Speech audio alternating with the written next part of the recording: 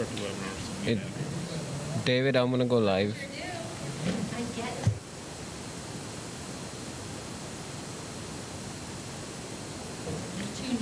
David, Naren here. We're gonna go live. Okay. I'll prep the slides. This meeting is being recorded.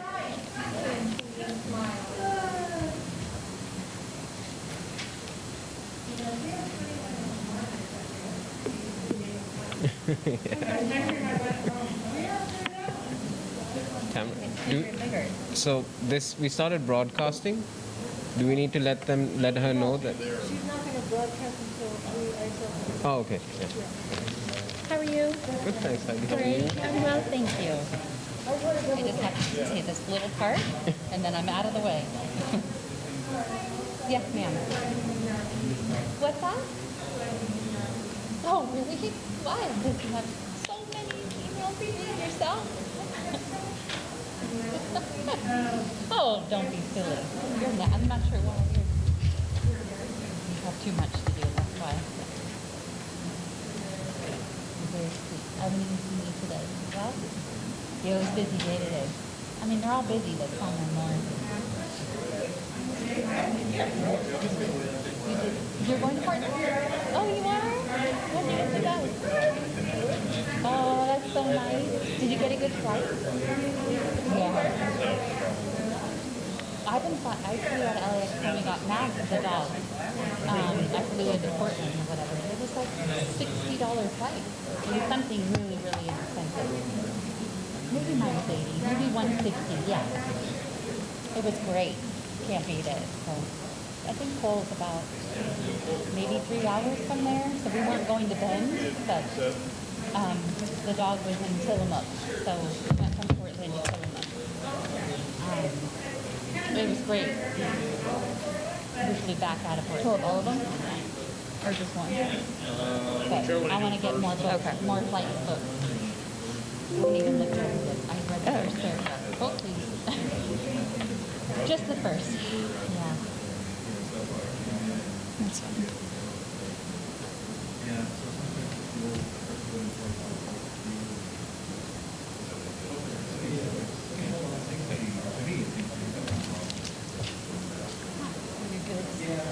Are your goods?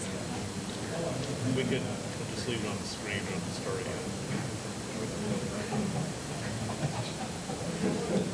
Glad you guys know how to do that. That zoom out. I should learn. Yeah.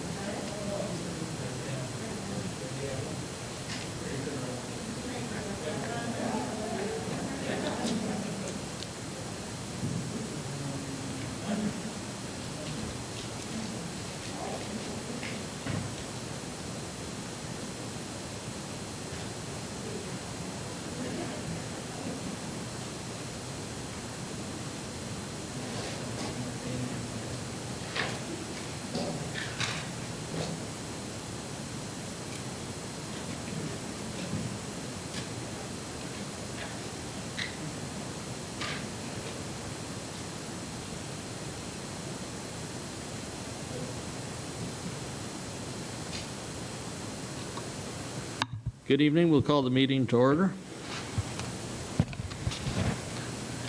Start with the Pledge of Allegiance. And Joe, would you lead us in the pledge? Just for Tony. Allegiance to the flag of the United States of America and to the republic for which it stands, one nation, under God, indivisible, with liberty and justice for all. Roll call, please. Councilmember Litzter? Here. Councilmember Luevanos? Here. Councilmember Kavanaugh? Here. Mayor Pro Tem Judge?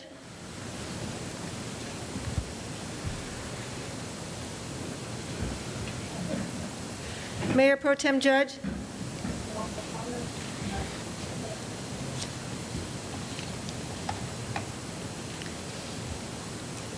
We lost him on mute.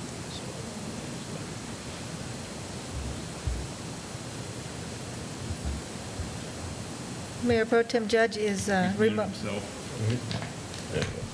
So, There he is. Mayor Pro Tem Judge? Okay, he's here. And Mayor Mashburn? Here. Thank you. Having moved into the red tier in the state's county risk level, we hope that Simi Valley residents are taking advantage of expanded hear me? opportunities to support Simi Valley businesses, our restaurants, and yes, we hear you. He's here, excuse me. Simi Valley businesses at our restaurants and other personal service and retail stores. To comply with the limitations on gatherings, Simi Valley and the other 9 cities in the county continue to hold their council meetings without the public in attendance. However, there are still opportunities for the public to participate in this council meeting. The public statements procedure continues as it has for prior meetings. As noted on the agenda, the public was encouraged to submit emails concerning tonight's agenda. For emails submitted prior to 12 noon today, those emails have already been provided to the City Council. They will be made part of the record but will not be read by the City Clerk tonight. We have 3 opportunities for public statements this evening. The first opportunity is to comment on Agenda Item 2, Appointments, Special Presentations, and Informational Reports. If you wish to make a comment on appointments, special presentations, and informational reports portion of agenda, emails received after 12 noon today up to the beginning of this agenda item will be read by the City Clerk this evening. Email should be sent to the City Clerk's office at publicstatements@simivalley.org. Include in the subject line Agenda Item Number 2 and should be limited to 250 words or less. At the beginning of this agenda item, email receipt will be closed. Subsequently, the City will read the emails received for a period of 30 minutes. Every effort will be made to read all emails into the record, but some emails may not be read due to time limitations. Emails received after the beginning of this agenda item or unread emails will be made part of the record if received prior to the end of the meeting. The second opportunity is to provide testimony on Agenda Item 4, Public Hearings. If you wish to provide testimony on Item 4, the public hearings portion of the agenda, emails received after 12 noon today and during the meeting may be read at the council meeting. Email should be sent to the City Clerk's office at publicstatements@simivalley.org. Include in the subject line the agenda item number, example, Agenda Item Number 4A, and should be limited to 250 words or less. At the conclusion of the staff presentation for each hearing under Item 4, email receipt will be closed. Subsequently, the City will read the emails received. Every effort will be made to read all emails into the record, but some emails may not be read due to time limitations. Emails received after the conclusion of the staff presentation of Item 4 or unread emails will be made part of the record if received prior to the end of the meeting. Public testimony will also be permitted at the conclusion of the staff presentation through Zoom for members of the public who pre-registered with the city's planner by 9 a.m. this morning. The third opportunity is Agenda Item 5, Public Statements. The same procedure will be used for public statements. Emails received after 12 noon today up to the beginning of this agenda item will be read by the City Clerk this evening. Email should be sent to the City Clerk's office at publicstatements@simivalley.org. Include in the subject line Agenda Item Number 5, limited to 250 words. At the beginning of this agenda item, email receipt will be closed. No new emails will be received and read. The City Clerk will begin to read the emails received since noon today, spending 3 minutes on each email. The City Clerk will spend 30 minutes total reading emails. For those emails that are not read, they will be entered into the record. So right now, you can still send emails that may be read during the meeting for agenda items 2, 4, and 5.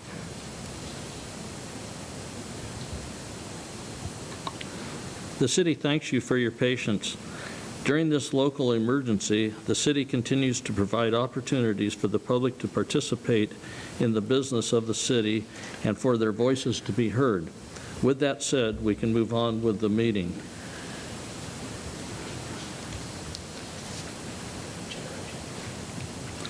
Okay, we'll start with the agenda review. Are there any items for changes or comments about the agenda? Okay. Mr. Mayor, I will note we have 2 supplementals tonight, one for item 8A, answering some earlier questions posed to staff, and item 8B that clarifies some language in the resolution for management designated employees. You have those in front of you tonight. Okay, thank you. Everybody has copies of those, I believe. Okay. 1A. I move that all resolutions and ordinances presented tonight be read in title only and all further reading be waived. Second? Motion and second, call for the vote. Please vote yes for me.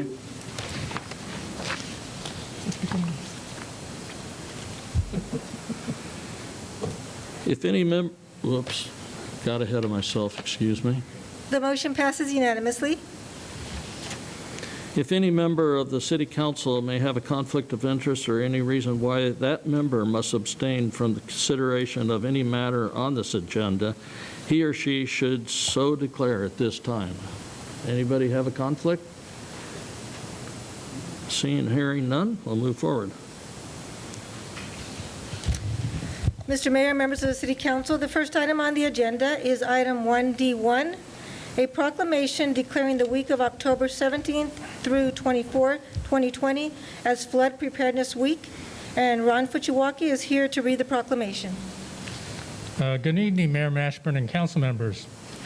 The proclamation reads as follows. Whereas flooding can cause a significant public safety threat to Simi Valley residents, property, and the city's economy, and whereas portions of the city of Simi Valley, including homes and businesses, are in a recognized flood zone and are exposed to over $1 billion in potential damage, whereas the city of Simi Valley participates in the National Flood Insurance Program administered by FEMA to provide flood insurance for property owners and residents of the city, and whereas the city also participates in the community rating system, documenting that the city's floodplain management activities exceed minimum FEMA requirements, reducing flood insurance premiums by 25% for residents and businesses. And whereas during Flood Preparedness Week, observed during the week of October 17 through 24, 2020, state and federal agencies across the state work together to inform the public about the dangers of flooding, how to prepare their homes and families for flood, and how to plan for recovery. Now, therefore, the week of October 17 through 24, 2020 is hereby proclaimed Flood Preparedness Week in the city of Simi Valley to promote awareness and increase knowledge of flood risk, flood protection methods, and how to prepare for a flood emergency. Presented this 19th day of October, 2020. Thank you. Any comments? If I may, Mayor. Yes, I know right now it seems silly to be talking about flood awareness preparation when we haven't had rain in so many months. But the truth is that, geographically, we still sit on a floodplain. Lots of parts of Simi Valley sit on a floodplain. So we still need to be aware of what our exit routes will be. We've also had so many wildfires in the past few months that heightens the possibility of mudslides. So if you are near a place where there have been wildfires, that does heighten the possibility when it does rain. I even heard we might get rain the next week. I know it sounds shocking, but we might actually get rain the next week, and we will get rain eventually. That we all need to be prepared for what our exit routes will be, and remember that for our emergency personnel, life is the most important thing to preserve. over property. So just be aware of that if your exit path is, blocked, have multiple exit routes so that you know where to get out and know that life is the most important thing for our emergency personnel to protect during an emergency such as flooding. Thank you, Mayor. Thank you. May I say something? Thank you. Sure. I just wanted to compliment staff. Over the last 4 years since I've been here, you've been working very hard to decrease our floodplain areas, which lowers the premium insurance costs for all of our homeowners. So I just wanted to compliment you on that, and congratulations on how far we've gotten. And I know you want to go a little bit farther. So thank you. I should say that all the credit for that goes to our Deputy Public Works Director, Brent Simi. He's diligently worked on reducing our floodplain, reducing the cost of the city, and reducing flood insurance for our residents. So And I'm sure it's very well appreciated. Thank you. Okay. I'd like to say also thank you to actually the entire city and for the work that your department has done to reduce those FEMA maps in those areas. We do have the occasional localized areas, but for the most part, between the city and the watershed district from the county, this city has been very fortunate and very well prepared for heavy rains and anything that comes our way. So thank you for that, but also thank you for removing those areas that have no history whatsoever of being in the floodplain. And thank you. That's a great service to the community, so thank you. Mr. Mayor, members of the City Council, next item on the agenda is item 2, public statements on appointments, special presentations, and informational reports. And Mr. Mayor, no public statements were received for item 2. Okay. Mr. Mayor, members of the City Council, next on the agenda is item 3A1, approval of revised appointments to the Americans with Disabilities Act, ADA, Paratransit Advisory Committee, and Ron Fuchiwaki is also here for this presentation. Good evening again. This evening, staff is recommending a revision to the membership of the Americans with Disabilities Act, or ADA, Paratransit Advisory Committee. On June 29th, the City Council approved 4 new members and 2 alternates to the committee. The full committee is currently comprised of Mercedes Cordova, Stephen Dean, Donna Delaney, Ruth Lauro, and Barbara Waite as member status, and Teresa Lewis and Rebecca McCann as alternate status. Committee member Barbara Waite recently notified the city that she is moving out of the area and can no longer serve. However, while preparing the staff report to fill Ms. Waite's vacancy, it was discovered that staff made an error on the June 29th report. At that time, Teresa Lewis should have been recommended for member status and Ruth Lauro for alternate status. Therefore, to rectify the error made on June 29th, staff recommends Teresa Lewis be appointed to member status and that Ruth Lauro remain on the member status to fill the vacancy created with the resignation of Ms. Waite. In addition, then to fill the new alternate vacancy, staff recommends Gary Hall be appointed as an alternate on the committee. Mr. Hall was the remaining applicant on the recent recruitment. In summary, staff recommends Teresa Lewis, a current alternate, be appointed to member status, Ruth Lauro remain at member status, and Gary Hall be appointed as an alternate. That concludes our report, and we're available for questions. Okay, any questions of staff? Any motions? Well, I'm just delighted that it's been resolved and there are that all mistakes have been rectified and that all people willing to serve are on the committee, and just want to say thank you to all those for being willing to serve on that important committee. So thank you very much. And I'll move that we approve this recommendation. Second. Okay, motion and second. Call for the vote. Vote yes for Judge.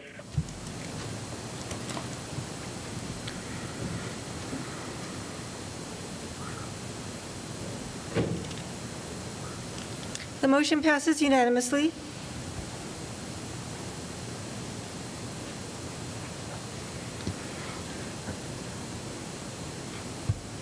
Mr. Mayor, members of the City Council, next item on the agenda is 3A2, appointment of Neighborhood Council Executive Board members to Neighborhood Councils 1, 2, and 3. And Emily Habib is here for this presentation.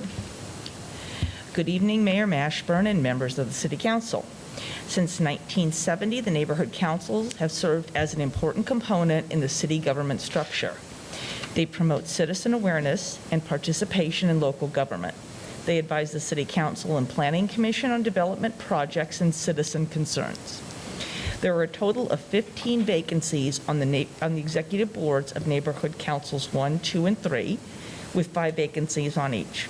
There are no vacancies on neighborhood council 4.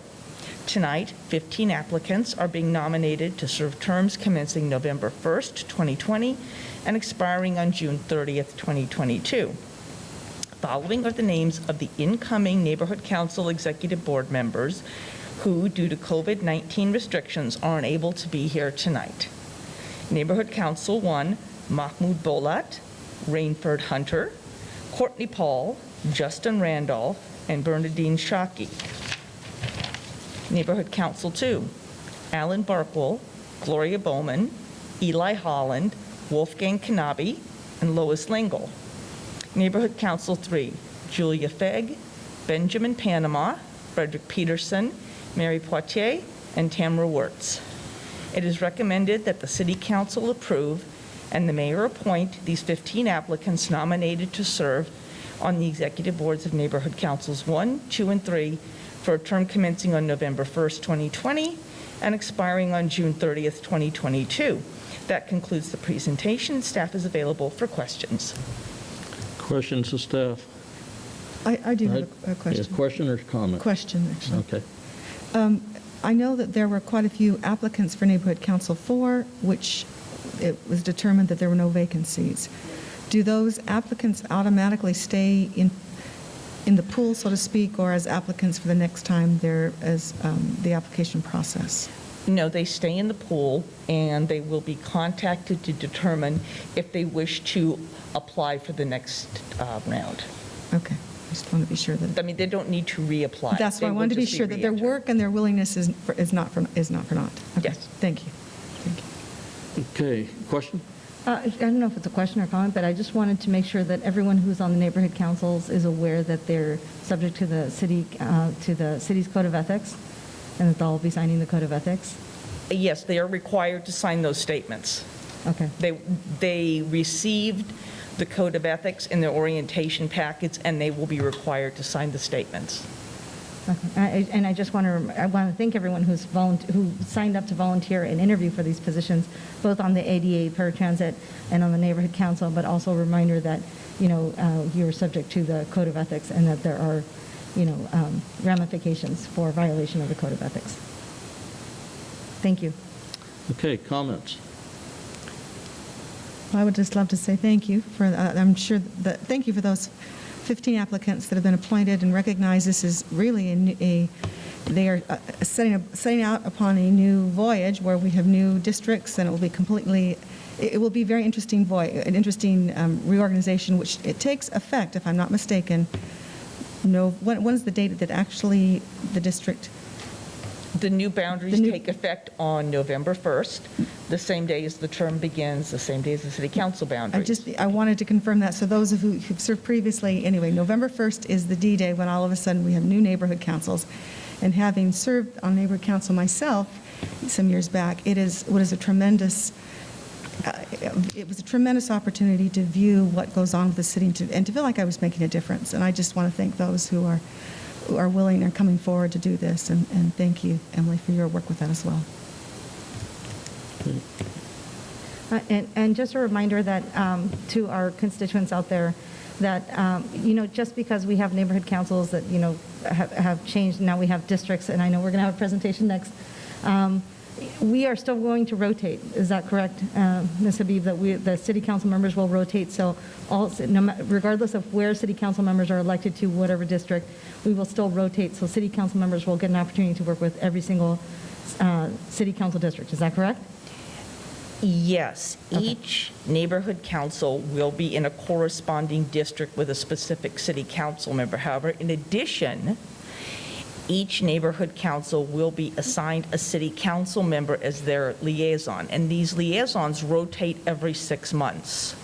So every 6 months, each neighborhood council will have a new liaison in addition to the district in which they reside. Okay, I thank you for clarifying. I know that, but I just wanted you to clarify that for the public because there was a lot of confusion about now that we're going to districts and neighborhood councils are in districts, you know, how do I get to my representative? And the truth is that we represent everyone.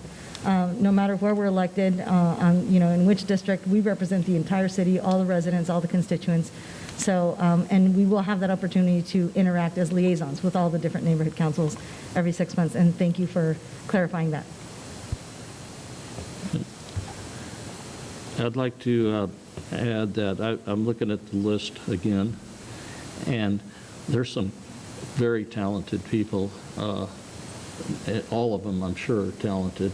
And I can tell you that myself and Council Member Kavanaugh interviewed 12 individuals, and we simply wished we could have put all 12 of them on. It was an incredible group. So I'm looking forward to this, and I think the change is going to go very smoothly because of the caliber of people we have that we're appointing tonight. And I'd also like them to know that I wish they were here. We're not going to be COVID regulated forever, and hopefully someday we get to look them in the eye and thank them for their service. And give it a And then, oh, that's right. We have this Yes.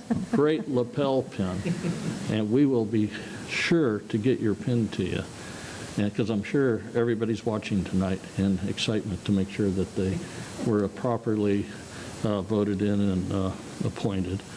So with that, looking for a motion.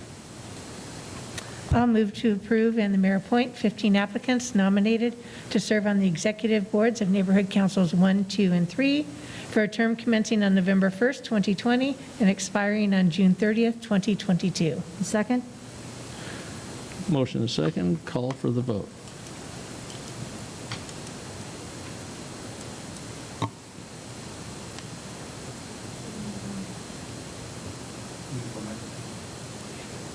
Judge votes yes.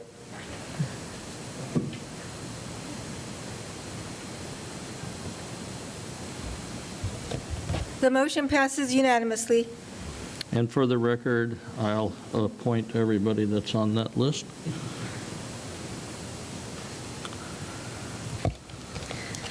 Mr. Mayor, members of the City Council, the next item on the agenda is 3B1, a presentation on the 2020 election and voting process, and Samantha Argabright is here for this presentation.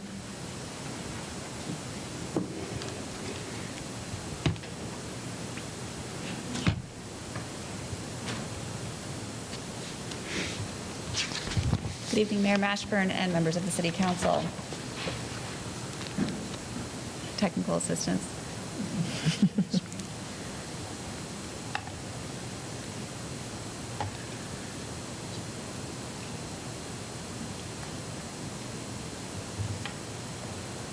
Technical assistance received. So we have a presentation for you this evening on the 2020 election and voting process. During the October 5th City Council meeting, the Council requested a presentation on this information. So I prepared a PowerPoint to address a number of common questions related to this election. And I think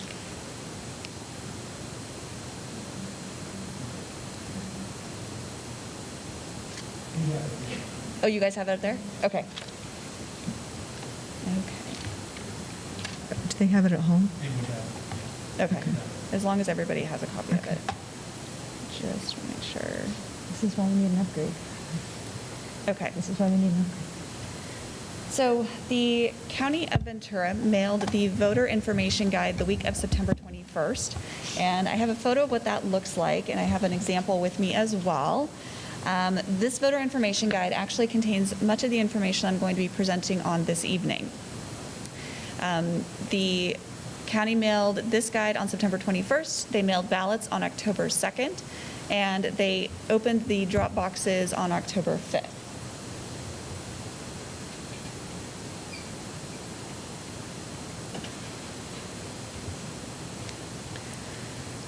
Voters can return their ballots to any drop box in Ventura County and are recommended to visit venturavote.org for a complete list of ballot drop boxes throughout the county. We have 5 drop box locations in Simi Valley, and this is a list of them. As you can see, we have one right out here near City Hall at the Simi Valley Library. It's just right here in the walkway. We also have one at the Holiday Inn Express, the Simi Institute for Careers and Education, the County of Ventura location off of Madera Road, and Catherine Elementary School. And you can see that there are some locations, like ours, for example, that are open 24/7 for convenience of the voter to be able to drop off their ballot.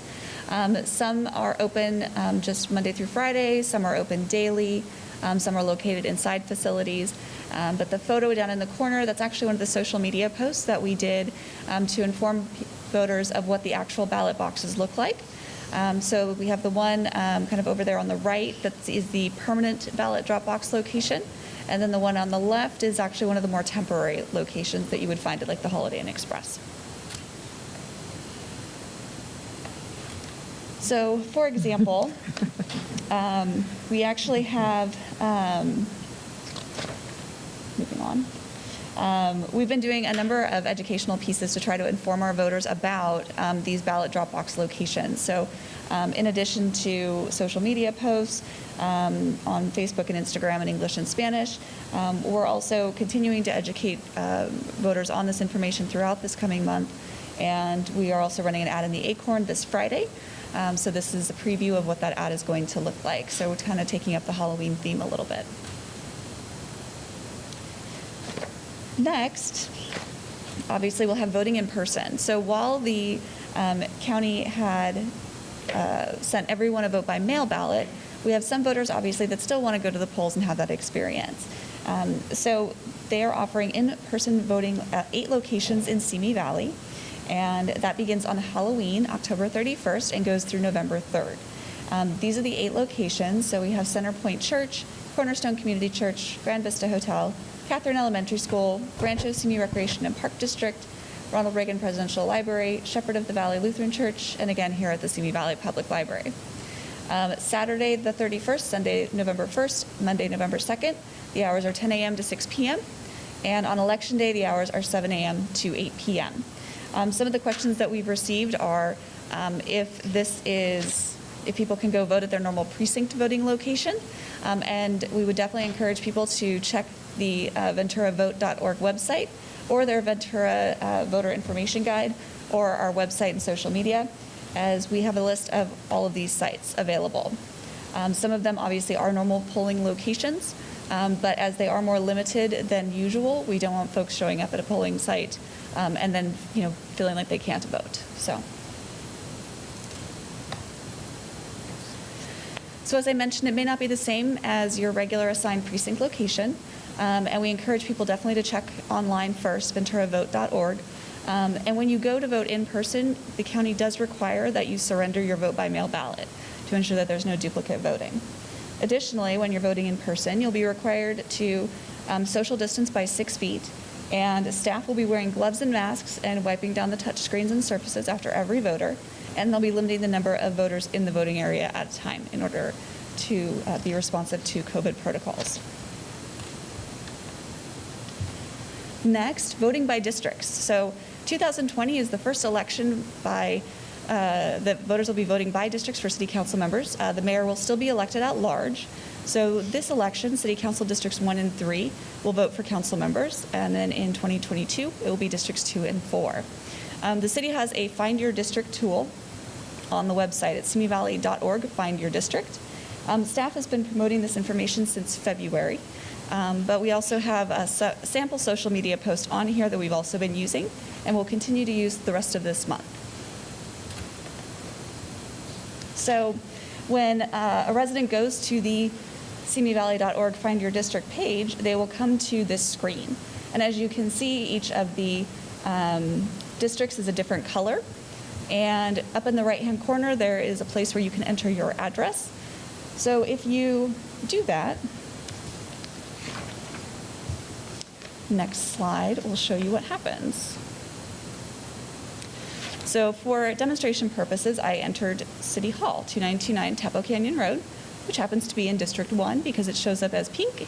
And when you go over to the left, it shows District number 1 as color-coded pink. So this is a very easy tool for people to be able to use to identify which district they live in. So for example, if they get a ballot and they don't have an opportunity to vote for a council member, they can enter their address and find out what district they're in, and they would likely find out they're in District 2 or 4. It's as easy as that. So as I mentioned, Find Your District. So outreach began in February of 2020 with the Find Your District map tool. We did press releases. We've been doing social media outreach. We also included it in the nomination period press release for people who are interested in running for council. And then we've also been promoting this pretty heavily on social media throughout the month of October, and we'll continue to do so through the election. And as I mentioned previously, we do most of our social outreach in English and in Spanish. So just as kind of an example, it's a little hard to see, but primarily what we have here is our draft social media calendar.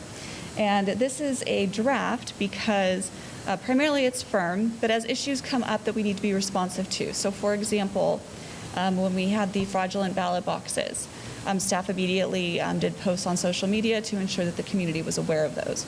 Obviously, we didn't plan for that on the social media calendar. But each of these days, so for example, today was the 19th, we did a post that it was the last day to register to vote. But if you missed today, kind of what your options are for that. So you can still actually register to vote at any of the in-person locations throughout the county beginning on October 31st. Or you can go down to Ventura County Elections in Ventura. We also did a post on Flood Preparedness Week since we were planning to recognize that this evening at Council. But going forward, through the remainder of October, we have 2 to 3 posts each day, typically on elections and voting, and ensuring people know how to track their ballot, where the in-person voting locations are, ballot drop box locations, and reminding people to turn in their ballot. So these are just a few examples of the social media posts that we've been doing on Facebook and on Instagram. As you can see, we've got some of them in English and in Spanish. This was one of the ones we did where we showed what the official ballot drop boxes looked like, how to contact the county if you had a concern, if you thought there was a box that might be fraudulent, and then we had the locations listed in English and in Spanish. This is another sample reminding people that today, for example, was the last day to register to vote, dates to remember for the election, last day to register to vote, when the in-person voting locations are open, and then the in-person voting locations on election day, and then reminding people they can drop off their ballot at any in-person polling place. The voting by districts post that we did, reminding people to register to vote, reminding people to turn in their ballot, how you can track your ballot, and then reminder of when the in-person polling locations are open. And when ballots were mailed, we did a post on 2020 election ballots have dropped, English and in Spanish, and then just reminding people to vote. So if people are having issues receiving their ballot or they have questions, they can certainly, if they haven't received their ballot, I would encourage them to contact Ventura County Elections. Today is the deadline in which they should have received their ballot. If they're having questions about anything else, they can certainly call the elections, or they can call the Simi Valley City Clerk's office. Always willing to help. And do you have any questions?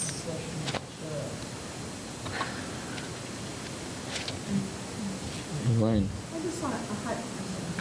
A hypothetical. What happens if a resident in Simi Valley has not received their ballot, didn't realize, has neglected to, don't know if they're registered or not? Can they show up at one of these in-person locations, and what is the procedure for them? What happens at that point? So what they would do is if they did not receive a ballot, they can definitely go to the in-person location and they can vote provisionally. If they realize it before then, they can certainly call Ventura County Elections and ask for another ballot. The Ventura County Registrar of Voters would be able to kind of track where their ballot is, and then be able to void that ballot. They actually have a process for that. You have to sign an affidavit that you didn't receive your ballot and things like that. But yes, they would still be able to vote. Great, thank you. Mm-hmm. So just to clarify, I'm sorry, I didn't mean to cut you off. Go ahead. Just to clarify, because I know this happened 2 years ago, if you did not receive your ballot in the mail, and you're just like, maybe the mail is just late, and you just never received it, and so you go in person to vote, and you say, I'll just vote there, and the poll worker says, no, you have to turn in your mail by vote ballot and the person says, I never got it, they can still vote with a provisional ballot, is that Should correct? be a vote, they should be able to vote with a provisional ballot. Okay, because 2 years ago here in Simi Valley, I heard poll workers telling people that you have to turn in your mail, and they're like, we never got it. And so they did not vote. They just went home. They did not get to vote. And I saw that in the presentation earlier where it says you have to turn in your provisional ballot. And so I just want to clarify that if people did not receive it, or maybe they did receive it, the dog ate it, the child tore it up, ate it, colored on it, whatever happened to the ballot, if you don't have it, you can still vote. Is that correct? That is my understanding. Okay. What I would definitely encourage people to do if they have not, because everyone was supposed to receive a mail-in ballot for this election. That was unique to this election. Typically, you have to request a vote by mail ballot, right? For this election, every voter, even requested or not, should have received a vote by mail ballot. If a voter has not received their ballot by today, I would encourage them to contact the Ventura County Elections Division immediately and let them know they have not received their ballot. Because what the Ventura County Elections Division will do is they will provide you with a form. It's essentially an affidavit that you swear that you have not received your ballot. You send that back, and then they will send you a new ballot. So it's a process so they can ensure that there's no duplicate voting. But if we can certainly address an issue, something like that ahead of time, we would like to do that. But today was the deadline for people who should have received their ballot. They were all mailed on October 2nd. So there's no reason why someone in Ventura County should not have received their ballot by today. We have been having issues with the mail, like across the nation. No, and I understand that, but the Ventura County Elections Division set today as the deadline for people to have received their mail-in ballot. Okay, so if they did not get it, because I had people today tell me, I still haven't gotten my ballot. Right. So if they haven't gotten it as of today, and even if they say, I'm going to wait a couple more days, see if, whatever is happening with the mail. They shouldn't wait. How long is it going to take them to get their ballot? Because we have 2 weeks before Election Day. So how long will it take them to receive for the process from the point at which tomorrow they say, I haven't gotten my ballot, I listened to the city council meeting, now I contact them, and do they have to mail something, or they fill out something online? And then at what time will they get their ballot returned to them? So I can tell you from my own experience, during one of the last elections, I can't remember if it was this spring or if it was the election before, I think it was spring, I did not receive a ballot. And I contacted Ventura County Elections. They immediately emailed me a form. I filled out the form, I signed the form, I emailed it back. I had my new ballot within 3 to 5 days. Okay, so they emailed it to you? They emailed me the form. The affidavit, okay. They And did if not people- email me the ballot. They emailed me the form, and then they mailed me the ballot. And if people do not have email, then how would they get a replacement ballot? I believe they would have to mail it then, or they could always go to Ventura County Elections and pick it up. Okay. I don't know if it's available on their website. This is so important, Mayor. If I may, can I please translate this part to Spanish? Thank you very much. Quiero asegurarles a los que hablan español que si usted no ha recibido su boleta de votación para hoy, okay, si para el fin de hoy, okay, no han recibido su boleta de votación, por favor, llame o mande un correo electrónico al condado de Ventura de votación para dejarlo saber que no ha recibido su boleta de votación. Ellos le van a mandar un correo electrónico o le van a mandar algo por correo legalmente que usted firma diciendo que no recibió su boleta de votación, y luego les van a mandar una boleta de votación. Si de cualquier manera no lo ha recibido o quieren votar el día de votación, pueden ir a votar provisionalmente y van a firmar el mismo papel asegurando que no ha recibido su boleta de votación para que voten en persona. ¿Ok? Así que no se den por vencidos y voten. Thank you very much, Mayor. I want to verify something that you may need to carry on. My understanding is regardless, if you have an issue, if you go in and ask for a provisional, correct, they are to give you that provisional. You fill it out, and then I guess the register of voters determines if it's correct, if it's valid or not. So anybody you're talking to needs to know that if they have no ballot in their hand and they don't know why, you should still go and ask for a provisional ballot. And I said that in Spanish too. Oh, you did? Yeah, I did. Okay, I yeah. didn't understand. No, I didn't. I have a few more questions, Mayor, if I may. Okay. I'm concerned for, I have a request. Is there any way this presentation can be uploaded for the public to see so that they can have access, or can we have like a frequently asked questions somewhere on the on the website. Sure, we can put this online, no problem. And I want to give kudos to you, Samantha, and whoever it is that is helping you or, working with you to do all the graphics for the social media. I've used them. They're amazing. They're beautiful. They are just, all the stuff on Instagram and Twitter and Facebook. It's a new avenue of reaching, especially different generations of voters who are active on social media all the time. So I want to thank you and whatever staff is, working with you to do all the social media posts. It's amazing. It's beautiful. I'll pass it on. I wanted to ask about security. We just heard in the news today that there was an official drop box in our neighboring LA County that was burned, that someone, set it aflame. And I wanted to know, do we have, I'm pretty sure here, the one that's right outside City Hall, we probably have a camera somewhere because it's a civic center.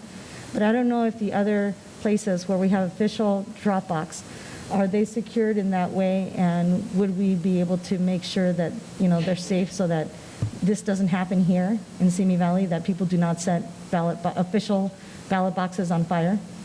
There are some, we can certainly make that request of county elections. County elections is responsible for choosing the locations. They actually did solicit public input for the ballot drop box locations as well as the in-person voting locations, and then collaborated with those locations to ensure that the ballot boxes were placed in a secure place that was easy to find. I cannot speak to whether there are cameras available at all of these locations, but certainly we can let the county know that it's an area that we're concerned about. I believe, except for the one out here at the library, which there is a camera viewing that one, the rest of them are interior, correct? No, we actually have, let me show you. So we have Holiday Inn Express is inside, Simi Institute for Careers and Education is outside, the county location is outside, and Catherine is outside. Okay. Yeah. They're not 24/7. Correct. They have That's certain correct. hours, so they don't stay out there all night. Yeah. That's correct. Yeah. Okay, and then just to clarify that these are the only official ballot drop boxes, and they have the county seal, the Ventura County, Correct. Clear County seal, and all that stuff, just to make sure people know. Yes. Because, there's a chain of custody that when you turn in your ballot, you sign it and you put it in the official ballot box, and that's how you know it goes directly to the county clerk to be counted. And if it goes somewhere else, you don't know where it's going. You don't know if it's going to be turned in officially to the county clerk. So I just wanted to clarify that these are the only official ballot boxes for Ventura County in Simi Valley.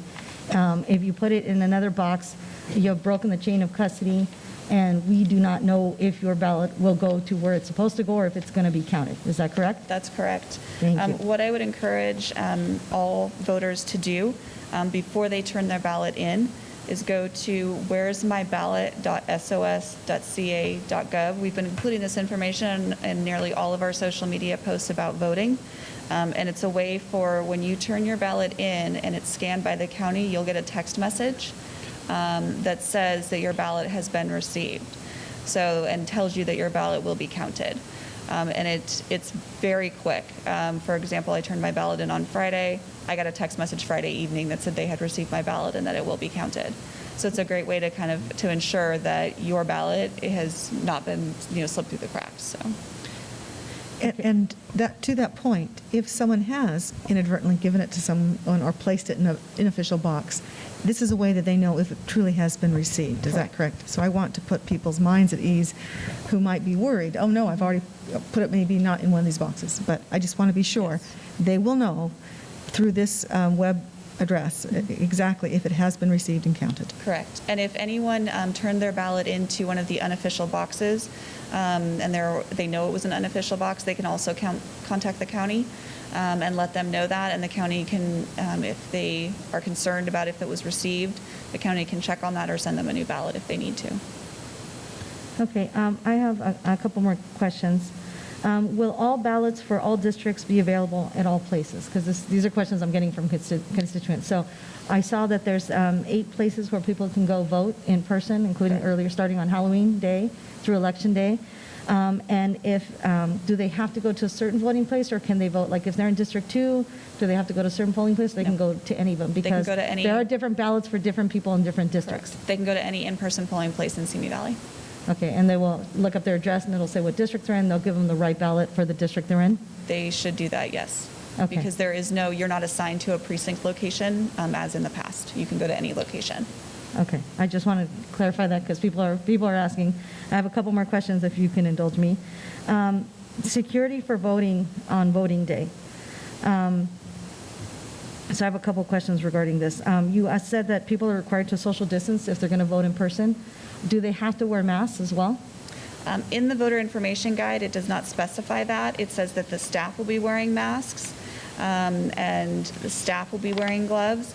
But certainly, people can wear masks. It does not appear that they will be enforcing that, but based on the information in the voter information guide. Okay, I'm asking, and I'll ask for clarification from the county if we need to, because when we had the special election in March, they were requiring social distancing and masks. Right. And they wouldn't even let you, they made you take the pen with you that you signed the register with because we were so careful about COVID. Right. So I'll ask for clarification from the county for that. But my other question is about security for voting on voting day. If for some reason, there are issues and people are being harassed at polling places while they're voting, they're being told horrible things like I witnessed 2 years ago, being told to, that they're shouldn't be voting, racial slurs, things like that.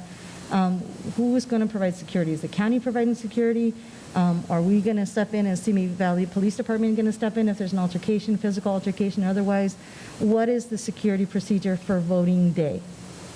I can tell you that the Simi Valley Police Department is aware of all of the in-person voting locations and ballot drop boxes to ensure that if there is an incident that they are able to respond quickly.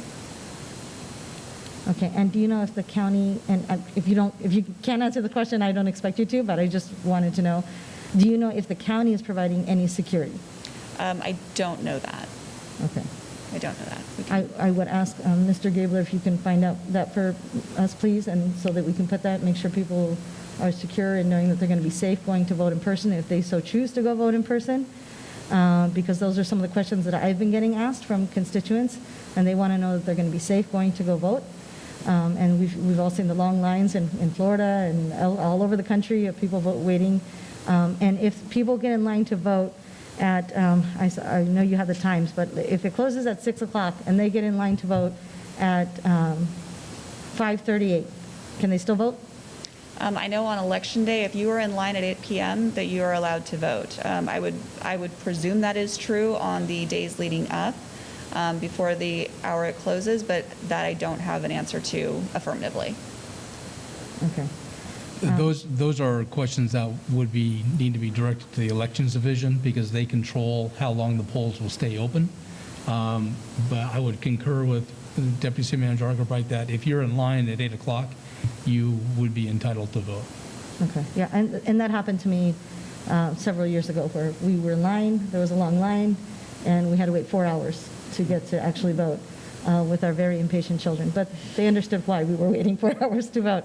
But I just want to remind everyone that if you're in line to vote on election day, and it's before the day that the polls close, that you're still entitled to, no matter how long it takes, as long as you were in line, you're entitled to vote.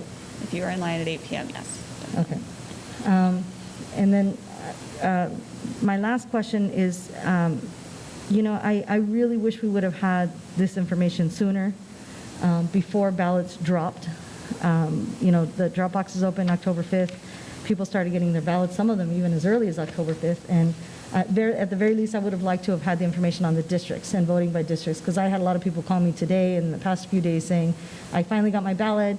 How come I'm not voting for all the city council members? And so there was a lot of confusion about that. And I know that there was stuff that was put out on the website and social media, but, and I know that we didn't have all the neighborhood council meetings that we usually have, but that would have been a great place to disseminate that information. If we had been having regular neighborhood council meetings, that would have been a great place to get that information out on the districts and let people know, hey, this is why you're not voting for, 2 council members, you're only voting for a mayor in the local elections. So nothing on you, Ms. Argabright, but just to say, in the future, we need to plan further ahead so that we make sure that we disseminate this information before. A lot of people have already voted. Like every time I come to City Hall, there's dozens of people dropping off their ballots. So it would have been nice to have this information ahead of time. And last but not least, and not to be nitpicky, but I noticed some of the translation was, really off. Again, I will offer my services again. I offer to translate it for the immigration courts. I will offer to translate for whatever social media. I know we're short-staffed and busy with all the things that are happening right now, but I'm more than happy to translate anything to Spanish. I've done it for many, many years to make sure we get the information out there. And I thank you, Mayor, for letting me translate orally this information to Spanish. So as much of this as we can get out in English and Spanish, that would be wonderful.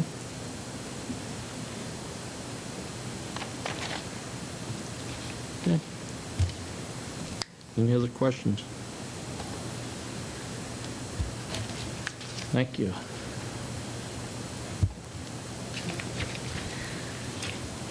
Mr. Mayor, we have no informational reports on the agenda tonight. Mr. Mayor, members of the City Council, the next item on the agenda is public hearings. This is the time for testimony on public hearings on the consideration of matters as presented on this agenda. Let the record show that due notice was given as required by law, and an affidavit to this effect is on file in the City Clerk's office. All comments submitted by email prior to 12 p.m. today have already been provided to the City Council and will be made part of the record. However, they will not be read by the City Clerk at the meeting. Comments received after 12 p.m. noon today will be read, and comments received up until 12 p.m. noon, after 12 p.m. noon today will be read at the conclusion of staff presentation for the hearing under item 4. Every effort will be made to read all emails into the record, but some emails may not be read due to time limitations. Emails received after the conclusion of staff presentation for item 4 or unread emails will be made part of the record if received prior to the end of the meeting. At the conclusion of staff presentation, public testimony through Zoom for members of the public who pre-registered with the city's planners will be heard prior to the reading of the emails. Comments shall be limited to matters relevant to the item on the agenda and may be ruled out of order if comments are unrelated to the item. The reports of the city staff relating to these matters shall be made part of the record of this meeting. If you challenge in court any of the City Council decisions made here tonight, you may be limited to raising only those issues you or someone else raised at this meeting. The time within which judicial review must be sought is governed by California Code of Civil Procedure, Section 109.4.6. Agenda item 4A, a public hearing to consider city-initiated Simi Valley Municipal Code amendments Z-S-752 to revise portions of Title IX regarding accessory dwelling units and related amendments to accessory structure standards. A determination that the amendments are exempt from the California Environmental Quality Act, adoption of an urgency ordinance, or introduction of an ordinance. The reading of the urgency ordinance is as follows.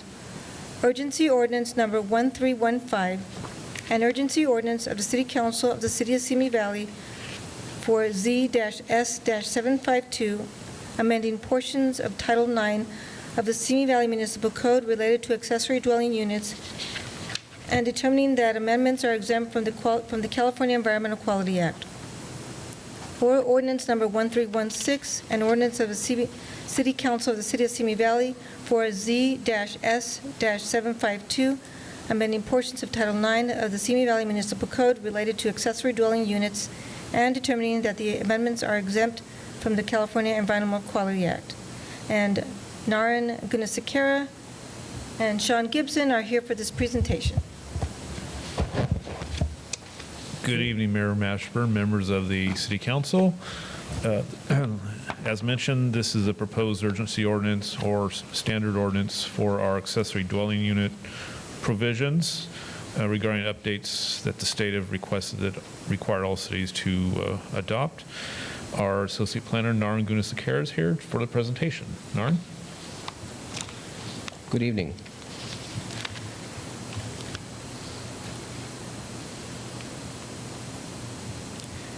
Accessory dwellings are secondary structures associated with single-family or multifamily dwellings. In 2017, the state enacted statutes that replaced local planning regulations for second dwelling units, replacing them with accessory dwelling units and junior accessory dwelling units, and facilitating their construction to reduce setbacks, parking requirements, and imposing a requirement for ministerial review. The city's development code is updated in 2017 and over 140 ADUs have been permitted between 2018 and 2020. As a refresher, an ADU is an independent living unit with a separate kitchen and comes in 3 forms: attached, detached, or junior ADU, or known as a JADU. An attached ADU can be created through conversion of an existing part of the home or new construction that shares a wall with the main home. This must have a full kitchen, a separate bathroom, and no internal connection is permitted to the existing home. A detached ADU is not attached to the main dwelling and can be a conversion of an existing accessory structure or new construction. A JADU is an ADU within the existing footprint of a home. It requires an efficiency kitchen at a minimum and can optionally share a bathroom with the main dwelling and have an internal connection into the main dwelling. As of the 1st of January 2020, state adopted amendments to these development standards went into effect. These amendments are signed by the governor in 2019 to facilitate ADU construction in response to the ongoing housing crisis in the state. These state-mandated changes impose additional limits on the city's ability to regulate ADUs and JADUs and necessitate an update to the ADU development standards adopted in 2017. The proposed amendments are recommended for approval by the Planning Commission on September 2nd, 2020. The state-mandated changes include allowing a combination of a detached ADU and a JADU on a single-family lot, where previously only one ADU or one JADU was allowed. ADUs will also now be permitted on multifamily lots, with a maximum of 2 detached ADUs as required by state law, with each being a maximum of 800 square feet in size. ADUs will also be permitted within multifamily buildings, in spaces not used as living space, such as common rooms, laundry rooms, and similar spaces. The number of ADUs is limited to 25% of the existing units. Another change that's state mandated are setbacks, which have been reduced from 5 feet to 4 feet in the side and the rear yards. There is no change to the front yard setbacks. Attached ADUs or JADUs that are within the existing home or consist of a conversion of permitted accessory structures will not require additional setbacks. Note that if an applicant wants to create an addition for a JADU, that addition will be subject to the standard setbacks for a single-family residence, which are 5 feet for a side yard setback for a 1-story addition, or 10 feet for a street-facing or a 2-story addition. Another one of the changes mandated by the state is that parking is not required for garage conversions, junior ADUs, studio ADUs, accessory structures, or ADUs within half a mile of public transit. Parking spaces are now only required for ADUs with 1 bedroom or more, with 1 space required per ADU. This space can be tandem on the driveway. ADU sizes have also changed. The city previously limited ADU size to 30% of the existing single-family residence's living space. While the maximum size permitted for JADUs remains at 500 square feet, state law now mandates that at least an 800 square foot ADU with 4-foot side and rear yard setbacks must be allowed on any single-family lot, irrespective of the home or lot size or similar factors apart from health and safety considerations. Additionally, local jurisdictions must allow a maximum of 1,000 square foot ADU on any lot with an absolute cap of 1,200 square feet. Jurisdictions can impose additional development standards after the 800 square foot threshold. Attached ADUs over 800 square feet will now be allowed up to 50% of the existing home size to a maximum of 1,000 square feet. Detached ADUs will be allowed up to a maximum of 1,000 square feet on lots up to 8,000 square feet. On lots over 8,000 square feet, this maximum goes to 1,200 square feet. The ministerial review period for ADUs has been reduced from 120 days to 60 days by the state. Owner occupancy is also no longer required for ADUs until January 1st, 2025. Note that owner occupancy is still required for JADUs via deed restriction. The minimum rental period continues to be 30 days, and impact fees can only now be charged for ADUs larger than 750 square feet.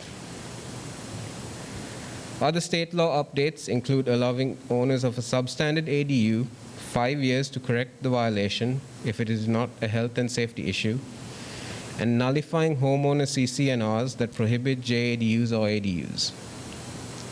The city can count ADUs towards RENA numbers, and the city's housing element will need to be updated at a later date to incentivize construction of affordable ADUs.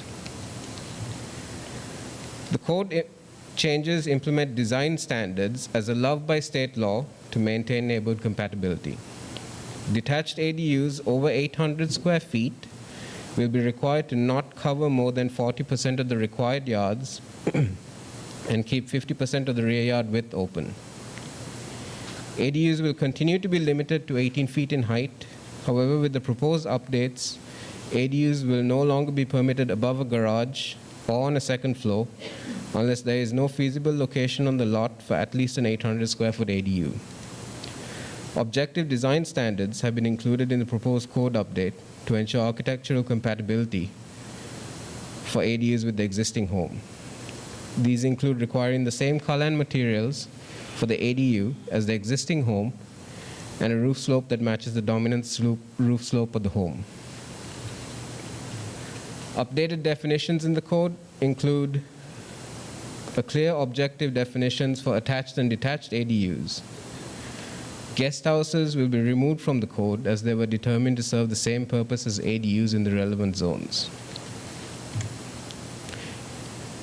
The proposed changes will update the city's development standards for ADUs and JADUs to be in conformance with state statutes and utilize the available regulatory options to maintain neighborhood quality.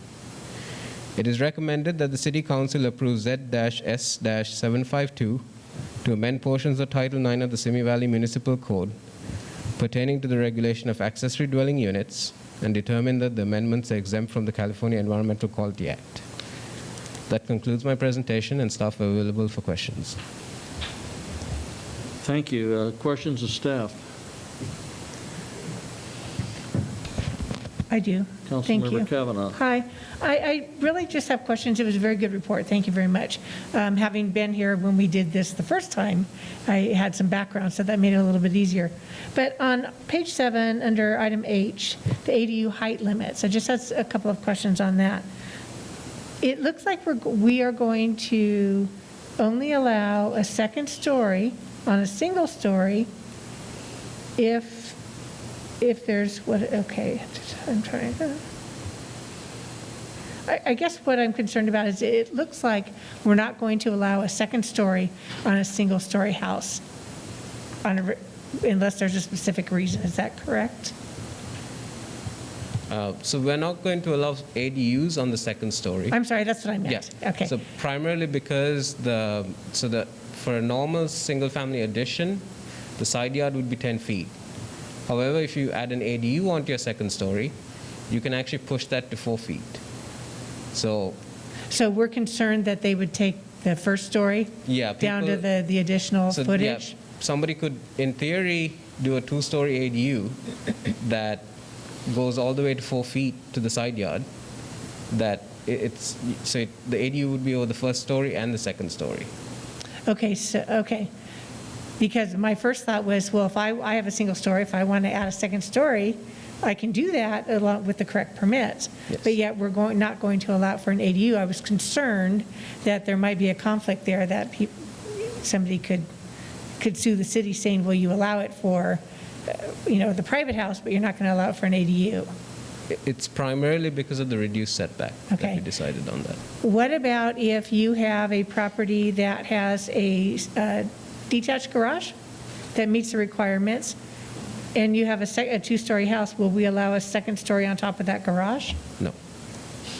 And what would the reasoning be? Again, the same thing? Yes. That they would allow the setbacks? Yeah. So we would have to say no period, in order to keep our setbacks correct. Because the minute we say we allow the ADU, the setbacks would be to the new state Yes. records. Just for Okay. clarification, we will allow a second floor on a detached garage or on a single-family home if there's no other location on the lot that will allow for an 800 square foot ADU to be built.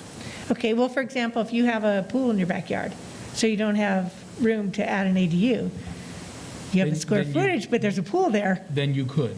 okay, so that would be allowed. Is that correct? Because the way the report is written is we're not allowing them on a second floor of a single family or above a garage unless there's no feasible location for an 800 square foot ADU. I think that determination could be made for a pre-existing permitted pool. That certainly, That was certainly in the that was realm. one of the concerns that I had. Okay. I just want to make sure we were clear on that. Okay. The biggest thing I was concerned about is doing a case-by-case, where we're making the decision at the planning department, and somebody might not like it, and they say, but you allowed it here and you allowed it there. That's my only concern that I'm going with. So, but I understand the reasoning of the setback. That makes sense to me. So thank you. I would just like to confirm, this is coming down from the state, correct? Yes. So it means Councilmember Kavanaugh's statement isn't entirely correct. It's not being determined at the Planning Department of Simi Valley. It's being determined in Sacramento and then directed to the Planning Department of Simi Valley. Am I correct? Right, I'll clarify. Most of those items are state mandated. We have some items which gives the city discretion. And Norrin, if you have that, do you have that slide for some of the items gives us discretion, including the second story provision, which we feel the limiting the second story allows for more setback regulation and to maintain community character. There's a lot of single-story subdivisions where, it may be out of character to start building ADUs upstairs and all these units on top of existing garages, for example. And also for the detached ADUs where we have garages or other accessory structures in the rear yard. A lot of people are coming in and putting second-story ADUs in the rear yard, which are at 18 feet or over 18 feet, and we're suggesting that maybe you want to clamp down on some of that unless the all other feasible locations cannot be met.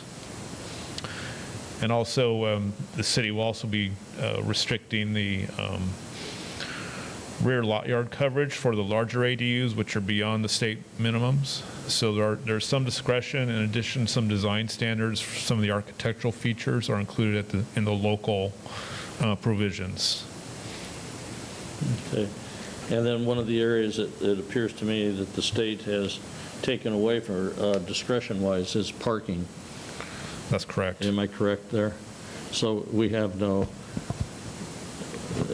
jurisdiction any longer over the type or the amount of parking in a residential area.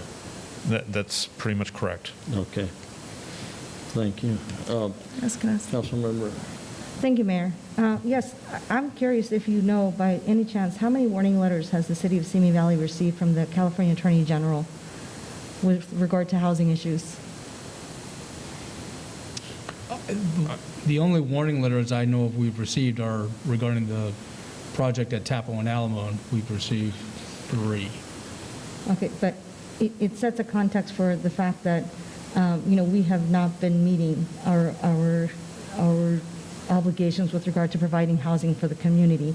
And my question is this. This does help, these ADUs do help meet our regional housing needs allocations. Is that correct? Yes. Okay, so this would help us to ensure that we are building the housing that all municipalities are being asked to ensure for the residents of the state of California. Is that correct?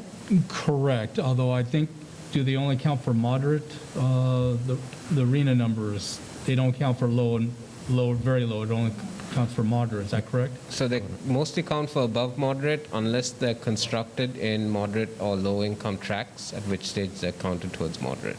Okay. Yeah, Okay. that's right. Thank you. So I just wanted to clarify that this is not something that Sacramento is putting down on us. This is something that we as a collective, as municipalities within the state of California, this is something that we are required to do, is to provide housing, because there is a housing shortage in the state of California. Is that correct? That is correct. Okay. I wanted to address the issue on page 6 of the report. It says that with regard to the parking issue that the mayor brought up, that the state statute additionally clarifies the definition of public transit as a location. So it says here that state statute mandates that where an ADU is created through the conversion of garage, carport, covered parking structure within the footprint of an existing primary residence, replacement of off-street parking spaces cannot be required. So that's one of the changes we're putting in our ordinance, right? That you cannot mandate parking. And that this would this not be an incentive for us as a city to increase our buses and public transportation as well? You could argue that, yes. Okay, I'm just curious to know if I'm not expecting this answer right here and right now, but at some point I would like to know how many of the ADUs that have been approved, those 114 between 2018 and 2020, were within that half mile of public transit.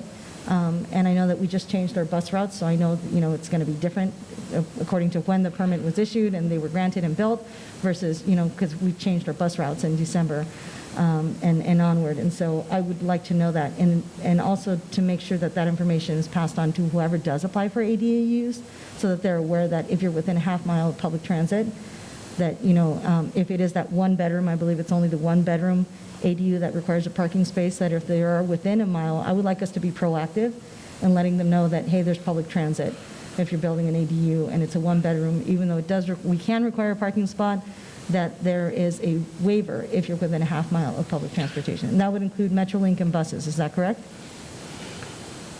Yes.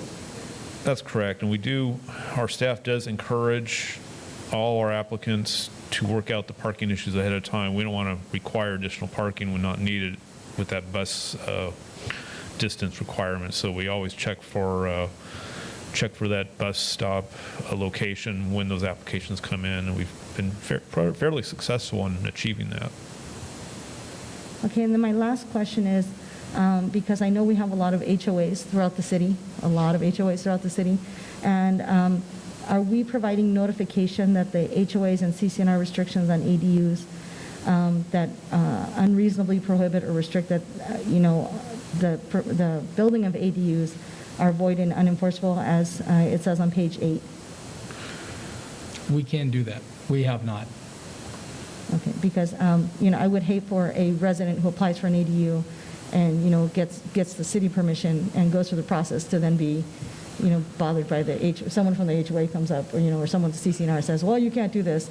It would be nice if we as a city provided official notice to the HOAs and anyone that has CCNR, so that they're aware this is the new, building code, this is the new ordinance, if it passes in Simi Valley, so that they're aware and that we don't place the homeowner in the middle. I would hate to do that. We do advise the applicants that their HOAs do have no say in this, if they do come in and talk to us. Okay, and then with regard to the HOAs, again, with regard to the objective design standards. So the objective design standards with regard to making sure, if your house is blue, you don't want like an orange ADU just sticking out. I imagine that that's kind of like making sure it's the same kind of quality. That's something that the city would oversee, or again, would the HOA be saying, well, that's the wrong color blue, or is that who determines what those design standards are for architectural compatibility? Is that, is someone go out from the city to do that, to determine that? That's the staff reviews that at the office. Part of the submittal package is elevations and color board of what the ADU or the change to the structure will look like. But doesn't, question on that, does the HOA also have, where does the HOA fall on something like that? Because in the area I live in, let's say the city said, okay, but maybe the HOA would say, no, you can't do that. For instance, I happen to know that you can't have any metal type roof over your porch or anything, but you can in the back. In other words, we would be what part of the review would be looking to make sure it's compatible with the neighborhood. So we would be looking for, we may not submit it to the HOA for their review or approval, but we're going to make sure that it's compatible with the neighborhood to make sure the architectural treatments are the same and you don't have an orange roof or on a tract that doesn't have any orange roofs. So we would be looking at that. And what is more important or dominant? Is it because, I heard mention the character of the neighborhood versus, the existing home. So like if someone decides to do an ADU and they say, we're just going to repaint the whole house. I don't like this color, it's terrible, I'm just going to remodel the whole house and I'm going to integrate the ADU that I'm building into the remodeling of the house. Would that take precedent, or could a neighbor come up and say, well, that's not the color you had for the past 20 years, I don't like that, change it, or the HOA does that, I don't want to get into these fights, with that, and that's why I'm asking these questions, so that we can clarify for residents who do, because I am sure that there are a lot of people that are seeing this and saying, wow, what an easy process this is going to be to build an ADU, I really want to move forward on this. Well, the tricky part is that if someone were to decide to paint their house and match it to their ADU, if you're in an HOA, the primary residence is going to have to get approved by the HOA. Okay. It's the ADU that doesn't. Okay. So that's going to be the nuance that the property owner would have to be able to walk that line. I think whether consistency, I'll leave that to staff to answer that. It's a ministerial approval. We look for general design standards contained in the ordinance and just typical like room addition or accessory structure standards. We don't canvass the neighborhood for getting opinions on the design. These are pretty straightforward structures. All of these units that are coming in are professionally designed, and usually there's not really an issue with incompatibility. So it's a fairly straightforward, simple plan check process. Are you done? I'm sorry. Yes. Are you seeing, and is it legal by today's standards? I don't know what the state will dictate tomorrow, but or even tonight, but you see these modular homes that are prefabbed elsewhere, and then they're trucked in and even craned over an existing house to put in the backyard. Are those legal by today's standard? Those are also an option. There may be some different construction plan check requirements as far as if it's a modular structure, could require state certificate. It would still go through the same plan check procedure for foundations and your regular building construction standards. There's a lot of options out there for the prefab units, just like if we have some prefab new homes out there as well. Yeah, no, I'm not saying they're bad. I'm just questioning if that's acceptable by today's standards. Now, also, what I'm seeing some of, and I'm not going to say a lot, that's not the case, but we're seeing where RVs are being used as dwellings now in backyards. Has the state taken a position on that yet? No, not that I'm aware of. Okay, so that's coming. Potentially. I'm sorry, Mayor, I have one more question, if I may. I'm sorry? I have one more question, if I Sure. may.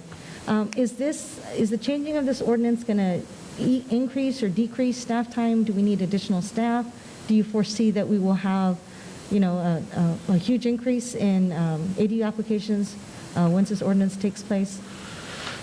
Our ADUs went up on January 1st when the state ordinance kicked in. This ordinance just codifies it into the code. We're doing this already. Okay. It's good for the economy, and it's gives us a lot of work for staff to put together. But we get these calls every day. It's going to force us to be more efficient because the processing deadline went from 120 days down to 60 days. So, yeah, and that is my concern. Yeah, that's why I'm asking.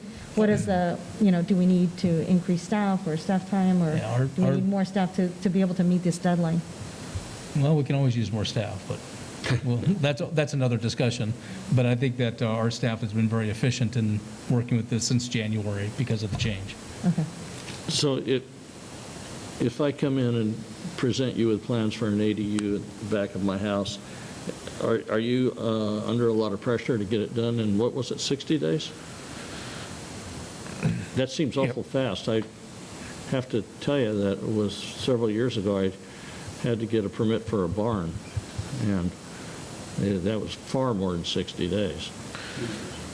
We knew Part of the caveat is get a complete application, submit it. So if you submit everything on the first go round, it's going to go through plan check, maybe a second review.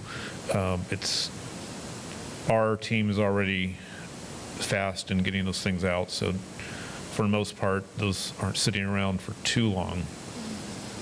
So you're able to get them out. And I would hope that it's the applicants that hang up, not the city. That's where the application isn't complete, so you turn it back, and that's what extends the time. Right. I'm not aware of any necessary complaints regarding any delays at this point. Okay. Mayor, may I make a motion? Could I ask some questions first, yes, please? sorry. I've been waiting patiently.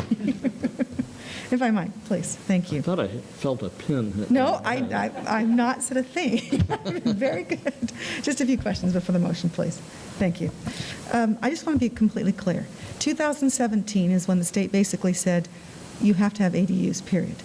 This is now 2020. They're saying at that time it was you needed to require one ADU per single-family home. Now in 2020, they are saying you can have up to 2 ADUs in a single-family home, and this extends to multifamily dwellings. Is that an accurate statement? Well, it's actually one ADU and one JADU. I'm sorry, okay. In a single-family residence. Thank you. Yes. One ADU, one JADU. Yes. So in essence, you can have 2 more dwelling units on a single-family home. Correct. But also, if you are in a multifamily home, they can also add ADU structures. Yes, you can have 2 detached ADUs. Per or 8? Per lot. So if you have a multifamily lot, you can have 2 detached ADUs. If you, within the multifamily structure, you can convert non-habitable, like areas that aren't being used. And so that was my question. So for example, one of the examples you gave us, they took a laundromat, took the laundromat out and put in another unit for a living space. Mm-hmm. Are there any, obviously, that removed all of the laundry facilities for the entire residence there. Are there any cautions? Are there any restrictions on that? For, I mean, if it's a space that's being used and appreciated and enjoyed by the multifamily residents, do they have any say on, wait a minute, that fire pit is where we have had dinner for the last 10 nights, or last 10 years, you can't take that away. Do they have any recourse? Not really. Yeah, no. we've looked at scenarios. We have one situation already where we just confirmed if it was a required amenity per project condition. So we do look at those multifamily units carefully. But the state's ordinance does have a lot of teeth in it, so Sure. we'll have to be very, very careful by not going against that. And from the laundry example, there may be other provisions if they may be installing laundries inside the units, so there could be other options. But we will look at that very closely if that were to happen. So, okay, so it just doesn't automatically say, yes, that amenity is gone. There would be possible some discussion on the planning level. Well, we'll certainly verify it. Okay. Yeah. Okay. Help me understand the definition of a, I believe you call it an efficiency kitchen, which is the definition of JADU, as opposed to a full kitchen. So what is an efficiency kitchen? It's basically a very small kitchen. There's really no, we've been looking for an accepted definition of that. It's just thrown into the state law. It has to have do they have to have refrigeration? Does Yes, it have it to have does. It has some to have type of cooking? Yeah, I it always has to have thought they would not have refrigeration. an oven. They're not required to have an oven. Yeah, But you're saying there's not a That's what I always definition, a specific There's no definition? specific definition I of think, it. That I think we're applying, it has to have ability to cook as Yeah. well as have water and a refrigerator. So a sink, you could conceivably have a microwave convection oven. Could be the only source of cooking, for instance. Correct, and some type of refrigerator. Okay. Boy, we're going through some changes. And so I want to make this clear that this is really being state mandated. And in fact, it was interesting, I had a conversation with the mayor of Glendale, who is just up in arms about this because she thinks it's totally changing the nature of her community. And so anyway, it's been interesting conversations with her because I just get her perspective. But I want to be clear to the residents and those who are listening to this conversation that this is, in essence, state mandated, but you have found ways to try to do our best to make sure it fits within the aesthetic appearance of neighborhoods, et cetera, as they currently are today. But correct. To the question that was being asked by Councilmember Levinos and the mayor, basically, any HOA that exists currently that is all single-family dwellings, this will in essence trump that their regulations, correct? Yes. And there's no recourse or there's no appeal process. That's correct. And then just as a clarifying, in all fairness, I mean, as another example of HOA rules getting pushed aside, when satellite dishes became more prominent, when the federal government rolled out regulations on satellite dishes, it prevented HOAs from regulating satellite dishes in neighborhoods. So you could put your DirecTV dish in the front of the house, and the HOA really wouldn't have any issue with that. So it's not the first time we've seen this scenario. Okay. So we have 140 ADUs since. Did I get that statistic correct? They started counting only in late 2017, so the most definite number that we have is from 2018 up to the start of 2020, and there's been 140 permitted. 14? 140. 140 permitted. 140 permitted. Okay. And just also to iterate, for arena numbers, when we actually come to doing our housing element update, do we get credit, in essence, by, maybe this is a question for Mr. Mr. Harris, do we get credit for saying basically any single-family residence now is authorized for 2 or 3 dwellings, and so just by nature of this regulation or this, then we have just basically tripled our housing for the entire city of single families. Do we get credit for that? We do get credit. However, as Naren said, it's at the above moderate level, so those are usually the easier ones to count. Okay. Unless it's in a low income area. Correct. Unless it's in a low income and we area. have, I don't know if is it following census tract or from the Fed, or is it the AB 1550 designated areas? I'm not quite sure what is designating the low-income areas, guys. I'm not sure, Stratus, do you have that? There are low-income areas as defined by the state for CDBG, for example. Right. There are low-income areas defined by the state for through Assembly Bill 1550, which designates certain areas, and we have some large areas of town that qualify through the state. So, yeah, I would just add that passing this law doesn't really change our arena numbers. It just makes more land available for housing to be built. So the units only count when there's a certificate of occupancy, the building permit has been completed.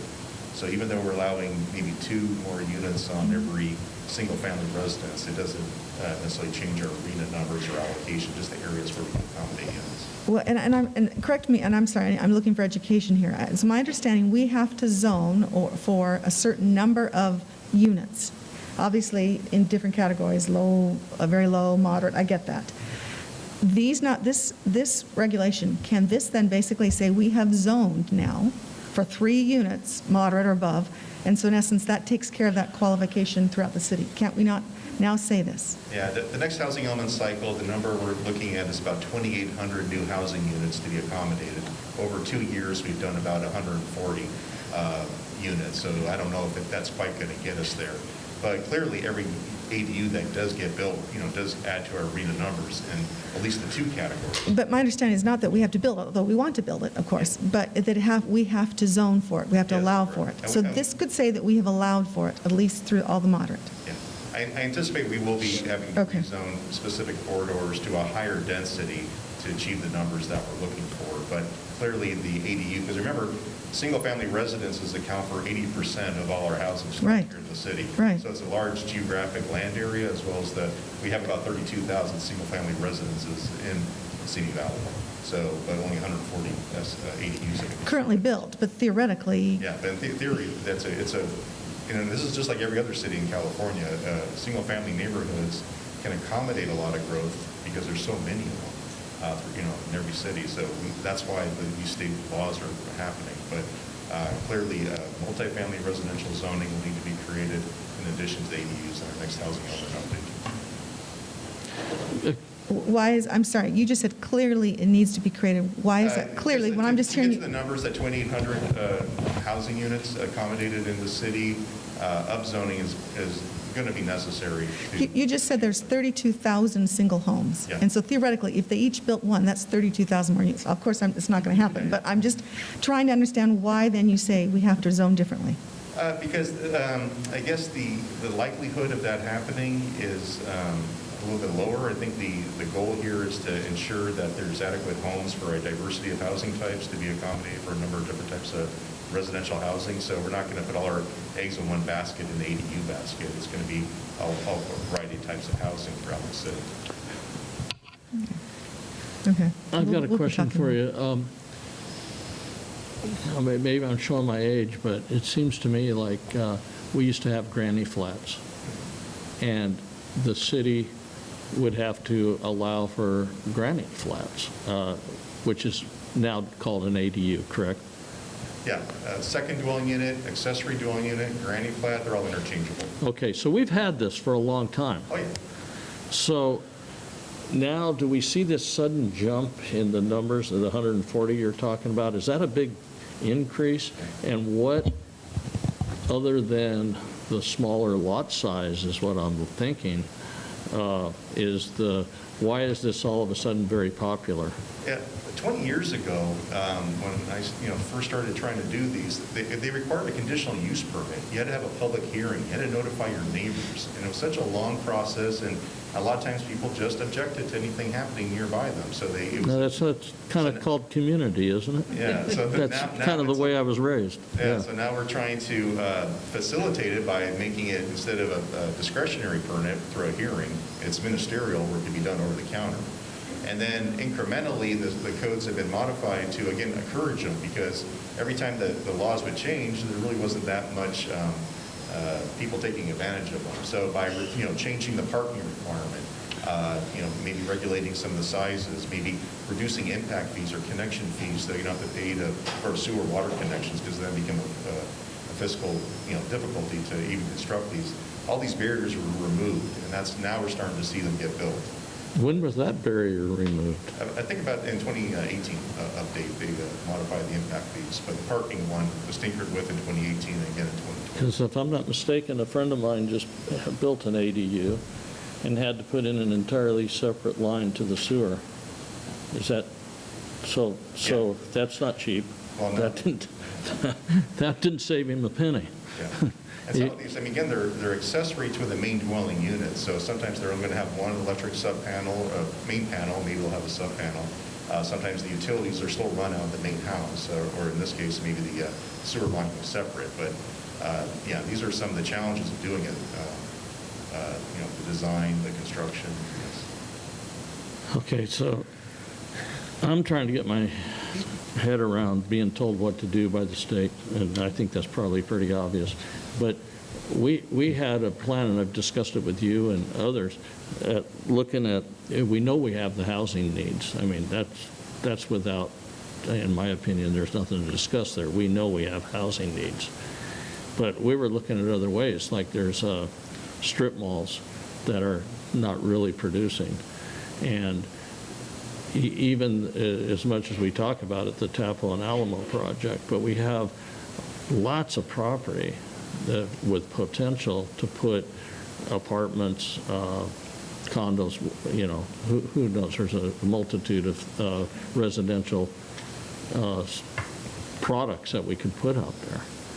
And so it just concerns me that we're taking away the right of a neighborhood and saying, we're going to administratively approve this, and then reality is all we have to do is say, hey, the state approved it or mandated it. Am I correct on that? Yeah, I mean, they're trying to facilitate these to be built. There's always going to be limited land in Simi Valley to accommodate more multifamily housing. And remember, only 4% of the city is zoned commercial, and that's where our sales tax base and other job space are come from. So we don't want to encroach too much into that area. So we're trying to maintain balance all the time with housing and jobs. So where is the underperforming shopping centers that could accommodate some residential development? Where are the other underutilized parcels throughout town? Well, we have, what's the acreage right here on Avenida? It's less than an acre. Less than an acre, and we're talking 36 ADUs. Potentially. Yeah. So it wouldn't take too many of those non-performing strip mall properties. We could build a lot of affordable housing. It's just how we go about doing it. The single-room occupancy project on Taplow Street is 60 units on about 3/4 of an acre. Oh, thank you. That's a very good example of doing the right thing, in my opinion. I think we went and we absolutely did the right thing in trying to help the affordable housing needs. Mayor, I will gladly bring up again the vacancy parcel tax that I had suggested on 9B to address that issue of making sure that we utilize our empty spaces that are available for housing in the city. Yeah. Can I just ask one more question? If we do not pass this ordinance tonight, would we be out of compliance with state law? The purpose for here tonight is to bring us into conformance with state law. State law will supersede local city ordinance, and so we're trying to make sure it does match. We have 2 ordinances before you, an urgency, so it takes effect tonight, and then the standard ordinance that becomes effective in 30 days in case there's any legal challenge. Okay, thank you. Mayor, may I make a motion? No, I'm sorry. We Okay, have I'm ready whenever you're ready. Okay, no, just not yet. All right. Okay, any other questions real quick? Okay, then we'll move to a request from the public to speak. Mr. Mayor, we have no public statements either by Zoom or emails on this item. Okay, great. Anybody in the council? No, there isn't. So we just don't have any comments from the audience. So at that point, the hearing is closed. Are there any comments or questions from members of the city council? And now you're on. Okay. I just want to encourage, with this ordinance that is being passed, I want to encourage those of you. I know that there's a lot of multi-generational homes that are out there that, because of the recession, because of the financial, issues that everyone is having right now in this country and in our community, that this is an opportunity for you. So if you're looking for that space, if you are living with your in-laws moved in with you, or you had to move in with your in-laws, with your kids, and there's 3 or 4 generations there, or you have your older kids that had to move back and you're looking for some space. This is one of those opportunities, building an ADU or a junior ADU, or if you're looking for extra income, this is the opportunity for you. It's 60 days and it can be approved. And staff is going to work with you, right, gentlemen? I know you are. City manager's nodding. So, for those of you that have been looking for extra space or extra income, this is one of those things. And when we had the Great Depression, a lot of people subletted rooms in their homes to be able to make the mortgage payments. And this is one of those financial opportunities that we're giving to homeowners and landowners so that you can stay afloat. And for those of you that just need a little more space from your multi-generational homes, this is allowing you to have that space as well with your family members. So just wanted to bring it up that this is so that we can alleviate some of the financial burdens that so many of our residents are feeling right now. And with that, Mayor, I move to adopt urgency ordinance 1315, approving zone change number ZS752, and determine that the amendments are exempt from the California Environmental Quality Act. Okay, let me give the opportunity to anybody else make comments. No, I already told my daughter and my son-in-law they have to do this for me, so I'm good. Okay. And does the councilmember wish to add, I think staff is suggesting, in addition, introduce the regular ordinance as a backup? So Yes. So also you want to introduce ordinance 1316 Yes. for first reading. And introduce ordinance number 1316 for first reading, an ordinance of the City Council of the City of Simi Valley for ZS752, amending portions of Title IX of the Simi Valley Municipal Code related to accessory dwelling units, and determining that the amendments are exempt from the California Environmental Quality Act. Second. Okay, I'd like to make my comments. We're a tiny bit out of order, but no big deal. For me, this is not the way to go. We had a community that does its own zoning and does its own regulation of itself. We had, in my eyes, until I'm shown otherwise, we have a community that was allowing, we can call them ADUs, accessory dwelling units, and granny flats, and I've seen lots of granny flats and lots of secondary, I'll call them, housing in the area that I live in. And I just don't think we've researched enough. We could reach out on our own. We can make our city do what it needs to do to provide the necessary housing. And I don't like the state taking away our control. This puts us in a position of having to vote for something. Well, then if you have to vote for it or be sued by the state, then that's no longer a vote. That's just doing what Sacramento tells us to do. And pretty soon, we're going to have Sacramento with an office over where you folks are, and they will be handing out the permits. So that's my 2 cents. Any other comments? With that, we have a... Yeah, I do find it concerning that we are being compelled to do this, and I feel for the neighborhoods who were built in a certain look and way, et cetera, and desire to keep it that way and have HOA. So I'm just feeling that angst. I do understand it. I understand why the state is recommending it, because I do know that housing is tremendously expensive in our community, and this is a way to try to relieve a little bit of that burden. But I'm completely hearing you, Mayor, on this, and it's concerning when we lose our local control. My concern is that if this goes forward, that we use it very carefully to determine our numbers that we are required to meet from RENA, et cetera, that we don't overlook that we have authorized this as we go forward, because I think we want to be very mindful of community and where we're at right now. So but I see the need, and I'm certainly hearing you, Mayor. Okay, we have a... I just want to make one more comment. Sure. Is there a way for us to track where these are going, or to see a plan? My concern is they're very expensive to build. So the average person doesn't necessarily have the money to just go and build an ADU in their backyard unless they've got equity in the house or something like that. So I'd be curious to see, out of the 140 that we get, if there's a way for us to kind of tell, are they going into our more expensive neighborhoods? Are they going into moderate neighborhoods?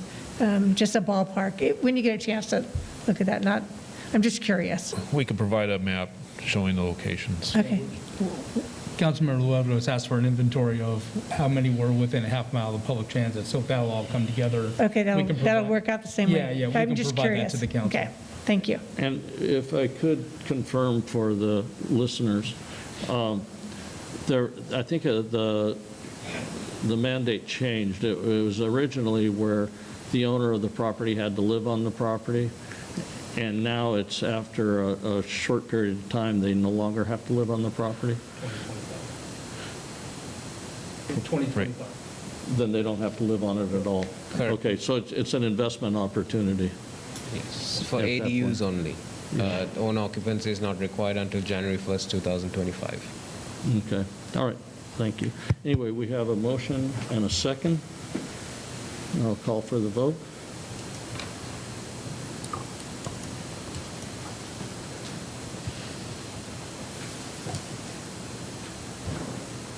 Councilmember Judge? She said yes.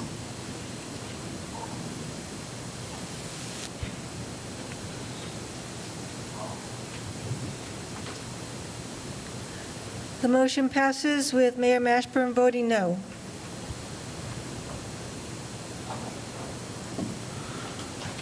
Okay. Next item. Next item. Mr. Mayor, members of the City Council, next item on the agenda is item 5, public statements. This is the time for public statement on all items other than public hearings, appointments, and information reports. All comments submitted by email prior to 12 p.m. today have already been provided to City Council and will be made part of the record. However, they will not be read by the City Clerk at the meeting. Comments received by email after 12 p.m. today will be read at the beginning of the public statements item on the agenda and will not be read for a period of 30 minutes, spending 3 minutes on each email. Every effort will be made to read all emails into the record, but some emails may not be read due to time limitations. Mr. Mayor, unless you have any comments, we can begin reading the public statements. Thank you. First email is from Jessica Freeman. In anticipation of the council being bombarded by protests against Republican ballot boxes, I want to reassure the council that the ballot boxes supplied by the Republican Party are in complete compliance with Assembly Bill 1921, which became law in 2016. That law established the lawful process of any volunteer being able to seek voted ballots from any individual. These volunteers are allowed to deliver any ballots with permission of the voter. As part of this process, now called ballot harvesting, the Republican Party has placed ballot collection boxes is easy to access locations. The California Republican Party did not promote or authorize the promotion of the secure boxes as official mail drop boxes. When it was learned that a sign using the word official was used in some locations on Saturday, October 10, 2020, the error was corrected immediately and within hours. The box is simply a secure receptacle set up to hold completed VBM ballots temporarily entrusted to the party by the voter until that ballot is delivered to the appropriate election official, nothing more.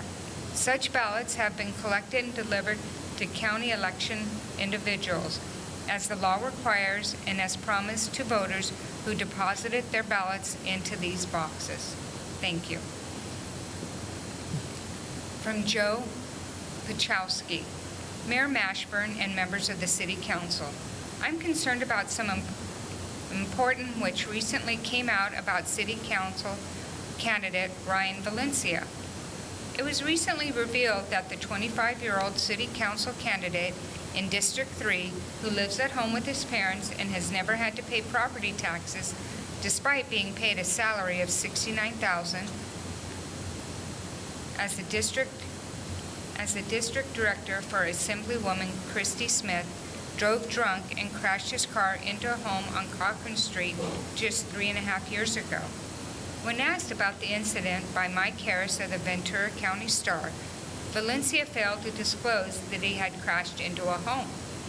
An article in the Star states, quote, "Only when pressed in an interview did he concede that the property damage had occurred when I crashed into a garage on Cochran Street." He said in the interview that he didn't disclose the crash in his first apology, in part because I didn't know how much detail people wanted. He didn't know how much detail people wanted. Voters deserved to know the truth about Valencia, tried to hide it from the voters. We already have one council member on the dais who can't seem to tell the truth. Councilwoman Luevanos has lied from the dais about a supposed ICE raid which took place at Vallarta, which did not happen. We don't need another liar on the council. There's no truth in Ruth. There will only be lying with Ryan. Thanks. Pam Campbell. My comments are to address the Simi Valley Police Officers Association. The association recently ran a paid full-page ad in the Simi Valley local newspaper. The headline stated, "Simi cops support Keith Mashburn for mayor and Dee Dee Kavanaugh." A very true statement indeed. What's not true is the second headline that reads, "Don't be fooled, other candidates want to defund the police." I and many others are very disappointed in the Police Officers Association for misleading the public with a misleading headline. I participated in and witnessed Councilwoman Elaine Litster at this summer's gathering and parade to show support of our Simi Valley police officers. All council members but one were there to show their support. If this was a mistake made by the POA, then I ask that it be corrected. I do hope that it was just a mistake. Councilmember Litster has always supported our police department. She values the safety in which we depend and rely on for our community. Please show the true facts and set the record straight. Patricia Campbell. Dear City Council members, California didn't clean up its bloated voter rolls until it was sued by Judicial Watch. The Democrat legislature passed a law making ballot harvesting legal in this state with the goal of influencing elections. Now that law has backfired on them because Republicans are ballot harvesting using the law Democrats passed. The boxes at churches and places of business are legal according to that law. I'm tired of the Democrats crying foul when their own misdeeds backfire. Stacy Vanderschaff. I was surprised and disappointed with the Simi Valley Police Officers Association advertisement in this week's edition of the Acorn. The ad implies that Councilwoman Elaine Litster is in favor of defunding the police department. This is inaccurate. Elaine has always supported and will continue to support our local police department. The first issue addressed on her campaign website is Safe and Secure Community, where she states it is imperative that we provide our police officers with the training, resources, and tools necessary to protect our community. I have been supportive of vetted equipment acquisitions and resource requests that have been presented to the City Council. At a time where anti-police sentiment is rampant, we cannot afford to elect City Council members who will undermine our police department's ability to keep our city safe. That is why we need to re-elect Council members Elaine Litster, Dee Dee Kavanaugh, and Mayor Keith Mashburn. Aaliyah Ewing. Good evening, Council members and Mayor Mashburn. On October 9th, the Simi Valley Police Officers Association, also known as the Simi Cops, published a statement in the Simi Valley Acorn. In it, it says that Mayor Mashburn and Councilmember Dee Dee Kavanaugh understand and support the police officers fully without question. Mayor Mashburn and Councilmember Kavanaugh, do you stand by this statement that's been made by Simi Cops on your behalf? Your job as members of our City Council is to ensure that citizens' taxpayer dollars are being spent wisely, and that includes the taxpayer dollars you approve to fund our police department. Do you believe supporting any body of government without question demonstrates good leadership and fiscal responsibility? As Simi seeks to improve the relationship between our police and our residents, especially in the wake of nationwide protests against heavy-handed policing tactics, do you think a statement like this elicits trust between the citizens of Simi Valley, our police, and our City Council? Furthermore, based on public records, Simi Cops has funded approximately one-third of Councilmember Kavanaugh's total 2020 campaign contributions and approximately two-thirds of Mayor Mashburn's. Individual donors make up only one-third of both your total 2020 campaign contributions. Should citizens be concerned that your unquestioning loyalty to Simi Cops has been bought?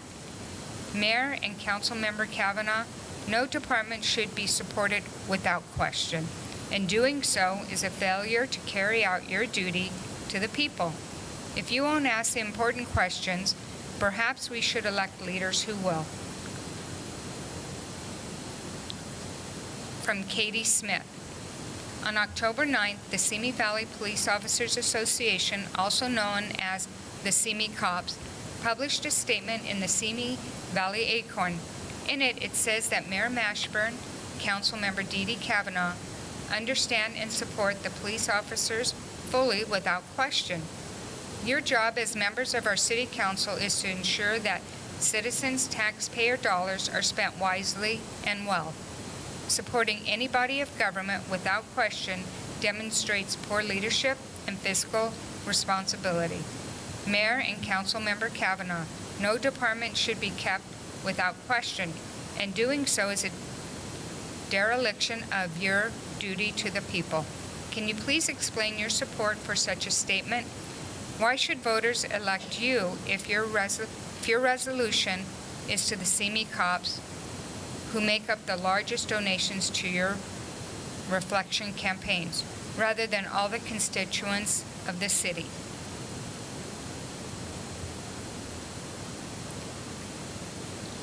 This one is from Rick Ladd. Mayor Mashburn and City Council members, in the October 9th edition of the Acorn, the Simi Valley Police Officers Association published a statement that read in part, "We thank Mayor Mashburn and Councilmember we thank Mayor Mashburn and Councilmember Dee Kavanaugh for their continued support. They understand and support the police officers fully without question." Emphasis supplied. I am deeply troubled by this assertion that members of our city government are viewed as supportive of any governmental body, whether it be the police or street maintenance, without question. Mayor Mashburn and Councilmember Kavanaugh, do you stand by this statement that's been made on your behalf? Do you believe such an attitude demonstrates good leadership or fiscal responsibility? We have a reputation problem. Whether deserved or not, we want to improve how our city is viewed, which we believe requires improving the relationship between police and our residents. Do you honestly think a statement like this helps to build that kind of trust? Additionally, based on public records, SVPOA has funded approximately 1/3 of Councilmember Kavanaugh's total 2020 campaign contributions and approximately 2/3 of Mayor Mashburn's. Individual donors make up only 1/3 of both your total 2020 campaign contributions. I am concerned your unquestioning loyalty to the SVPOA has been bought. Sound ethical principles require public servants to avoid even the appearance of impropriety, and no department should be supported without question. Doing so is a failure to carry out your duty to the people. We deserve better from our city's leaders. Simi Valley resident, member Simi Valley Chamber of Commerce, former member of the Rotary Club of Simi Sunrise, former board member, Simi Valley Community Foundation. Next email is from Max Hubbard. Good evening, and thank you all for your service. I am troubled by a recent advertisement in the Simi Valley Acorn paid for by the Simi Valley Police Officers Association. The ad announces itself strangely. Simi Valley is our home too, as if the association's hometown is in dispute. It then asserts that Mayor Mashburn and Councilwoman Kavanaugh understand and support the police officers fully without question. No member of the City Council should be a rubber stamp. We elected you all to serve the public interest, not any particular government agency, even one as noble as law enforcement. Mayor Mashburn and Councilmember Kavanaugh, do you stand by the association's remarkable statement on your behalf? How is it such fealty consistent with your duties to the taxpayers? As a private group, the association is free to promote whomever it wants for local office. However, in this case, the advocacy implicates the reputation of our police department and two of you sitting on the dais tonight. The association's advertisement misleads residents, creating a false impression that our police department, or Simi Cops, officially endorses candidates for the upcoming election. Yet California law requires government agencies to be neutral in political campaigns. I wonder whether this ad, like other examples of misleading political speech produced by the association, undermines the public's trust in our police department and in our city council. This one is from Connor Hansen. Dear City Council members, a statement was recently released by the Simi Valley Police Officers Association, which states that Mayor Mashburn and Councilor Kavanaugh understand and support the police officers without question. I feel this indicates either a troubling misrepresentation of facts by the SVPOA or a drastic failure in oversight by the aforementioned mayor and councilor. Although the Simi Valley Police are generally a scandal-free and respectable organization, recent events nationwide should have made abundantly clear the need for police oversight. Public records also indicate that $1,000 were given by the SVPOA directly to Mayor Mashburn and Councilor Kavanaugh, with additional thousands of funds from the SVPOA paying for signs and campaign advertising expenses for those two candidates. Mayor Mashburn and Councilor Kavanaugh, is the statement by SVPOA that you support police officers without question an accurate statement? If so, do you truly believe that action represents the will of your Simi Valley constituents? Aside from the moral or legal implications, do you believe supporting any government organization like the SVPD without question is a smart fiscal policy? Should your constituents be concerned that your loyalty to Simi cops has been bought through campaign donations? I believe this makes it clear that we must elect Joe Ayala and other candidates who will provide meaningful oversight to the police. And they gave several documents supporting that. The next email is from Loretta Vasquez Lemos. As a concerned Simi Valley citizen, I would like to say that the California Republican Party did not promote or authorize the promotion of the secure boxes as official mail drop boxes. When they learned that a sign using the word official was used in some locations on Saturday, October 10, 2020, they corrected the error immediately within hours. The boxes are simply a secure receptacle sent to hold completed VBM ballots temporarily entrusted to the party by the voter until that ballot is delivered to the appropriate election official. Nothing more. Such ballots have been collected and delivered to county election individuals as the law requires and as promised to voters who deposited their ballot into the boxes. Please don't listen to the whinings of the left, as personally, I believe they are the ones who want to find and toss Republican ballots. Thank you for your time and attention. This email is from Peggy Sadler. Good evening. I would like to commend our mayor and 3 of our council members for voting for a resolution to support our fine Simi Valley Police Department. How sad that it was not unanimous. I would also like to send kudos to the California Republican Party for standing up to the Secretary of State and State Attorney General who tried to claim that the placing of ballot reception boxes in secure, trusted locations was illegal. They were instrumental in changing the long-standing law that prevented political parties from collecting ballots and which enabled busloads of Democrat operatives to scour neighborhoods, collect vote-by-mail ballots, and turn them in, or decide, because of party affiliation, to not turn them in. Their attempt to keep the Republican Party from collecting ballots in secure locations and turning them into the county registrar failed miserably, because they knew they could not justify the partisan hypocrisy in court. Sometimes, when you tinker with the law for your own gain, your efforts come back to bite you. Thank you, California GOP. From Linda Allen. As a 10-plus year resident of Simi Valley, I definitely support the police. However, I know Elaine Litster does not support defunding the police. I am very concerned that your ad in the Acorn erroneously indicates that she does support defunding the police. That should be corrected. If that is not the reason they don't support her, then they should let us know why they don't support her. No matter their reason, they should at least correct the implication that she supports defunding. This one is from Dr. Sofia Bagdassaran.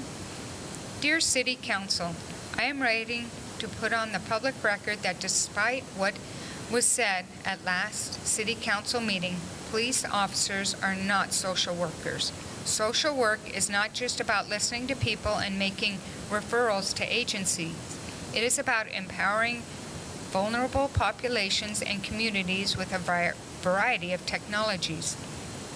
It is also about social justice at its core. Please look at the National Association of Social Workers Code of Ethics to see what we value and what we offer to those we serve.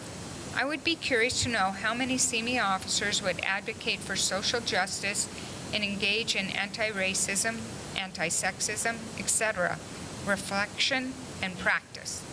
This is a fundamental part of the professional identity as a social worker.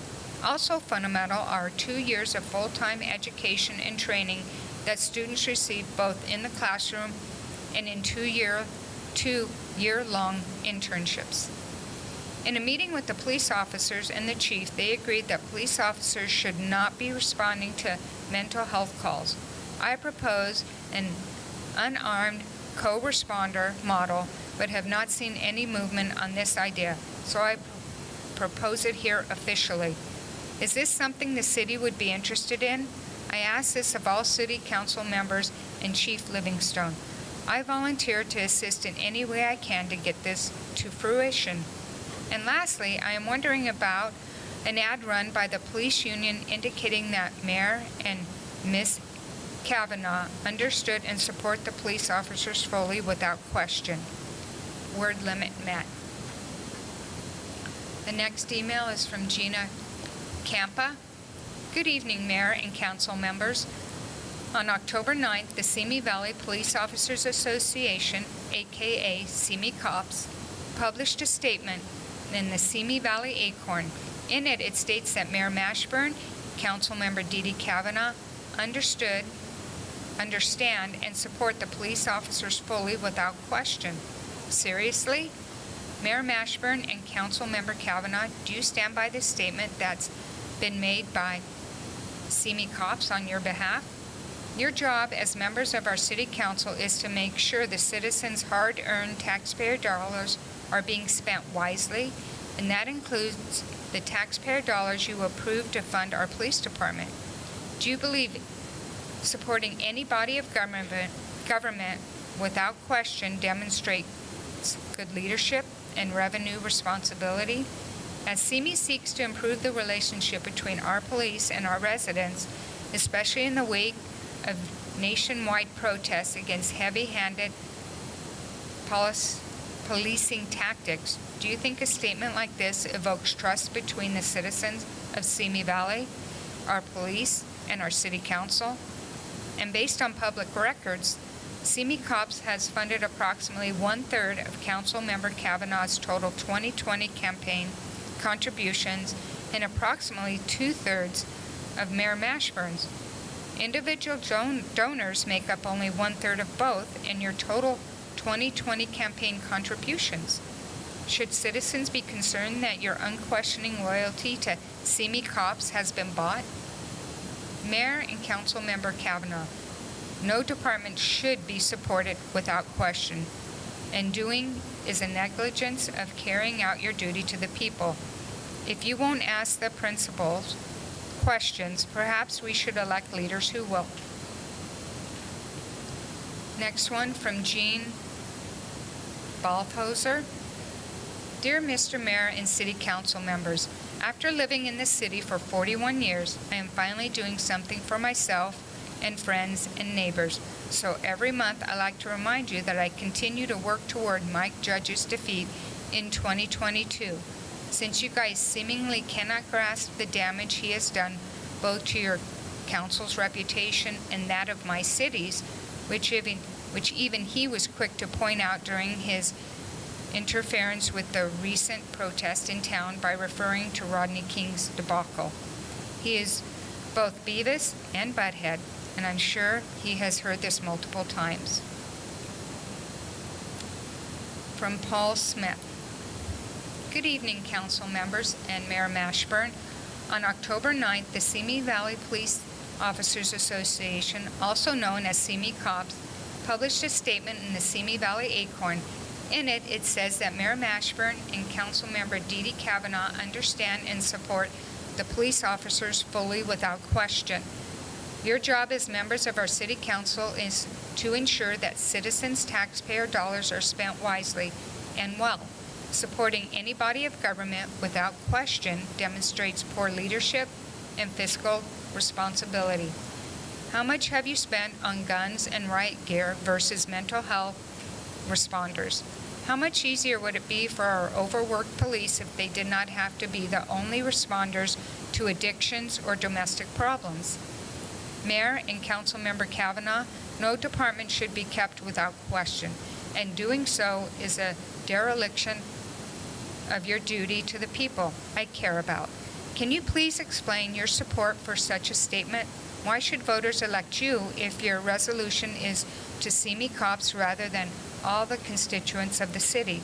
Is their money worth more than our rights?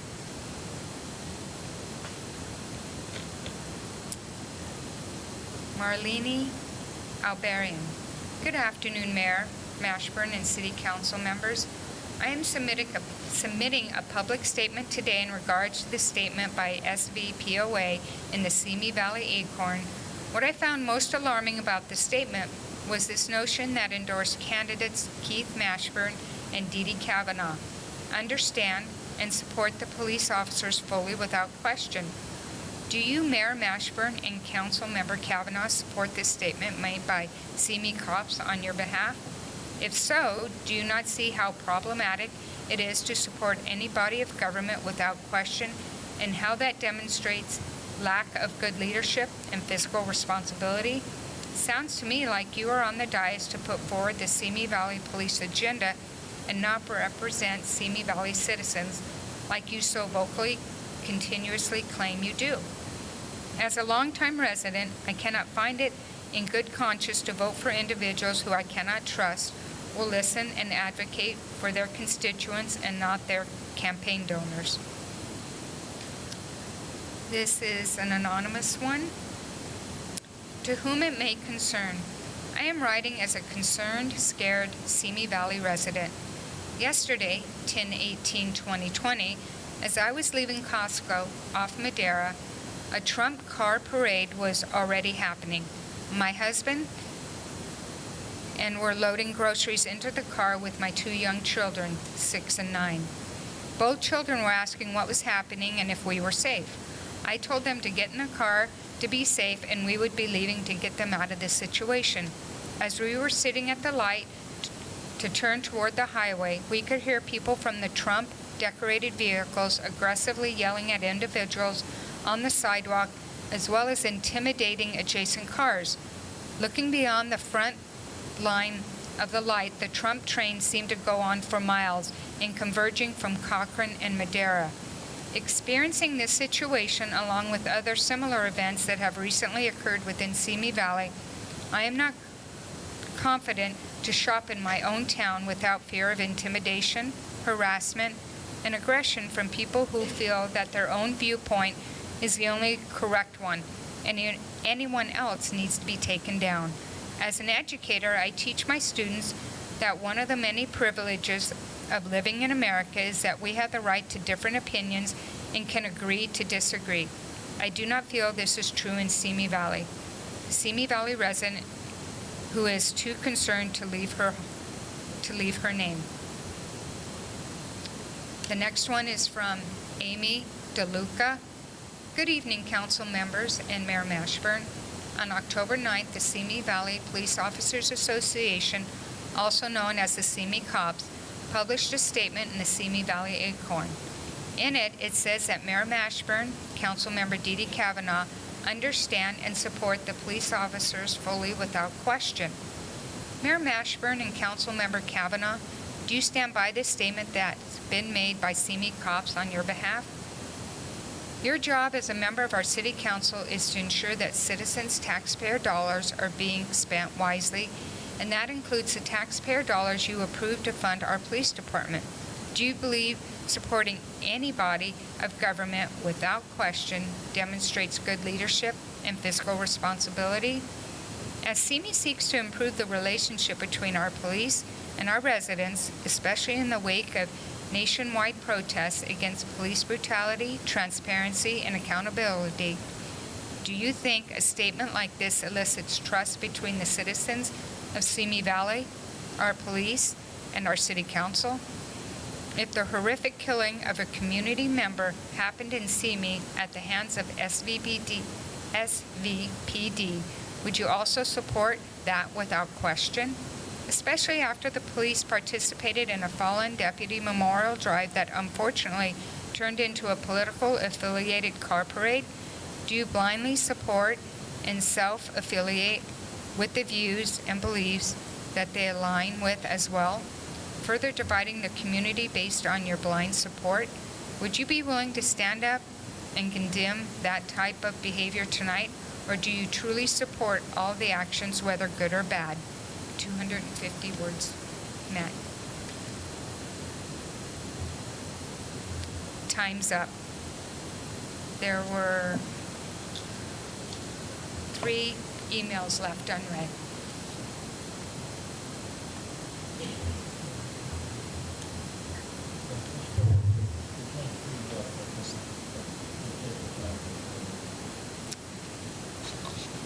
I'm sorry, did you hear me? I didn't have my mic on. I think it's appropriate that we listen to, there's only 3 left, we should hear them. Okay. The next email is from Jeff Sengfield. Dear Elaine and the entire Simi Valley City Council, this email is a protest of concern based on the approval contract with Western Audio Visual being voted on by Council as a statement for tonight. As employee of Key Code Media and a long-term resident of Simi Valley near Royal High, I was surprised to see the process of the bid structure as well as the ratings. My company was ranked 3rd, although the number would have represented a ranking of 2nd. What was extremely surprising was Western Audio Visual's unusually high ranking on references, as well as being a business based out of Orange County. Key Code supports council chambers multiple from cities including Burbank, Santa Monica, and Los Angeles, to high budgets are tight, while quality and service is important.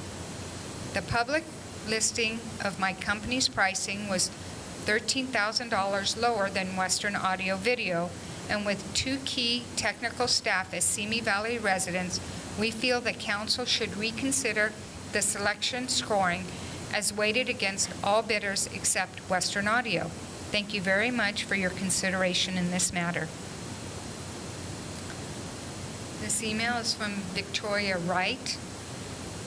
Ray and my mother, the late state senator Kathy Wright, went back to the time when Ray's life partner, Bill Baker, was elected to the city council at that same time. May Ray find his everlasting peace. I love you like a father. He was a straight shooter. You knew where you stood, good or bad. You knew it was the truth. Love you forever. Victoria Catherine Wright. The last came in on an email. Good evening, Council. My name is Rebecca. I want to address a few things that have heavily concerned and are once again at the forefront. On October 9th, the Simi Valley Police Officers Association, also known as Simi Cops, published a statement in the Simi Valley Acorn. In it, it states that Mayor Mashburn and Council Member Dee Dee Kavanaugh understand and support the police officers fully without question. Mayor Mashburn and Council Member Kavanaugh, do you stand by this statement that's been made by Simi Cops on your behalf? Your job as members of our City Council is to ensure that citizens' taxpayers' dollars are being spent wisely, and that includes the taxpayer dollars you approve to fund our police department. Do you believe supporting any body of government without question demonstrates good leadership and fiscal responsibility? As Simi seeks to improve the relationship between our police and our residents, especially in the wake of nationwide protests against heavy-handed policing tactics, do you think a statement like this elicits trust between the citizens of Simi Valley, our police, and our city council? Furthermore, based on public records, Simi Cops has funded approximately one-third of Council Member Kavanaugh's total 2020 campaign contributions and approximately two-thirds of Mayor Mashburn's. Individual donors make up only one-third of both your total 2020 campaign contributions. Should citizens be concerned that your unquestioning loyalty to the Simi Cops has been bought? Mayor and Council Member Kavanaugh, no department should be supported without question, and doing so is a failure to carry out your duty to the people. 250 words met. That was the last email. Great. Thank you very much. Okay, time for council members to make comments based on the public statements. Councilmember Luevanos. Mayor, per our rules of conduct, I would like an extra couple of minutes. I know we usually get 3 minutes, but I'd like my extra 2 minutes since my personal character was impugned by one of the comments. Okay. I think the rule is 60 seconds more. Oh, more than 6, okay. Sorry, I wasn't sure how many more minutes it was. With regard to Mr. Piechowski's comment, I will restate again that I stated truthfully what I had been told, that there was a raid outside of Vallarta. Please feel free to look up the record. It is very easily accessible on the public. With regard to the SVPOA ads, of which the vast majority of the comments were based on, we have an agenda item today, and we'll see whether or not that is actually true or not. With regard to the ballot boxes, the Secretary of State, Alex Padilla, has made it very clear that only official ballot boxes are allowed, and I don't feel the need to address that further since we know there's only 5 official ballot boxes, and thank you, Samantha Archerbright, for that presentation. With regard to the Trump train on Sunday that were impacting businesses, I'm extremely concerned about that. I'll be bringing it up at a 9B issue, but my concern is that I had dozens of emails, messages, phone calls about these rallies that have happened. People are afraid to go shopping. It's impacting businesses from the mall to Costco and grocery markets. And furthermore, we had our own police department participate in one of those, which instilled even more fear in residents. So I'll be bringing that up as a 9B issue at the end of the meeting. Thank you, Mayor. Thank you. Councilmember Litzner. Thank you. I wanted to actually thank Pam and Stacy and Linda, who basically spoke to my character in terms of my priority for safety in our community, and I appreciated one of them referenced my website and how that is one of my most important priorities, and I think that's the role of a city, is to keep its citizens and residents safe. And so I appreciated those comments. And regardless of what ad was run, I'm not interested in defunding, but I wanted to reiterate, I'm appreciative of Chief Livingstone's, the care that he took when it came time for budgeting, because I know that he went over his budget with a fine-tooth comb and can justify very clearly the expenditures that we authorized. I'd like to speak to the ballot box issue. It's interesting. Several spoke about those being legal. I believe they are legal. I would still recommend people go to official ballot boxes. I think that is absolutely the best, safest way, but they are legal. It's interesting. I got this piece of mail in to my house where it told me that I could watch for a canvasser and in my neighborhood and be happy to deliver your ballot for you. So clearly there are lots of people willing to help out with ballot deliveries. But again, I would encourage official boxes, but certainly the others I don't believe were illegal per se, but we want everyone's vote to be collected and to count. And then finally, just the very last thing, Jeff Seinfeld mentioned his concern about feeling that he was not appropriately examined in the bidding process. It's interesting that he should write that letter, because that was the one issue on on the consent calendar that I wanted to pull because I just didn't see the discussion of the open bidding process. And so I'm sure I just want to know that we will have a further discussion later about that issue. So thank you. Those are my comments. Okay, Councilmember Kavanaugh. Thank you. Thank you to everybody who wrote in their emails. I'll take everything under consideration. My number one comment is I stand by all my actions. So that kind of addresses the majority of the concerns there. Number two, when it comes to campaign contributions, unfortunately I don't have mine in front of me, but by saying the POA did a third of my campaign, I find hard to do since I did 50% of it personally out of my own pocket. I will double check those records, but I do know I did that loan. So I will look at that. They did give me $1,000, which is the individual campaign contribution limit established by this city. So I thought my last 460 was about the 15,000 mark, so I don't see how that equates, especially when I did 7,000. So that would be 8,000, so that would be over 50% of it. So I'll look at that, and if there's a question. When it comes to any other outside spending by PACs, we as candidates do not have control of that. That is done by all the PACs, including all the ones that support every other candidate, whether it be a union, whether it be a PAC. Everyone has different things. You are not allowed to negotiate with them. You are not allowed to work with them in any which way. So I have no idea what they spent. I haven't looked. I just know what I have raised. And unfortunately, with the COVID situation these days, we didn't do fundraisers like we did in the past. So, the campaign contributions, they're there. They're on our website. Please feel free to look at them.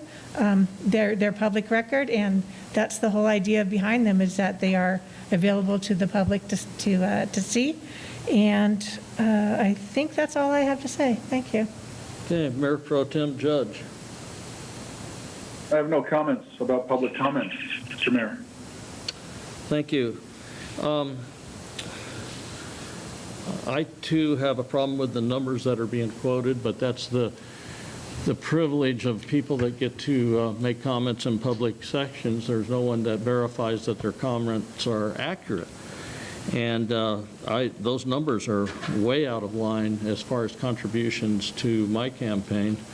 And I encourage the letter writers that question those numbers to go to the city's website and look up candidates' contributions in the Form 460, which I think I filed one today, or it will be filed tomorrow. And it will list all of my campaign contributions, and you'll see where the money came from each and every individual.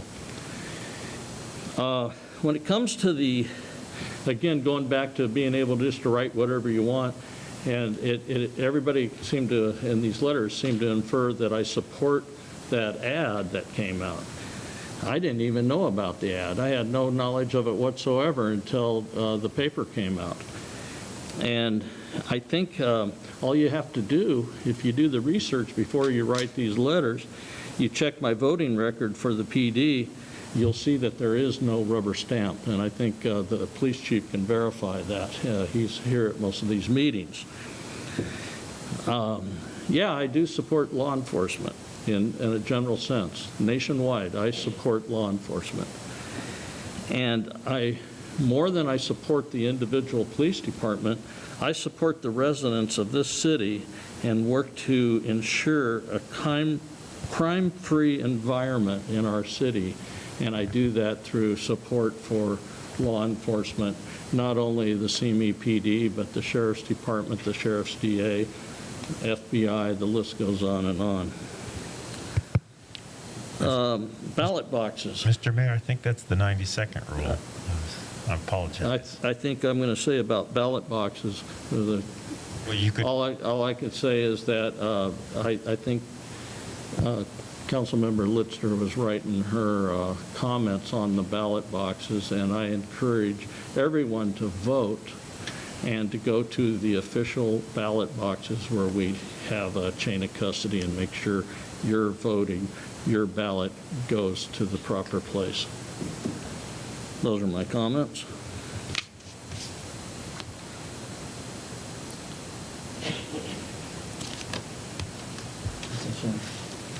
Okay. Ready for the consent calendar? Mr. Mayor, members of the City Council, next item on the agenda is a consent calendar, and there are no resolutions for consideration. Okay. Anybody want to pull? I would like to pull item 4, which is the approval of the contract with Western Audiovisual, please. Okay, item 4. And I would like to pull item 3, Mayor. I'm sorry, which one? Item 3? 2 or 3? 3. 3. Okay, 4 and 3.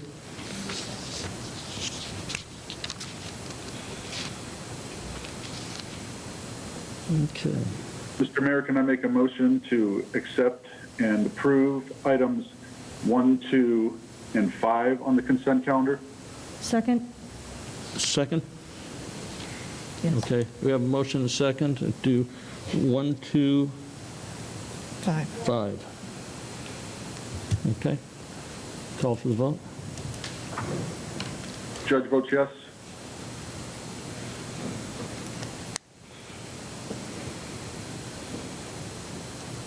The motion passes unanimously. Okay. Questions on 3? We'll just do it in order.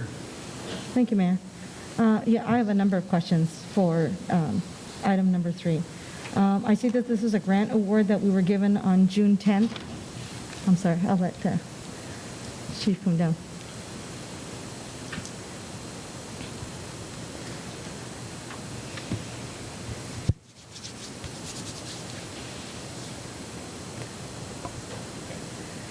I see this is a grant award that was given on June 10th, $122,000, and I'm wondering why we are just now being notified. So that's my first question, but I have a number of questions, so I'll go one at a time. Okay. I'm just assuming that that is how the staff reporting system works, so I don't think there was any reason why you wouldn't be notified, and it's a grant that we apply for every year for like the last 8 years.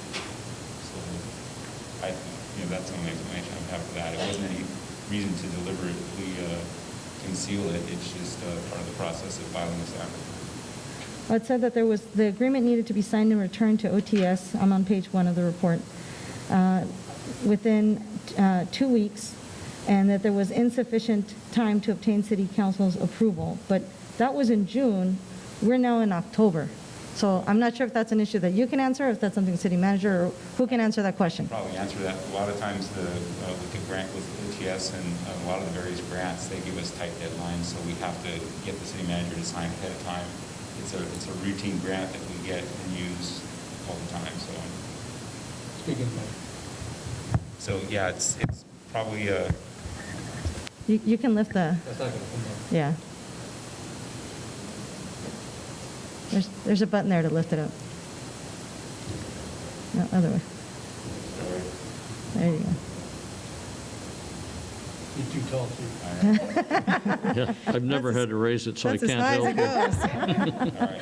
So a lot of times I know with these grants, and I can't speak specifically to this in terms of like the exact proportion of it, but a lot of times with the grants that we do, we have to come to the City Manager ahead of time because they're given to us at a tight deadline, so we don't want to miss out on the grant, so that's how we process it. So I guess this is a question for you, Mr. Gabler. Why are we just now getting this, let's see, June, July, August, September, October, 4 months after? And it says that it was supposed to be effective October 1st, so we're like way late, like 2 weeks late. So this could have been done, we've had a number of meetings since June 10th. It certainly could have. I'm not sure of the staff timing in the police departments. It's up to them to process it up to the council. Quite frankly, I think once I signed the grant, because it had a tight time frame to return the grant back to the agency, that I think staff figured the pressure was off because the grant was already signed, but we still had to come to the council for final acceptance, so which is what we're doing today. So I don't want to speculate what staff was thinking, but that could be the case. We also, the Homeland Security grants work this way too. A lot of times they come in the last minute and we have a choice of either leaving the money on the table or coming to the City Manager with it ahead of time, and then we schedule them on to the City Council. So I know with the OTS and with Homeland Security, they'll tell us you have to give this to us yesterday, and it's not something that's available that we could have known and researched ahead of time and brought in a timely manner. So. Okay, but I appreciate your answers, and both of you, but I'm still not getting an answer to the question, which is why. I understand that the grant came, you have to approve the grant within 2 weeks, otherwise you don't get the funding. But I'm asking, why was this approved? Like, even with approval in June, it's 4 months later, we're just now seeing this today, and we've had all these other city council meetings where we could have discussed this. Why is it taking until now to get this?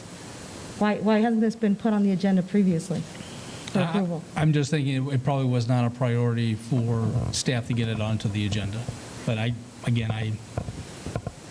don't have a great answer. I don't have an answer that's going to...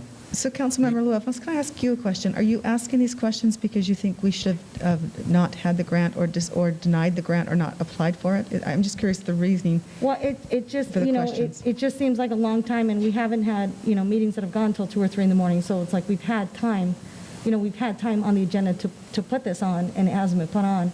And I'm wondering why there was such a 4-month delay. It's a long delay. If it had been something that was like, it was in March when COVID started, and, but this was in June, we're already in the middle of COVID. And I agree, it should have happened more timely. I'm just curious if the reason you're asking this is that you felt the grant should be denied. Well, I have questions about the utilization of the funds for the grant. So maybe if I ask those other questions, that would help clarify this. But I would also like us to, when we get grant funding, to be able to use it in a timely time frame, because it says that the year time frame starts on October 1st, and that was already 2 weeks ago. So, if it is funding that is needed necessarily, that, they have the full time frame to be able to utilize the funding.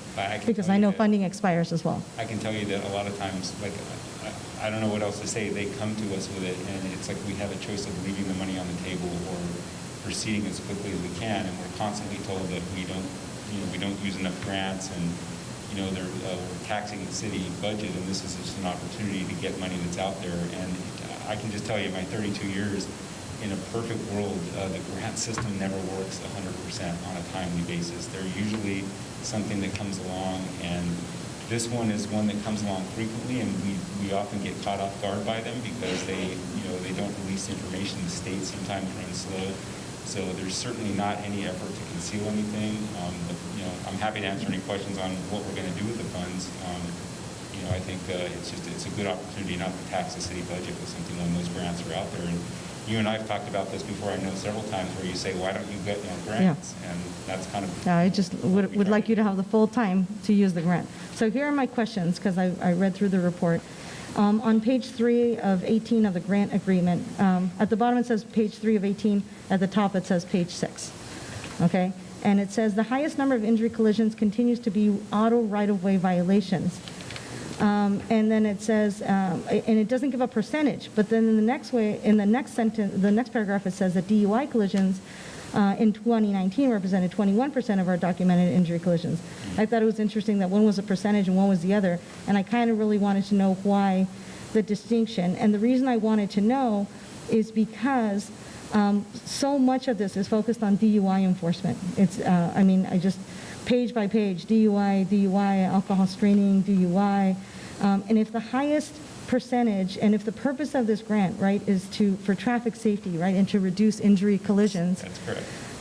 Why are we spending so much of the funding on DUIs and preventing DUIs? Not that I don't think that's important, but if the highest number of injury collisions is auto right-of-way violations, I didn't see anywhere in this grant where we're doing auto right-of-way violation correction or prevention. Like I saw like a very small percentage where we focus on that. But if I received a grant and it said this is to prevent, kids from drinking too much soda, and I said, okay, we're going to focus on beer, I'd be like, why? This is the focus, is to prevent injuries, and this is where most of our injuries happen. So why are we focusing so much on DUIs and not enough on this auto right-of-way violations? We're doing both. The thing is that the DUIs are where most of our fatalities come from, and our fatal accidents. So, and the Office of Traffic Safety, earmarks a portion of that money to do DUI checkpoints and enforcement. So we focus on those things that are causing our fatal accidents. The primary, the intersections where you have left turn violations and speed violations, we're doing that enforcement every day. And so we are going to use a portion of that to, set up enforcement operations where we have crosswalk violations and things like that. But still, DUI is what kills most people in traffic collisions. And so that's where we put a lot of our effort towards the grant money goes towards that. So I had some other questions. On page 9, and I'll go with both page numbers because there's 2 page numbers on the pages. Are you looking at the attachment? Yes, at the top it's page 9. On the bottom it says page 6 of 18. It says that phase 3 is the data collection. Page 9. Yeah, on the top it's 9. On the bottom it's 6 of 18. Did you find it? All right, so phase 3? No, page 9. Correct, phase 3. Yeah, where it says phase 3 data collection and reporting. It's a document inside the document. Yeah. I got it. Thank you, Councilmember Kavanaugh. It says that you will prepare and invoice claims, prepare and submit quarterly performance reports. So all of this data, I'd like to know when we and the public will have access to this data. Yes. Will it be posted somewhere? How will we know that this grant was effective? Well, we can produce the data through our statistics. So if you want to report on this, we can get this information from you because we've gotten this grant 8 years in a row. And we have to produce this data to reapply for the grant, so we have it, and I can certainly process it and forward it up to the city manager so you can make a copy. I would actually like a presentation, like from the department, on the effectiveness of this grant. We'll have our traffic manager give you a presentation on it. He's the one that writes it, administers it, and actually carries out the enforcement. Okay, and then I had 2 other questions on the actual use of the grant funds, and it's on page 10 of the grant agreement. At the top, it says page 10, grant agreement, Schedule B. And it says minimum penalties, and this is a $122,000 grant, and minimum penalties for repeat offenders for driving while intoxicated is $76,000. And when I looked at the, details of the grant, most of this funding, this, $42,000 and $76,000 was overtime for police officers. Is that correct? Yes. So this is not something that they're already doing within the scope of their duties? This is extra duty? This is, they already are doing this within the scope of their duties, but this is for things like checkpoints and things like that are extras that we don't do we don't have the staffing to do as part of a normal deployment. So, when we do these checkpoints, we have to have the staffing to do it. So these are extra enforcement measures, yes. Okay, and when you do the extra enforcement, is there a preference? Like, do you go by seniority, or like, how do you choose who does that? Like, is there any way we can make the most effective use of that funding? In terms of... They have to post the overtime availability for officers to sign up to, so we're not able to pick and choose which officers are able to participate. Okay, and I see that there is, on this same page, where it says traffic enforcement, there's $20,000, but again, I'm concerned that, that's like less than 20% of the grant is going towards traffic enforcement, even though that's the highest number of injury, collisions. And I do realize that, fatalities are important, but, there was only 3 fatalities that were noted in the report, but there were a lot of injury traffic collisions due to right-of-way. And so that's why I would like to see a little more balance between, the traffic enforcement and the DUI. The traffic enforcement, it's all-inclusive of DUI enforcement. That's all part of it. So I think that we're kind of like breaking it down more than it needs to be broken down here, but I can certainly provide you with, we are writing lots of tickets for primary collision factors, left turns, speeding, turn violations, right-of-way violations, crosswalk violations. So this is all encompassed into that. So you can't really separate. DUI is part of traffic enforcement because it usually starts with a traffic stop or a checkpoint. So I can certainly provide you whatever you would like to know in terms of the amount of enforcement we do on a regular basis and the amount of enforcement that's in the reports that come out of this, because it's a recurring grant that it's very well documented. So we can do a presentation, we can provide you with it, whatever you need to answer the questions as well. So that's my last question. Since this is a multi-year grant, and you've said it several times, do we have data from previous grants so we can compare that to this data and do a longitudinal study to see whether or not this is an effective use of funds? Yeah, we do. In fact, we have to provide that every time. And as you noted on this, we actually applied for $220,000 But what the Office of Traffic Safety does is when we put in our grant with all the other agencies and they look at it and they say, okay, well, we're going to take a look at what your last study was and what your needs are, and then they adjust it for that. So it's all data driven. Okay, and I'm sorry, one more question. I want to make sure that this enforcement funds are used for, for traffic safety and not for elsewhere. So if you, in some areas, and I'm not saying here, but in other areas like in Chicago, it's documented that, police officers have set up DUI checkpoints in areas that are known to have low-income, high-minority populations. And I just want to make sure that that's not happening here, that we are being, objective in where we are placing the DUI checkpoints. Absolutely. Yeah, we're absolutely objective with it, definitely. And we actually advertise it and put it out in the newspapers and Nixle. We let people know where it is ahead of time, so we're required to do that. They do, and I will tell you, there was one right in front of my office, industrial area, LA Avenue. It's. I went through one in Wood Ranch, so. I live on the east side, and I've never seen one, like in my 20 years here, but so I'm just saying, and I don't know whether, I know that you have to post. I know under law, I saw the grant, you have to post, you have to give some sort of notice, that where it's going to be posted. I understand that, and I get really upset when people go like, hey, they advertise on social media. This is where the DUI checkpoint is. Avoid it, which I'm not happy with that. People still drive through it. Yes, I understand that. But again, I just want to make sure that we are given light of the political situation that we're in right now in this country, that we are being subjective in the use of DUIs and using it, objective, and making sure it's the mess, and making sure that we are not targeting low-income minority communities, that this is something truly for traffic safety. Absolutely, 100%. Okay, thank you. I do want to clarify on the timing of the grant. Although we were notified in June that we were awarded the grant and I signed the document, if you look on page 2223 at the top, which is the page number because there's nothing at the bottom, it does indicate the timeline for preparation of the grant agreement is what we're looking at today. The grant agreement wasn't actually fully executed until August 21st because we didn't receive it from the agency until August. So they hadn't prepared the grant agreement for us to bring to the council until August. We got it on August 21st, and you can see that timestamp up at the top. The next council meeting was August 28th or 24th. We wouldn't have time to get it to the council meeting on the 24th. So, granted, we could have gotten it to the council in September or the first meeting of October, but so it doesn't. We weren't in a position to bring it to the council in June. At best, we were at the first meeting in September in order to get it to the council. Did this penalize us, or did we penalize ourselves in any way by this delay of a month? Not at all. There really wasn't a delay. We processed it as well as we could. So it's no harm, no foul.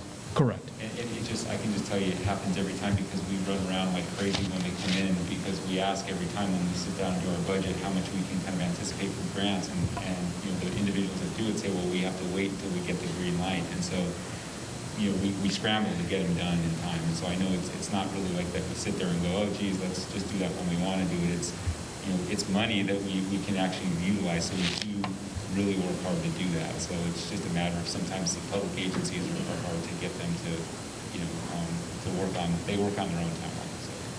And I do encourage you to use, Samantha Argerbright. I don't know who she's working with, but some amazing people doing social media stuff with regard to right of way. If we can, do a social media campaign on, who has a right of way, where, when, whether it's a person on a motorcycle or in a bike or walking, or, that would really help.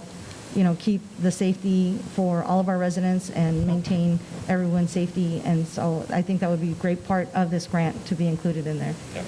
It's probably more about distracted driving and looking at your cell phones as they're driving. That was in there, but it was like the third or fourth cost. The first one was right of way. So I'm going to keep focusing on that. Okay. Can how I about if motion we make a motion? Motion that we approve consent item 3, please. Second. Motion and second for consent 3. Call for the vote. Judge votes yes.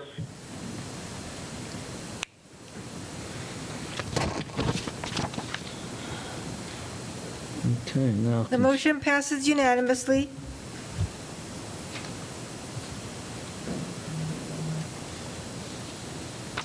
Okay, consent 4, questions? I think that was. Yes. So we heard the letter from Jeff Seinfeld, basically from Key Code Media, suggesting that he came $13,000 lower in the bid and felt that he was overlooked in essence. As I read the report, I didn't see any mention of anyone else in this report. And so my question was going to be, was this an open bid process? What were the other bids? Why was it selected? Those were actually my questions, so I was surprised actually to hear that letter. It tells me that there were other bids, and can you speak to that and why it was not in the report? May I also, just real quick, I also received an email in regards to that from somebody, Christella Velasco, who I believe is one of the principals or the owners. Oh, she's an employee, but she's a resident here also. So she was also questioning the same things. Yeah, Honorable Mayor and members of City Council, we did go through an informal bid process, received all the quotes. Deputy Director Gary Boswell is here. He's going to elaborate on the different bids and how they reviewed them. Can you hear me okay? Okay, can you hear me okay, first off? So this was actually done as an RFP, where this pricing was only part of the qualifications and the overall evaluation for it. The way that the RFP was broken out was qualifications were 20% of the overall score. Experience was 20%. Project understanding was 5%. Approach was 5%. References were 10%. Pricing was 30%. And substitutions were 10%. We distributed an RFP, gave it out to the prospective vendors. It included all this criteria. Selection criteria was inside of it. We received 7 responses. All of the vendors that we received responses from were in California. We gathered a panel to evaluate the responses, and based upon the criteria that I outlined above, we scored them with a score of 10 being highest and 1 being lowest for each one of the criteria. We checked the references. We validated that no changes were actually in the contracts were required. We then created a staff report, and then the staff report's what you saw. Some of the general notes that I have inside of here as far as why Western Audiovisual came out ahead in the thing is there was really 3 top vendors that were above the other ones when it came to both scores as well as their presentations that and the submittals that they gave in. Key Code was one, Western Audiovisual was another one, and Diversified was the third one. Diversified actually came in, Western Audiovisual was actually the highest price of these 3 at $272,300. This is a 6-year total cost of ownership, so this actually has maintenance for 6 years included in these prices that I'm quoting. Diversified came in at $261,000, and Key Code was $263,000. Looking deeper into the things that they provided, Western Audiovisual has installed more systems than Diversified and Key Code combined. In fact, Western Digital, it appears that they really focus on municipalities and public sector. That's really their focus. And they gave us a list of almost 100 installations that they have done in recent years.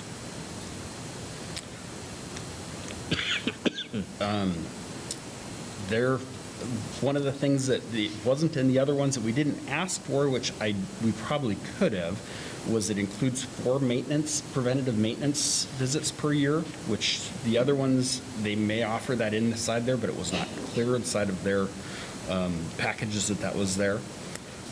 Also, when we talked to Western Audiovisual's references, the most recent one we talked to was the city of Ventura. They were just ecstatic about the way that the system went and their ability to install the system and just how well the project went. One of the other things that actually tipped us over the top of it, because I don't know how aware everybody is, but we've been having some pretty serious problems with the system over the last few months. And one of the things was Western Audiovisual. Again, this was not something that we'd asked for inside of the report, but they actually did provide it, was a schedule for them to install it. And they've actually said that they can have it installed by the end of the year if we can make the time. So there was the big criteria there, and the things that pushed it over the top for the committee was really the references, their public sector experience, and their ability to meet some timelines that we didn't really outline inside of the thing, and that's really what pushed it over the top. Was there any weight given to local business? No, I know that there are ordinance allows us to give a preference of 5% to a local vendor, but I didn't even realize that they were local. I actually believe they're actually out of Burbank. They're not here in Simi Valley. Otherwise, I'm sure that would have caught my eye. And Councilmember Litster, there's a cap on what's allowed for a local vendor. Off the top of my head, I'm not sure, but it's only like $5,000 or something along those lines. Yeah, I didn't know there was a cap. So on it. it's a small impact. It might even be less than that. I'd have to look it up. It's 5% or 2,500, whichever's less.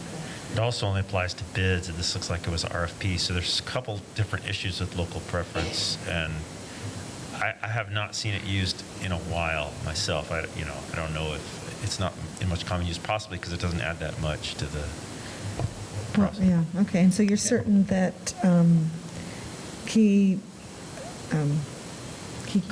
Code is not a local company?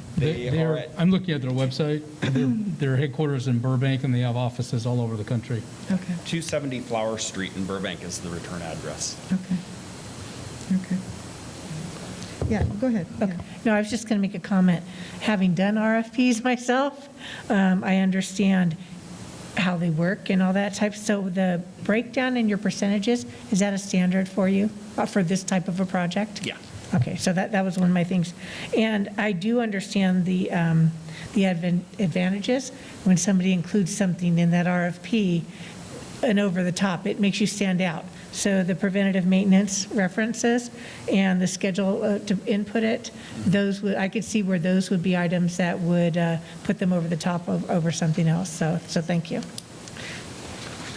And I would just say, it would be nice in the future to have some of that information in the report.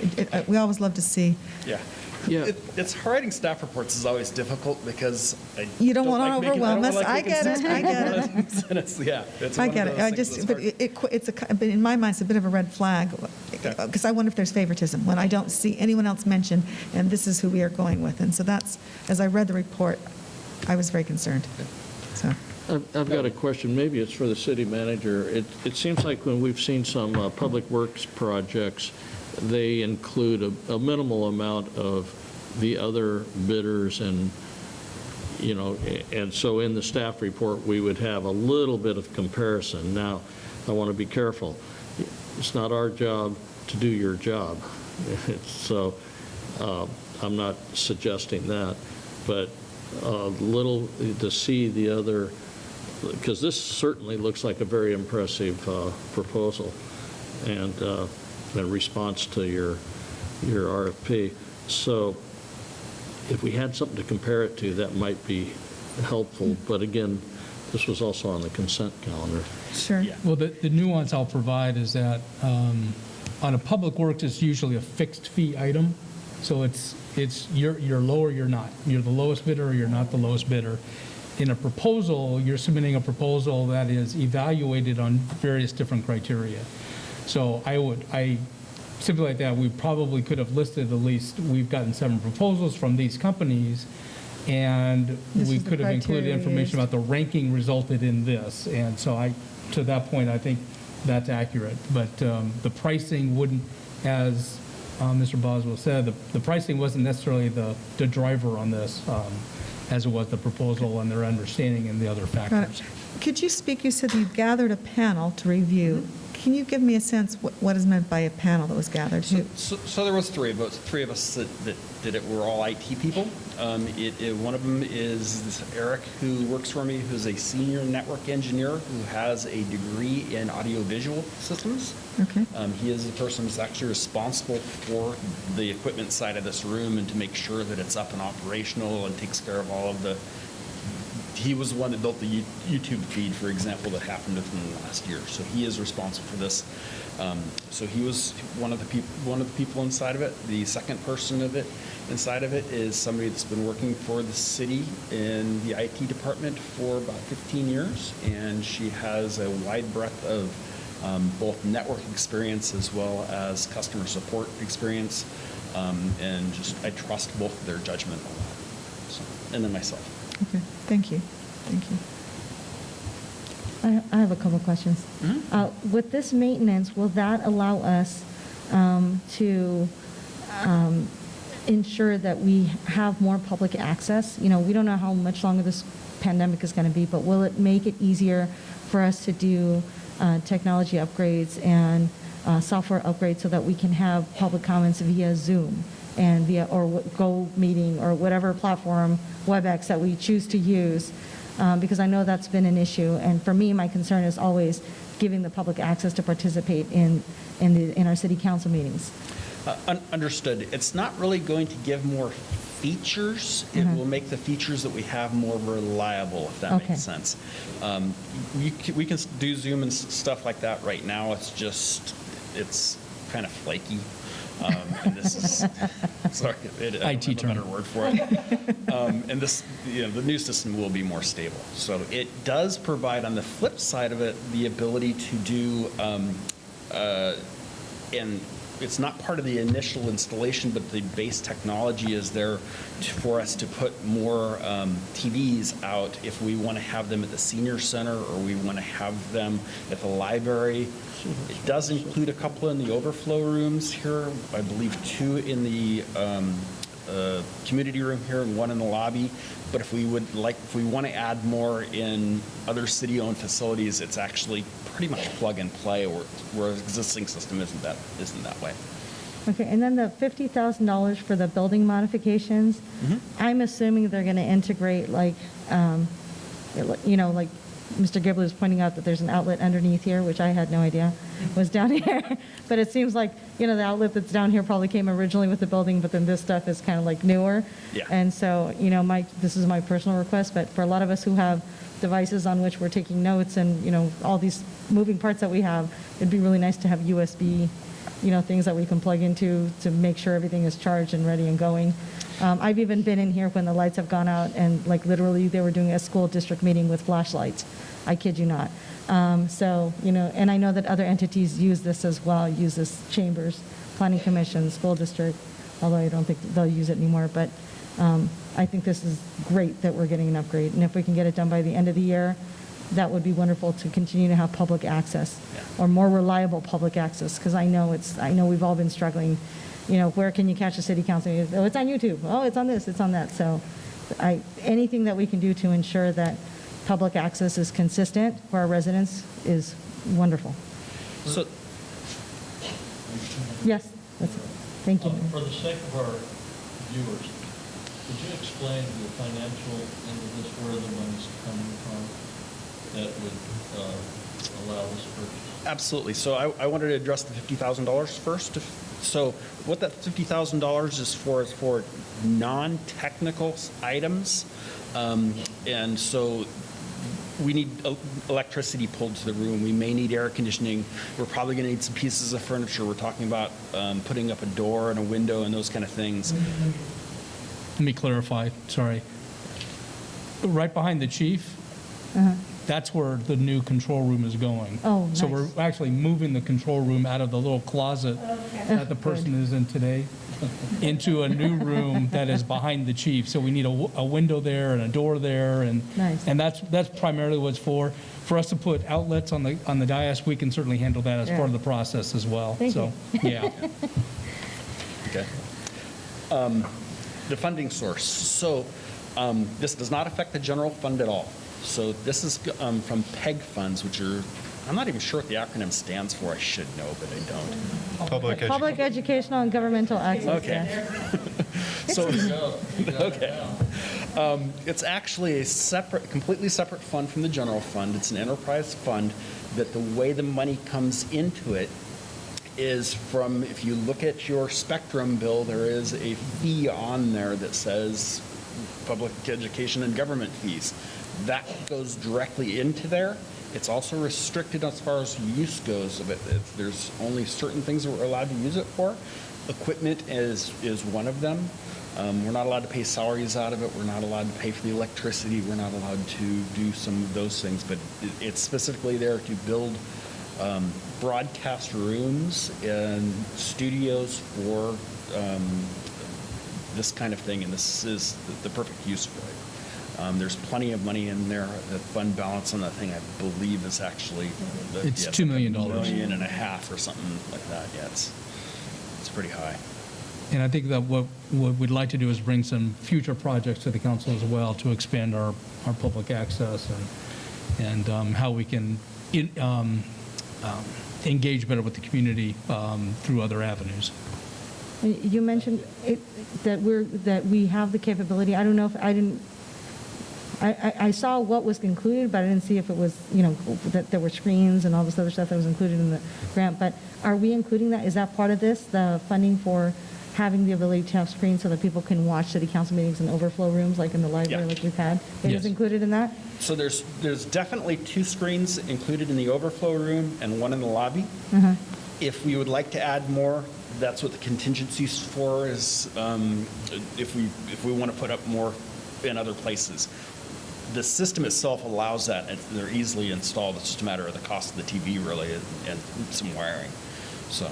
Yeah, because even now, it would be nice if, sometimes people will sit outside and they'll be there with their phones on YouTube, like watching the city. But it'd be nice if we just have a speaker and they could just hear it, because other cities do that, where they have a speaker outside the city council chamber so people can hear it live as it's happening. So that would be really cool if we could have that too. So I appreciate, thank you, this information. And just so I understand that, I'm going to make a motion.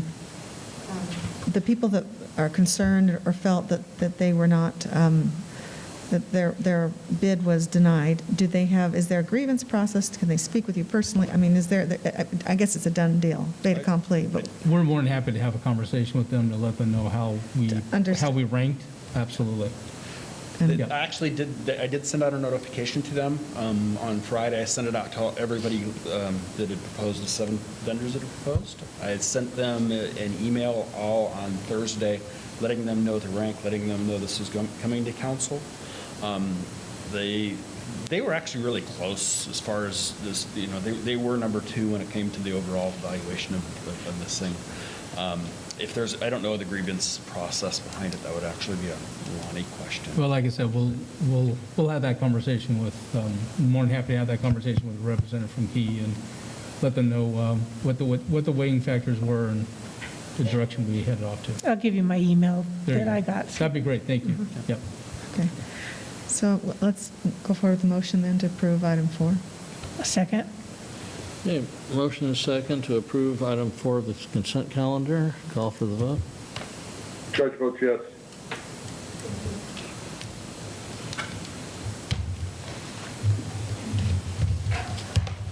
The motion passes unanimously.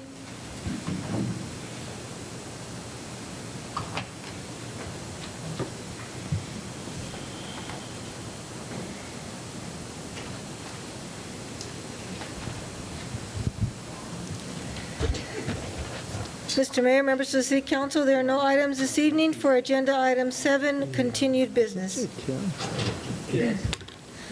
Mr. Mayor? We're going to take a 10-minute break. Okay, thank you. You're off the hook for a few minutes. Sorry, Lucy.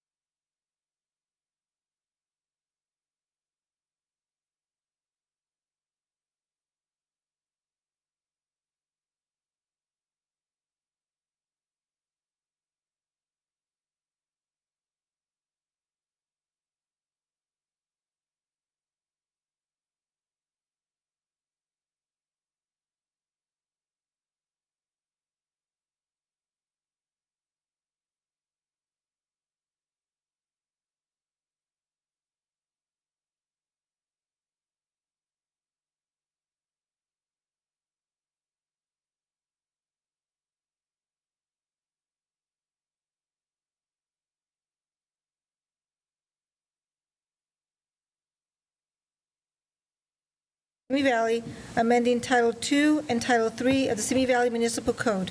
And Joe Tony is here for this presentation. Honorable Mayor and members of the City Council, short of a formal presentation, quick overview of what we're trying to do. Simply put, we're proposing the amendments to Title II, Chapter 2, and Title 3, Chapter 6 of the Municipal Code, which will remove the requirement for wet signatures on checks. The ordinance as it stands is a 30-year ordinance, whereas tonight's revisions will bring it somewhat closer to 2020 standards. The process was updated 13 years ago in 2007 to align with the state code and to no longer take bi-monthly check registers to the council, since the ratification and approval is part of our CAFR process.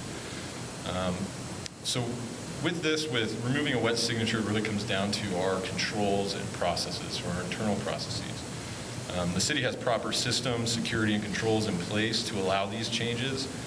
For separation of duties, we do a three-way match, as is described in the staff report. So a requisition is produced and verified, PO created to encumber the funds, receiving record against the PO when the services are rendered, invoice is reviewed and entered into the system after receiving it as complete. And then once the PO, receiving record, and invoice all match, then the check will be issued and payments made net 30. Now, a secure check process, and we had a conversation with our auditor to understand if what we were doing was a standard for most local agencies. And as they prescribed it, you want to have a positive pay, which in our case is payee positive pay, through U.S. Bank, and that's a fraud prevention system where the bank and the entity reconcile all aspects of the checks to ensure they match: check number, amount, account number, so on and so forth. And then they flag any that don't match with us, the entity, to verify. Well, they flag them for us to review to make sure that they're correct, and then we have that conversation with the bank to reconcile them. Blank checks are secured and physically restricted, so we actually lock them in the vault, and only the deputy director, senior accountant, and fiscal services supervisor have access to those checks. And as I mentioned, we have proper segregation of duties, the three-way match. And a detailed review of the check register is performed before the checks are printed. So the fiscal services supervisor reconciles all the checks with a tracking list, and then and that's in addition to the payee positive pay that we do. So we do our own internal check in addition to the payee positive pay process. In addition, reviewing our peers. So it appears that almost, well, the cities that we're aware of have modernized their processes, and Simi Valley is in the minority and still requiring wet signatures on checks. This change will at least bring us somewhat in line with our peers. For the process change, currently 2 separate batches of checks have to be produced in order to separate checks needing wet signature. The ordinance change will allow us to consolidate the extra bifurcated steps and streamline operations. We are in a constant mode of process improvement, at least since I've gotten here, and we're trying to have that mantra, and this is just one small win that'll get us in that direction. This will be necessary and a needed process improvement. Eventually, we'll even look to further streamline the steps, because right now we have staff actually stuffing envelopes with the checks. Working in a bank, if anyone's been around a bank, you know that there's an automated check process that will actually produce them and deliver them for you. We will probably explore that in the future. So with that, the ordinance as proposed today, you see the red line in the staff report. There are actually 10 items, or 10 red lines. Really, all those are doing are striking where it says where it says General Services Director, we're replacing that to be the correct title of Administrative Services Director. We are swapping out the mayor's signature with the city manager's, and why we're doing that. So since it's a 30-year ordinance and the checks used to come in front of council on a bi-weekly basis, the mayor would sign on behalf of the city council and the city. Well, we stopped doing that, but the mayor's name was still on the checks. So from a staff level, we believe it's more appropriate that the city manager be the name on the check, since that's really where the process is responsible for. We don't feel that strong. If that's a concern of the council, please let us know, but that's where we feel the signatures rightfully belong. And then, of course, striking the requirement for a wet signature, which really does not add another level of security. Banks do not check your signature. When you sign for a credit card, they're not checking your signature. It's more of it's a false sense of security to an extent. So with that, I welcome any questions that you may have. I have lots of questions, and so I just, but I appreciate. First of all, I wanted to say that I appreciate your internal controls. As you've outlined them, I think you have wonderful, excellent internal controls. But I'd like to ask you some questions about what happens externally once the check leaves. First of all, if it's signed with a facsimile signature, are you familiar with the concept of holder in due course? Councilmember, no, not. Okay, and holder. Joe, speak loud into the mic, okay? Thanks. So just basically, well, first of all, let me back it up. I asked you about the facsimile agreement with U.S. Bank, which, by the way, is an excellent bank, and positive pay is an excellent thing to have. Are you aware that positive pay can be beat, and how it is beat? No, it is done, which is positive pay basically checks not only the number and the amount, it checks who has been written to. But if a fraudster were to put a name 10 points above it, John Doe or whoever it was made out to, then it can run through. So it can be beat, but that's neither here nor there. It is the best positive pay you can have.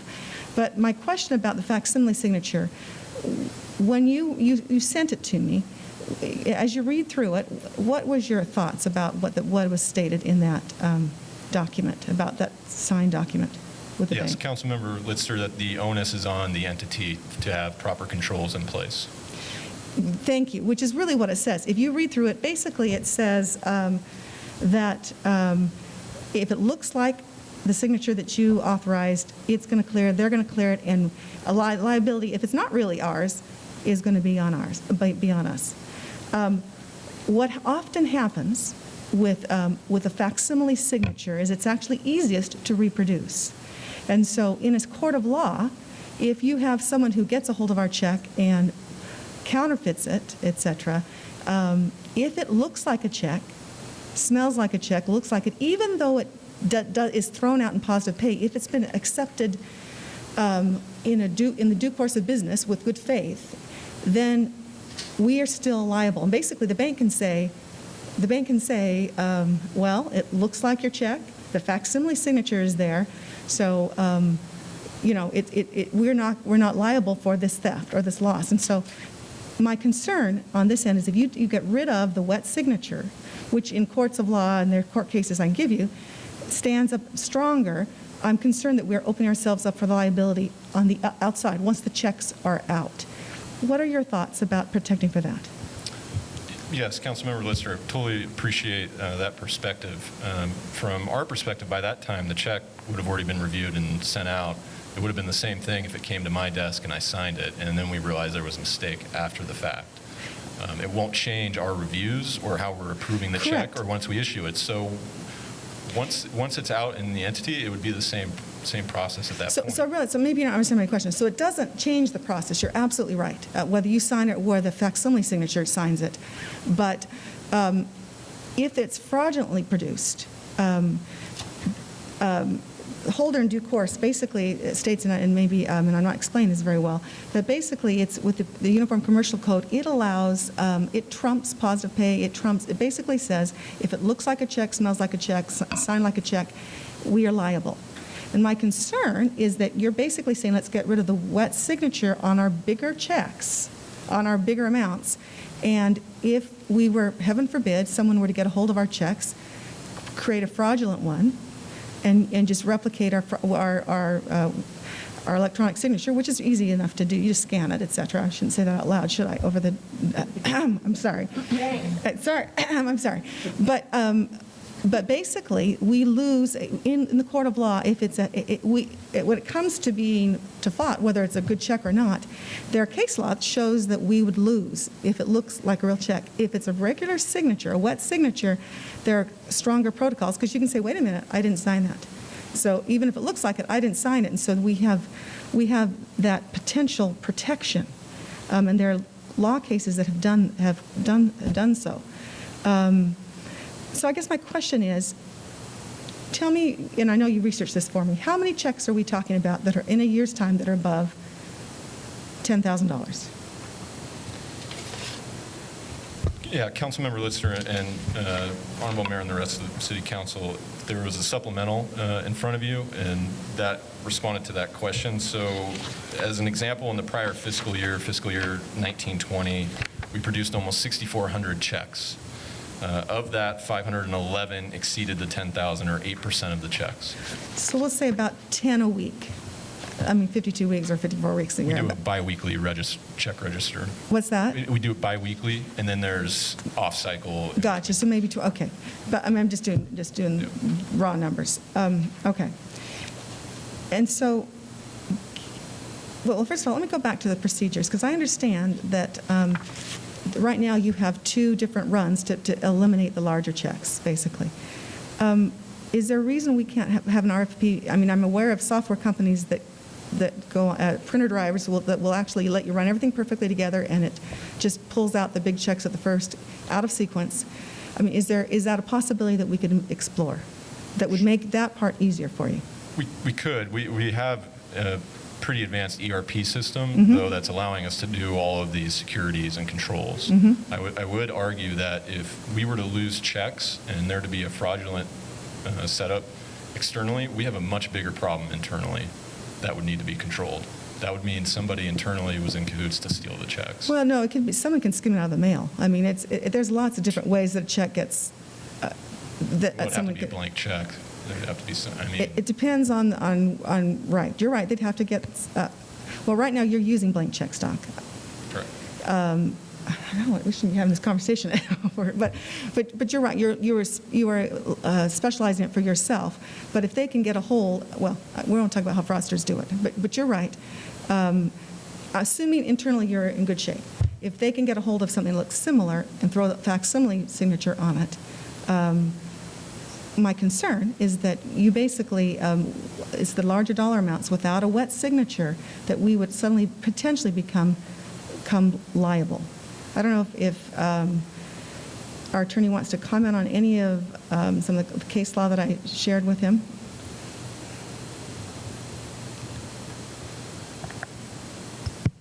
Councilmember Litster, I know you gave me something before the meeting that I looked And it was at, just right. I gave it to you just as I was walking in. Although I didn't get to look at, what I haven't seen is, and tell me if there is something that says a wet signature versus a facsimile signature has a different liability profile. I did see that there is a possibility of check fraud called holder in due course, which is out there and people know, but I haven't seen anything saying a wet signature versus facsimile changes the city's liability profile, and I just don't know to answer that question. Yeah, and we could, okay, and so we'll talk about some of the Triffin cases, but it is my understanding that there are legal cases that basically show where people counterfeit checks have been produced using a that looks the same, and because it is a mechanical signature, the banks have refused to basically make the entity whole because it looks exactly like what we've been using. And even as you look at the agreement, and as I read the agreement, it's very clear that it basically says you may wish to use a facsimile signature stamp. If you do, we will, without contacting you, debit your account for items bearing an imprint that looks substantially like your authorized mechanical signature, whether or not such item bears the actual facsimile signature stamp. So it's very clearly saying we lose our, if we choose to go this way, they're happy to process it, but they are not going to be responsible if it's not our actual stamp. So let me speak to just some of the signatures, because to be honest, if I were to rewrite this, I would say let's keep it as it is, or maybe make it 12,000. Have still stay with the wet signature because I think it protects us in many ways. Externally, our internal controls are great. That would be my encouragement. Right now, the mayor's signature and your signature are part of that facsimile signature that is under 10,000. And you were suggesting that it become your signature and our city manager's signature for all checks. And as I was reading through that, I just feel like as a city council, there is a responsibility, whether or not that's what we've been doing. I mean, I personally would love to say, well, if the checks are produced every 2 weeks, anything over 10,000 or 15,000, wherever threshold you want it to be, I would personally like that one to have a wet mayor's signature so he knows exactly where the big items are. Because to my mind, if it's just 20 checks every 2 weeks, that's not that much. He's signing stuff all the time. At least he would know exactly where the big expenditures are. And it would allow for, I just think, more awareness on our part. So personally, that is where I'd like to go with this. I'm not looking to make your job more difficult. I'm really not. And I appreciate the internal controls. I'm just looking for our external controls to be maximized. Anyway, so those are my questions and thoughts. I guess I should allow others to speak. Well, yeah, but you're doing fine. Well, and so can we go back and review? I mean,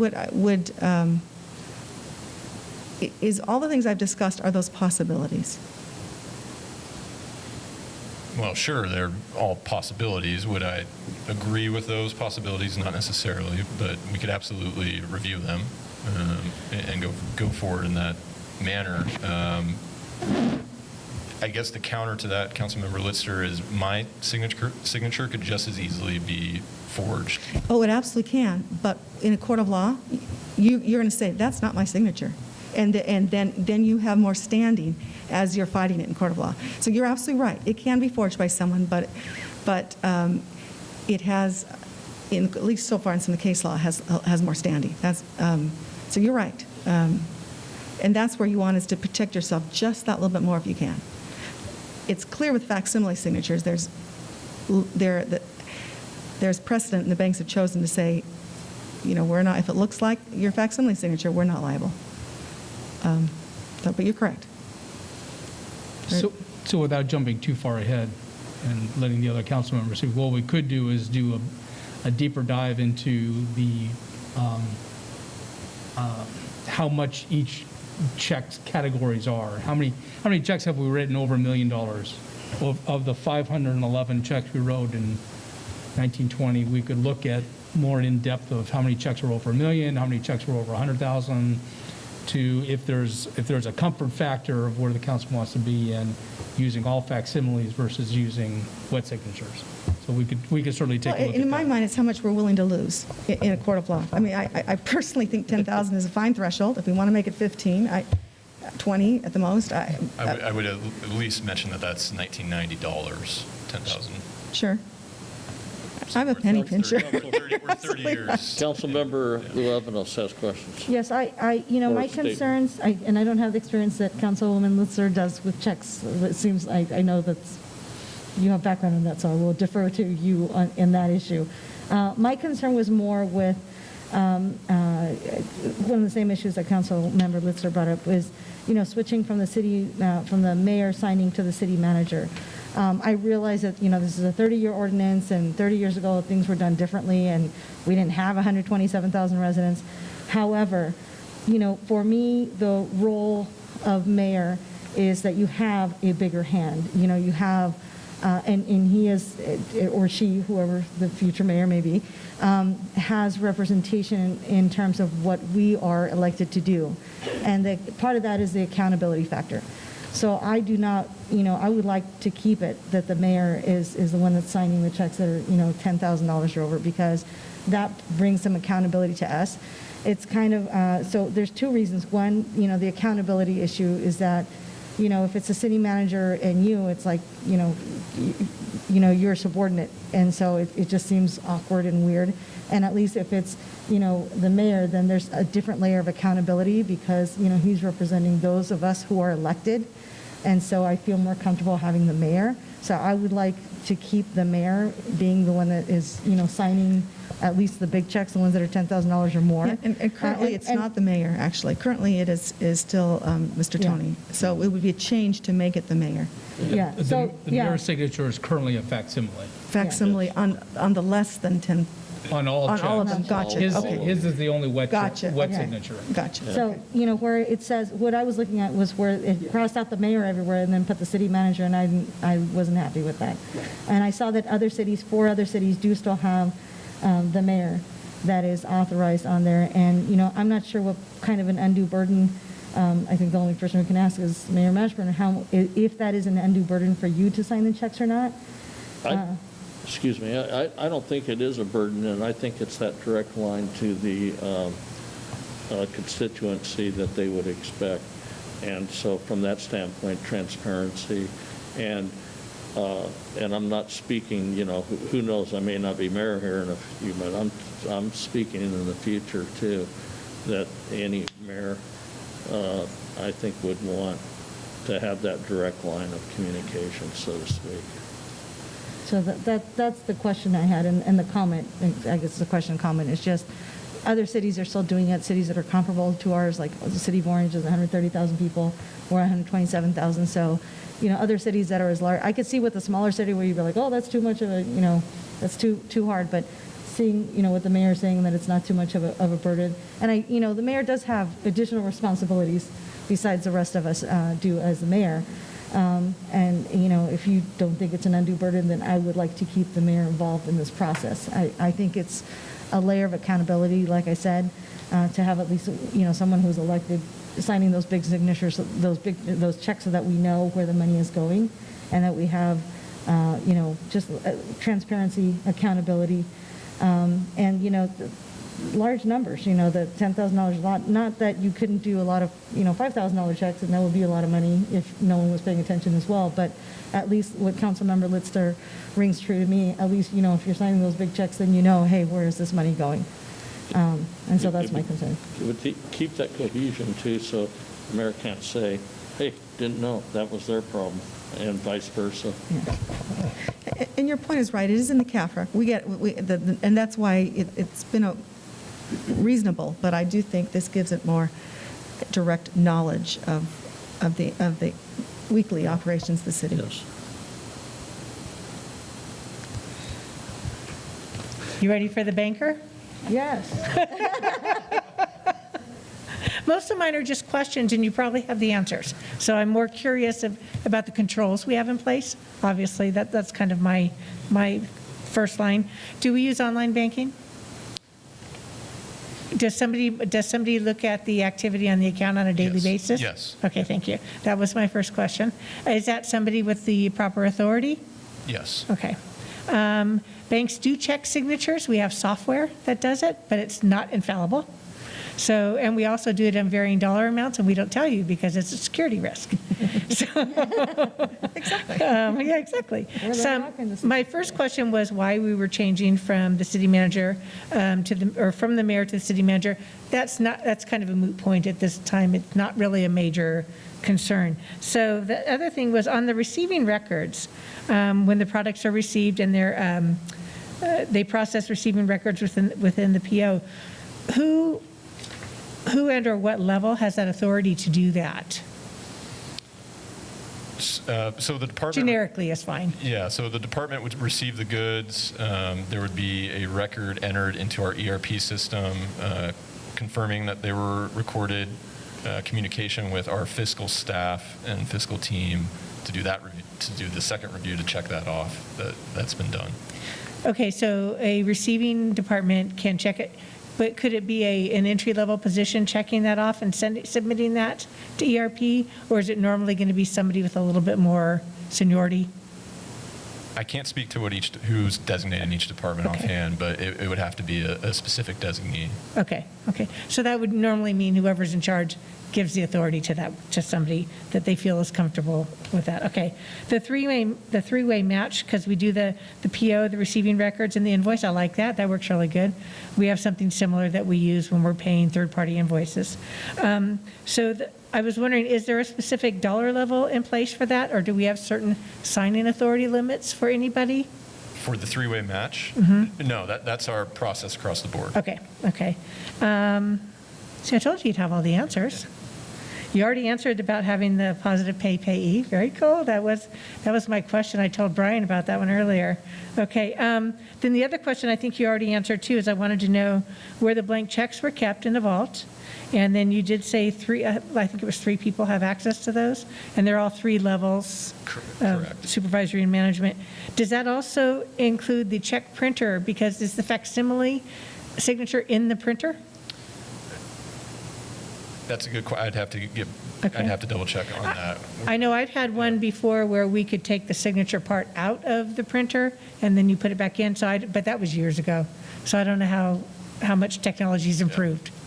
That would just be a concern because that would be protecting the facsimile. But if it sounds like you've already got that under control, but that might be a good double check. I will note just before you move on where the checks are kept in the vault. It's a single door operation. You have to go through 2 doors in order to get to it. You can't open one door without the other door closing, and there's cameras following you each step of the way. But it's single access. It is single access by those 3 people. Okay. You have to go through one door, close that door before you can open the vault door to get into that door. And there's cameras at each step of the way. And the access is limited to people that are authorized? 3 people. That we know who they are and That's that type correct. of thing? Okay. That's correct. And then I'm assuming that would also control the check, the blank stock, the check numbers printed on it? Correct. Okay. So that would get a good thing there. Okay. See, you're doing good. The question I had was, we said a detailed review of the check register is performed. So we're not looking at the actual checks, correct, when that's done? It's just the register? Okay, is anybody reviewing the actual checks? Is that like, maybe once they're printed, are we checking like even just alignment and accuracy and? All along the way, they're being reviewed, for lack of saying check over and over again. But so for the 10,000, when they come to me, by that point, we're trying to pay net 30, and we're verifying what's been received, what is going on. By the time it gets to me, I'm really just double checking the amounts. Okay. Okay. So the security of that review isn't really adding another layer, if that makes sense, because really all I can see is that the right amount on the check to what was invoiced and what we're supposed to be paying correct? Okay, then we have to pay it. Yeah, so we're really using the ERP the way it should. I mean, that's really our biggest control is the ERP system. Okay. Then the last question in that regard I had was, at what point in the system can updates be made? In other words, can it be changed between one of those 3 checkpoints? A dollar amount, a payee? No, because then the 3-way match would break down. Okay, so it won't let a change be made and then continue? You'd have to start it over. Okay, good. That was good. And then you already answered about the 10,000, how many there were.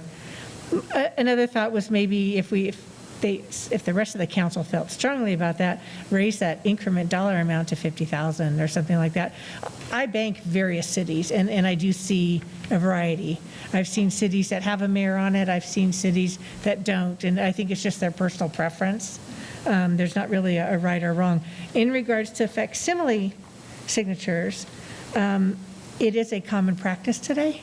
So I don't have as many concerns with that. Councilmember Lister is correct with the UCC filing. I can't say I've never used that as a defense. But the majority of the time, if you're from a banker's point of view, you're doing everything security-wise that you can do. You've got somebody monitoring the online activity on a daily basis. That's the biggest catch right there. That's where we catch any fraud. Is that right there? Is the customer. We always tell the customer, you're the biggest, or you're the most important person reviewing that. You're going to be the one catching an error. I'm not. Even if I'm looking at your history, I'm not going to catch it. You're going to. So that's the big key. The facsimile, as long as it's controlled, as long as it's kept, access is limited to the number of people and that type of thing. The check stock, I'm comfortable with that. The majority of the time in this day and age, if you have I'm coming from a banker's point of view, if you have a large client like the city, and if they have a counterfeit check for $5,000, we're going to reimburse them whether it has a facsimile on it or not. For 5, they will. But if it's I know. 500,000, I'm not Trust me, sure. I'm dealing, I deal with, we have a huge one going on, that's not our loss, but on the East Coast. So yes, that's true. Yeah. That is a risk that we take, but any business takes that risk. I'll be honest, 20 years ago, I got an award from the city for stopping an altered check being cashed at my bank. So, I mean, things happen, but the banks are also, responsible for controlling some of the fraud also. But the fraudsters get better and better every year. They do. They come up with new stuff. Every time we turn around, there's some new scam, there's some new way they're doing stuff. All we can try and do is stay 1 foot ahead of them. It sounds to me like you have all the controls, the right controls in place, so I'm satisfied with the recommendations that you have. That's just me, though.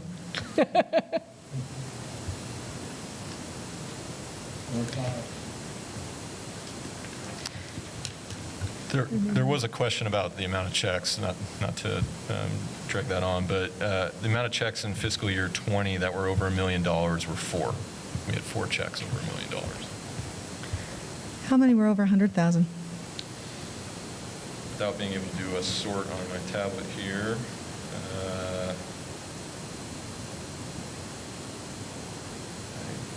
I'm going to eye it at about 50, but I'd have to look that closer. I've also seen a city put... About 50. I was going to say, I've also seen a city put 3 lines on. So anything over a certain dollar amount required the wet third signature. I mean, there's always that type of an option too. I don't know if the ERP system can do that. Yeah, and fraud experts would tell you not to print on your check that it requires. No, you just have 3 lines. But you tell the bank so that the bank can. The bank's not going to guarantee it. No, but no, you're right. But when it goes to court, if that's what's straight, then the city would prevail. I mean, there are so many variances, but in my opinion, you have everything under control here.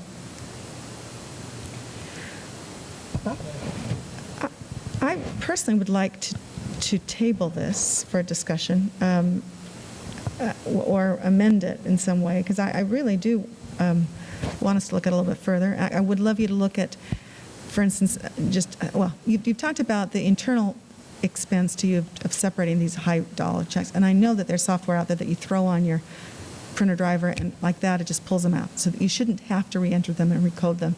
You shouldn't have to. I know there's software that does it beautifully. But I guess I would like to revisit the possibility of continuing the wet signature with the mayor's signature at whatever threshold we deem is appropriate. Is there any urgency? I guess I would say the only urgency is to try to continue process improvement in our department and streamline things. So the sooner we're able to do that, the more we can move on to other items we want to improve and help the city and help the outlying departments. Yeah, which is a good thing. Let me suggest, why don't we come back with a little bit more information, maybe a greater breakdown of the quantity of checks at what range.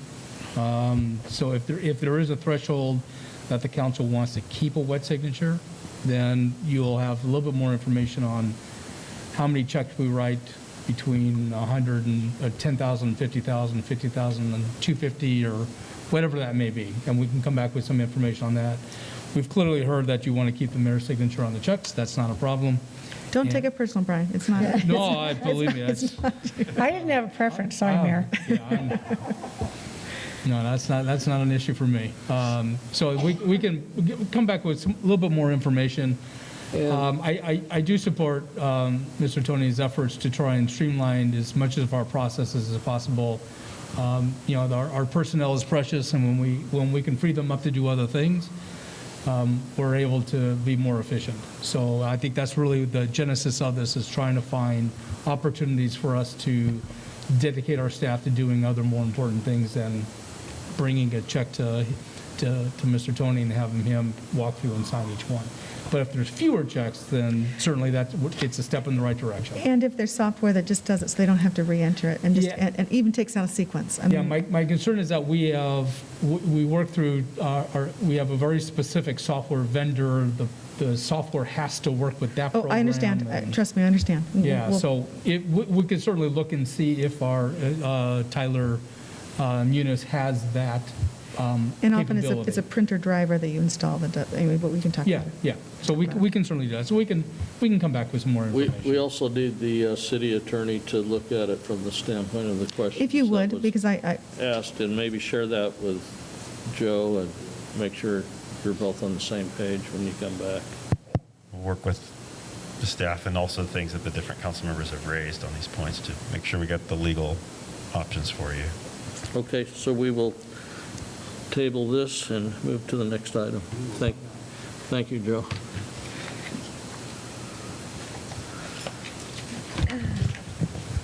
Eight B.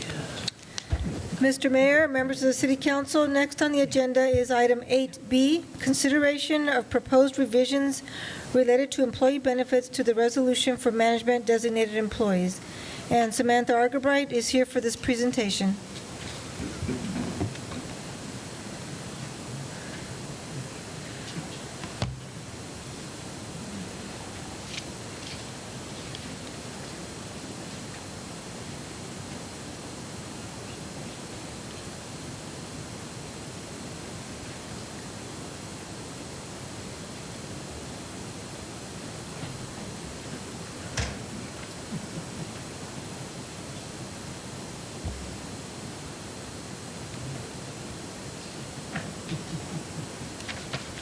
Is Mike still there?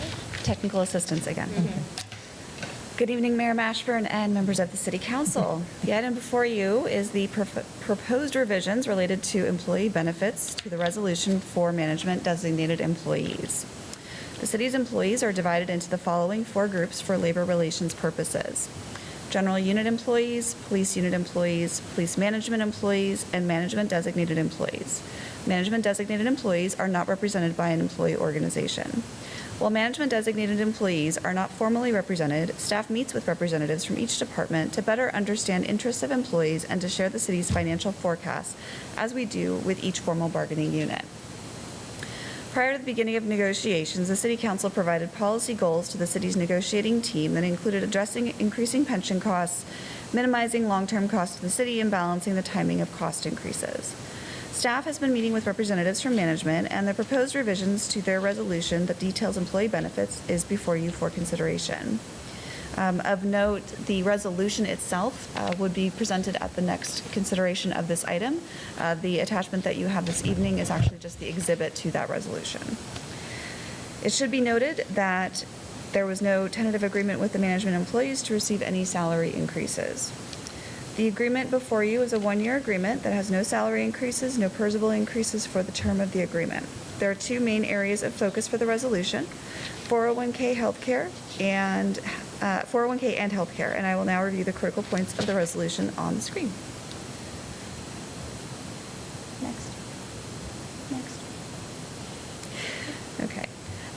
So for the management employees 401k, the effective November 13th, 2020, the city shall contribute an additional match of up to $14.17 per month to each employee's voluntary contribution, up to $200 per month. And then effective also November 13th, the city shall make a one-time contribution of $300 to participating employees' 401k accounts. Next slide. For healthcare, it should be noted that for the 2021 medical plan year, management employees could pay up to an additional $555 per month, depending on the medical plan that they chose to enroll in. The proposed resolution encourages employees to make economic choices. Also effective for the 2021 health plan year, the city's Simi flex benefit would be adjusted by 80% of the average change in the employee out-of-pocket medical plan premium costs, using the average increases in the family plan premiums of the 4 plans with the highest enrollment. It is possible that these costs could be less if not all eligible employees maximize the 401k matching contribution.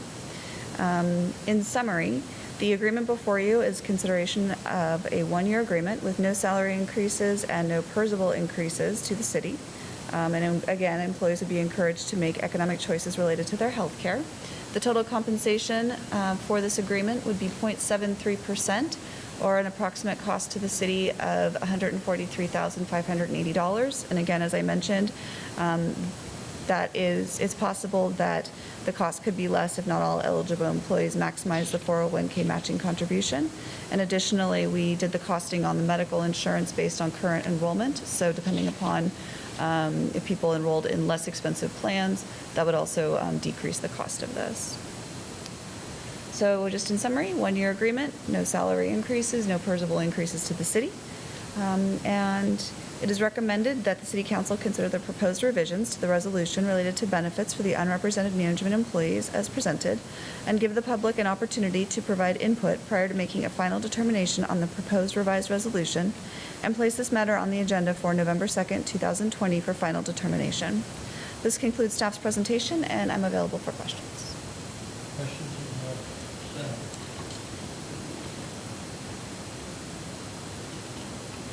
No, I think we covered most of it in prior discussions. Yes. I think that the reason this is now time for the public to comment, and that's what this is here for, is just to go forward, Yeah. to have them, to get their... So we'll give them that opportunity to work towards that. Do we need the motion? Yes, I'll do the motion.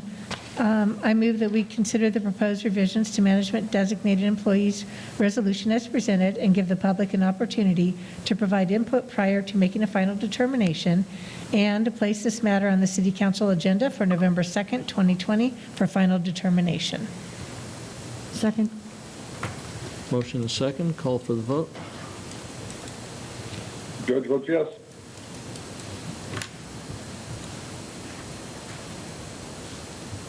The motion passes unanimously.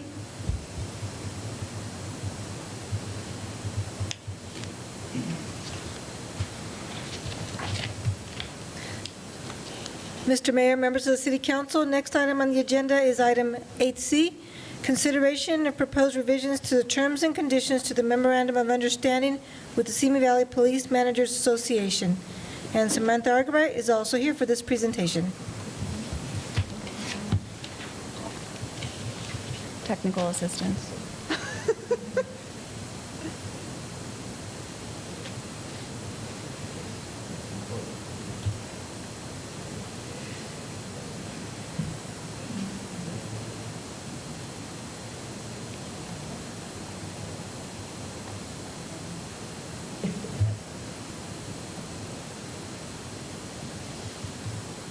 Mastering share screen.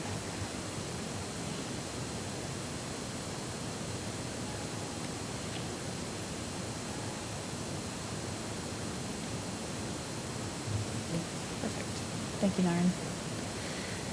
Good evening again. Now we have a presentation on the screen. The item before you is the proposed revisions to the terms and conditions of the Memorandum of Understanding with the Simi Valley Police Managers Association. Prior to the beginning of negotiations, the City Council provided policy goals to the city's negotiating team that included addressing increasing pension costs, minimizing long-term costs to the city, and balancing the timing of cost increases. Staff has been meeting with the PMA negotiations team for the past 7 months, and the MOU before you represents the culmination of those discussions. It should be noted that in recognition of the city's financial situation, the PMA employees did not receive any salary increases for the term of the agreement. Next slide, please.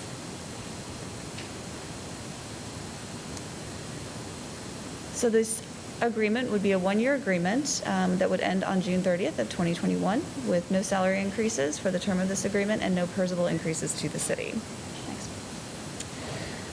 So I will now review the critical points of the agreement on the screen. This agreement also has elements of 401k and health. So effective the second pay period of April 2021, City shall increase the 401k contribution by $100 per pay period with no match required.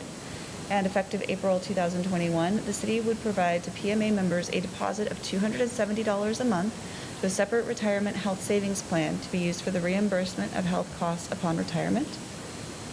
And effective upon contract adoption, the city would allow the PMA members to choose the payout of any hours worked over their regular 40 as compensation or as AL accrual. And effective upon contract adoption, we would allow for the deferral of their medical retiree benefit by 5 years. Additionally, there was some minor language cleanup in the MOU, such as comparison agencies. It's all in the red line document that is attached to the staff report. The total compensation for this agreement is 0.43% total compensation, or approximately $11,280 through June of 2021. And in summary, this is a one-year agreement that would end June 30th, 2021, with no salary increases and no PERSable increases to the city. Next slide, please. No retro? No retro. Okay, start. And this concludes staff's presentation, and I'm available for questions. That was my question. I jumped. Any other questions? I just have a quick question. If the $270 that's deposited for the healthcare costs, if that's not used by June 30th, then what happens to those funds? So the deposit would actually become available to them at the time of their retirement.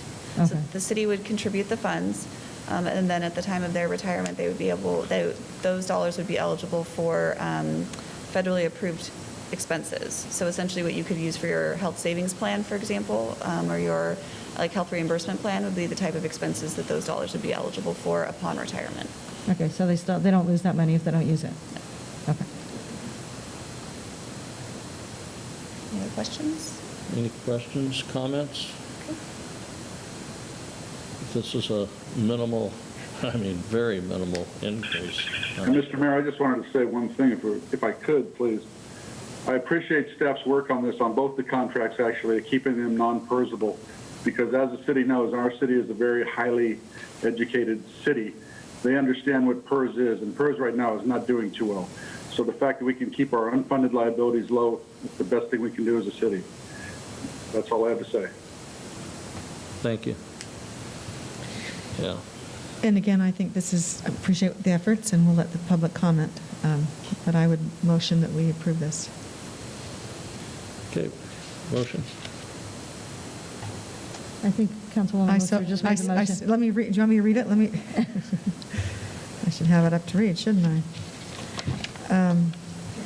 Page 1. It's on page 3. I've got it. You got it? I move to consider the proposed revisions to the terms and conditions of the Memorandum of Understanding, Exhibit 1, with police management employees represented by the Simi Valley Police Managers Association, and place this matter on the agenda for November 2nd, 2020, for final determination on the proposed MOU. Second. So we have a motion and a second. Call for the vote. Judge votes yes.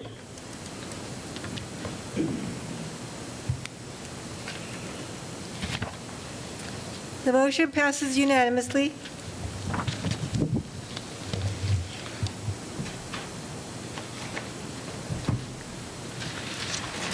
Mr. Mayor, members of the City Council, next item on the agenda is item 9A, City Council member reports.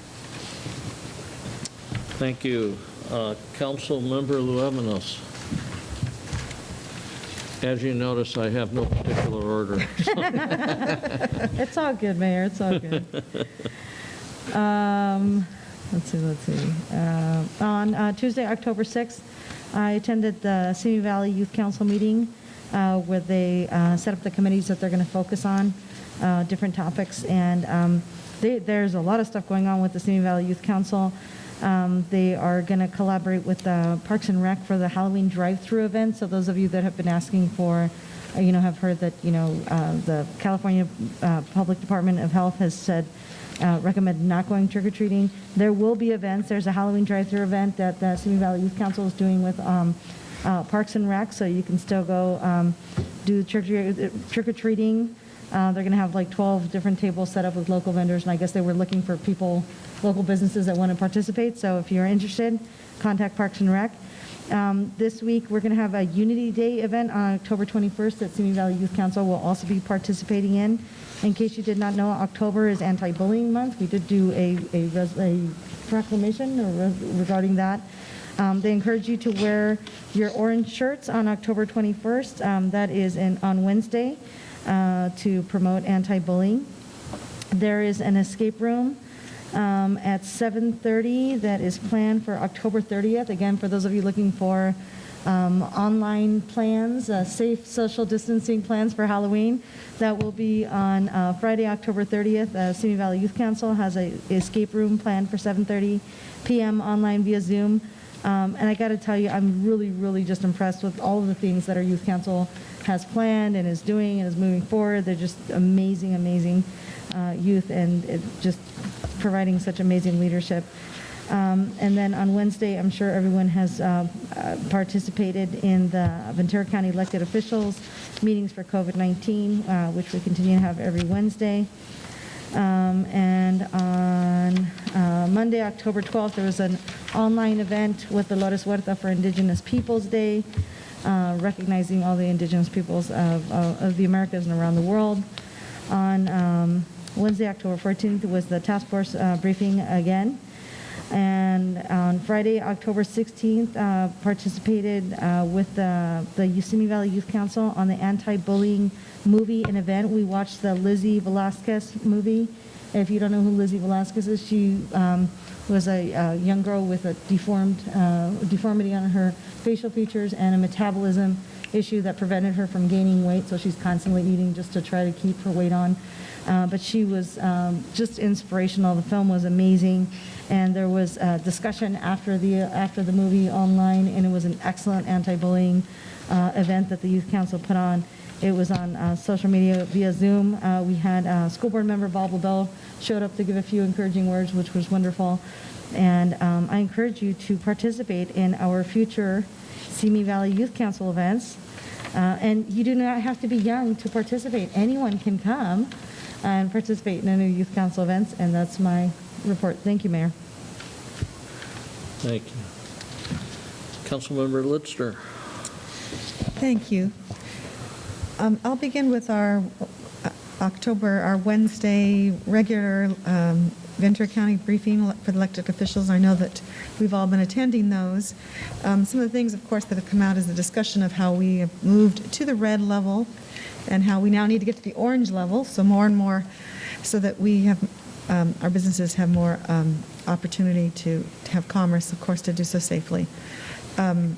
It is interesting. I appreciated the comments of the county, and I sense that they see more and more how they're taking safety steps that potentially that they can and are trying to demonstrate to the state that they're doing quite a bit, and there should be maybe some realigning of the way the levels are created, et cetera. So I appreciate seeing now that I think the county is more proactive with that understanding. One of the things, and that kind of ties to my next activity, which is the Task Force on Business Recovery, which I attend every Wednesday. For instance, we have Harley's Bowl in our community, and they technically can't open up. And yet we have there are very few bowling alleys in our county, and it is really very much the important activity, important business here for Simi Valley. And so there's been some discussion about how that could be done safely and finding a way possibly to bifurcate them off of the orange level. Anyway, I just think we need more and more awareness of these businesses who are struggling, need to be reopened, and can do so safely. And so I'm just mentioned them, for instance, that we need to continue to fight with the state or encourage the state to see ways to make that possible. In discussion with the Task Force on Business Recovery, they were very instrumental in the Shop Simi First initiative, which was very successful, I felt, and they collected receipts here at City Hall and over at the Chamber office building, and many participated, and so I want to say thank you to all of the residents of Simi Valley that shopped Simi First, and congratulations to the winner who received $1,000 in gift cards, et cetera, to spend locally. And so thank you for those efforts.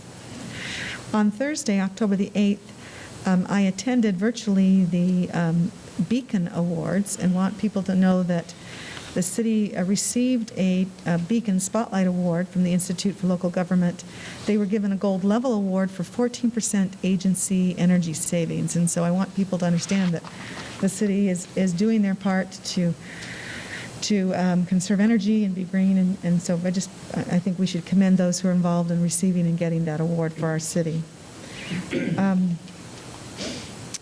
On On Friday, October 9th, I was privileged to attend a special celebration in honoring Jerry Gladden, who was a former general manager of the Rancho Simi Recreation Park District. I know that myself and Councilmember Kavanaugh attended that event, and it was a very moving event, and to appreciate someone who was so instrumental in creating the beautiful parks that we love and enjoy in the city.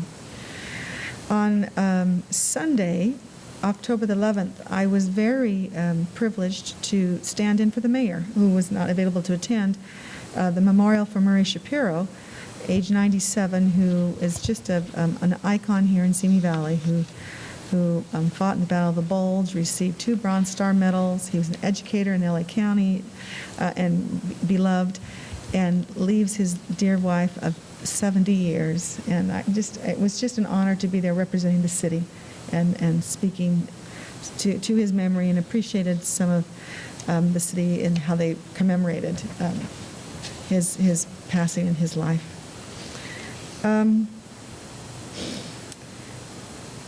Again, to attend the task force, et cetera, the next week. I ran up quickly to play for a wedding for a family member. But I wanted just to say a couple things, actually. I, this weekend, enjoyed a drive-in movie by Definite Media, and so I appreciate some of the efforts in our community. I know that that there are several different movie groups that are making fun drive-in movies activities for our community, and so appreciate Definite Media. They've got 6 more, and I know that, if I'm not mistaken, the Chamber of Commerce has 2, and I believe, is it the Rotary Club has, they've got one, that's something coming up as well. Anyway, so just find your favorite drive-in movie and go to it. It's a lovely opportunity to celebrate Halloween, which is right around the corner. And I just looked at my calendar and I realized that we will not be convening again until after the election. And so. Right before. Right before? Day before. Do we meet the month before? I looked Day at before. Day before. I'm glad. Well, good. Okay, I missed that on my calendar. I'm glad to know that we're here making. Just don't miss that meeting. I will not miss that meeting. And so, anyway, that's my report. Thank you very All right. much. Thank you. Councilmember Kavanaugh. Thank you, Mr. Mayor. I also attended the Ventura County elected officials calls as well with everybody else on the 7th and 14th.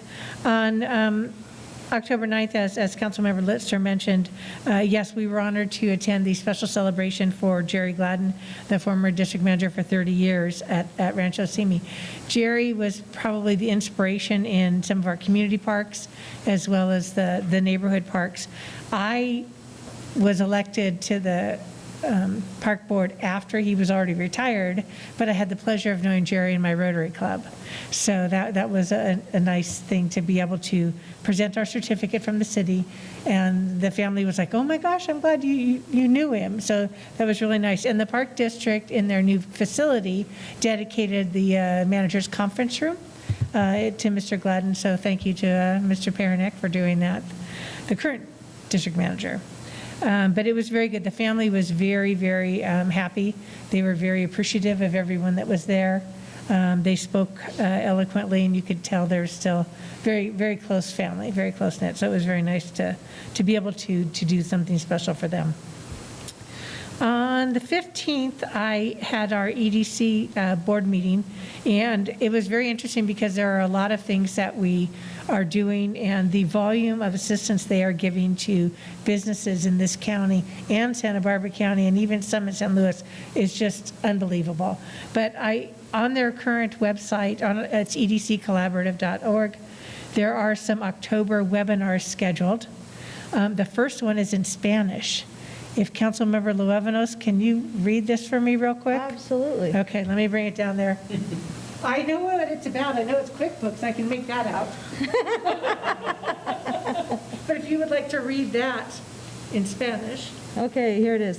El 20 de octubre a las 6 de la tarde va a haber un web seminarios de educación financiera, cómo organizar tus finanzas con QuickBooks. En este taller informativo hablaremos de las principales funciones y beneficios de QuickBooks con el apoyo de la asesora de EDC, Juliana Ramírez. También aprenderemos a obtener una imagen financiera de su negocio utilizando QuickBooks para comprender, monitorear y mejorar la salud financiera de su empresa. Thank you. No worries. I would not have gotten through that. Okay. Also, as well as that set webinar, there's one on October 22nd, Simplifying Your Finances During COVID-19. And then Santa Barbara's having a QuickBooks series also on October 28th. And they're having another Organizing Your Finances with QuickBooks in English on October 29th. So there's a lot of benefits there available to all of our business owners and or people trying to go into business. So there's a lot of good information. Again, East County doesn't utilize them as much as we should, so I can't push that enough. We in Simi Valley and Thousand Oaks and Westlake really need to start utilizing their services for our businesses. It's very, very beneficial. On Saturday, this Saturday the 17th, I had received a call from Becky, who is a lady I met last at the 2019 National Day of Prayer. We had a very nice group out here, probably about 100 to 100, maybe 100 people, 120 people, that met out here in the courtyard, and it was just very, very nice to do a National Day of Prayer. They had prayers for the entire group, then we broke into small groups and did different prayers for different areas of our communities and our nation and that type of thing. Well, since they couldn't do it this year because of COVID, they did a Zoom meeting from 10:30 to 12, I think it was. I wasn't able to attend the Zoom meeting, so I actually met with Sarah and Tariq. They're from the Sacramento area. She's the head of the California National Day of Prayer. And then Sarah from Fontana joined us. And then Becky, who is a local Simi Valley citizen who I met last year, is the chairperson for this area. So they met with me, and it was very nice. They offered prayers for our city, for our community. They are open to meeting with anyone that would like to meet with them. They would like to, after the election, possibly have some healing days, or meetings and such. And I said that, I would be more than open for that. And they were very, very happy to meet with somebody from the city. And I actually felt very good after we were done. I told them that. I said, I feel very nice. I feel more at peace. And that's the end of my report. Thank you. Mayor Pro Tem Judge. Thank you, Mr. Mayor. On, Tuesday, October 6th, I attended I got there a little late, to the youth council meeting on Zoom, because I've had a couple other Zoom meetings prior to that. But I was able to get there for the end, and I was just piggybacking on what Councilmember Luevano said. They are doing a great job. They've got the stuff working, and they've got a lot of things in the fire right now. So I suggest everybody check them out and see what they're doing. Our youth council is always awesome, and they're doing great stuff for our city. On Wednesday, October 7th, I attended the League of California Cities Committee, the annual conference via Zoom. How exciting. I went through a couple of classes. They were pretty interesting. A couple of them dealt with financing the city and other things like that. We finally got down to the Friday vote, and it was kind of anticlimactic because we didn't have a quorum. So I don't know what they're going to do with that. But I got something done on Friday. I was able to attend their annual, the thing they do every year where they put us through the sexual harassment training that you have to go through every 2 years. So just let Lucy know that certificate's on its way. It's in the mail, so to say. On Monday, October 12th, I attended the Council on Aging, and the Council on Aging is doing great things via Zoom. Our seniors are getting their meals. The amount of volunteerism at the senior center is awesome, even in this COVID event. I would suggest you take a look at it because I'm always stunned by the volunteerism we have there and the good things that they do. On Wednesday, I did attend the Ventura County elected officials briefing. I'm very happy that we are in the next tier, and hopefully we'll be in the next tier down soon. To piggyback on what Councilmember Lister was saying, why aren't our bowling alleys open? If we can open up gyms, if we can open up restaurants, why can't we open our bowling alleys? The amount of preparation and protection that they go through would be no different than those other businesses. There's no reason why our bowling alleys shouldn't be open. I think the state has kind of forgotten about those more than they're targeting them, in other words. They've kind of looked at it like Councilmember Lister said, that we don't have that many bowling alleys left in California, but the people that bowl are very dedicated to that sport, and they want their bowling alleys open. So we need to start pushing our leaders to get those bowling alleys open. On Thursday, no, I'm sorry, that's the end of my report. I was looking at another date. Thank you very much. Thank you. Let's see, I'm looking here.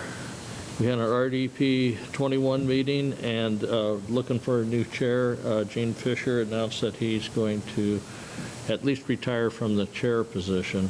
So anybody who wants to volunteer, just step right up. You only have to go to Ventura once a month. And then, of course, I listened to the Ventura County elected officials briefings, and I just wanted to say, good deal. I wish I could have attended the Beacon Award ceremony, and I'm glad someone did. And that's quite an award for this city to receive, and something that we should all be very proud of.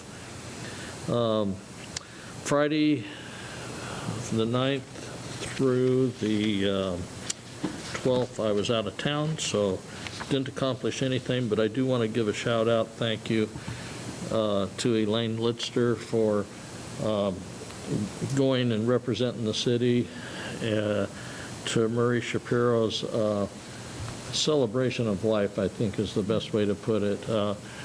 Murray lived a long, good life, and was a friend here in the Valley. We saw him often at different VFW-type events, and he was also a school teacher, and so he had an impact during his life. He impacted a lot of people, and sorry to see him go, and may he rest in peace.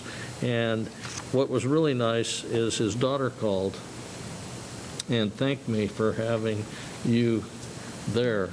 Apparently you said meaningful words at that presentation, and it was very well received and appreciated. So it's really kind of nice when you get a call from someone and they go, hey, thank you for sending so-and-so. Thank you. You know, so thank you very much, Elaine. Let's see, I'll move over to, when we were all talking kind of about economic development, and I would like to ask my colleagues here to keep an eye out. I've had some discussions, and some of the things that we've done with COVID are actually things that we may want to continue doing, i.e. the outdoor dining. Look for places that have done that, and ask the restaurant owners, if you have contact with them, if that's something they want to continue in the future after COVID, because they're going to be way behind as far as financially. And if they can have a patio remain open and the residents continue to use those patios, maybe that'll be the shot in the arm that they need to get through this difficult time. But so I've been looking, of course there's going to be some things. You can't just go out in a paved parking lot and throw some tables up. I mean, we're kind of doing that in some cases right now. But if you see the ones that are doing a good job, and start looking at it and thinking about, okay, what can we do? What can we say to planning to get these through and keep these people open and making that extra money after their interior opens, and make sure they want to do that, because I know some of them have to travel great distances, their servers do, because of going to the parking lot. But I think not only that, not only restaurants, but just virtually any business that has done something different. I know that salons are doing hair and nails and stuff out in the parking lot. Gyms are doing workouts out in the parking lot. But it's time to be innovative, and we have to be innovative and help these people get through this. So please take a look. That's really the concludes my end of the reports. So with that, we'll go to 9B. Future agenda items. Mayor, I have two 9B requests. Okay. The first one is, I had said I was going to bring back, was vacancy parcel tax. As we get more and more pressure and we approach our next RENA cycle and looking at the housing shortage that we're going to be facing, I think it would be wise to look at the possibility of having a vacancy parcel tax. It's been done in other cities. And it would motivate people who do have vacant parcels, and there are vacant parcels around the city that have been sitting there empty for years and years, and we just go down the street here and there's an empty parcel right next to the freeway. And so I think if we had or looked at the possibility of having a vacancy parcel tax, then it would motivate people that have not done anything with that land, especially land that's on the valley floor, that would allow us to maintain our open spaces that we're known for. I think that would be an incentive for those people to do that. So I'd like that to be placed as a 9B item, the possibility of a vacancy parcel tax. Okay, vacancy tax. On parcels only? Well, I mean, on like residents, like parcels that could be used for residences. Could we look at a way to approach those property owners first?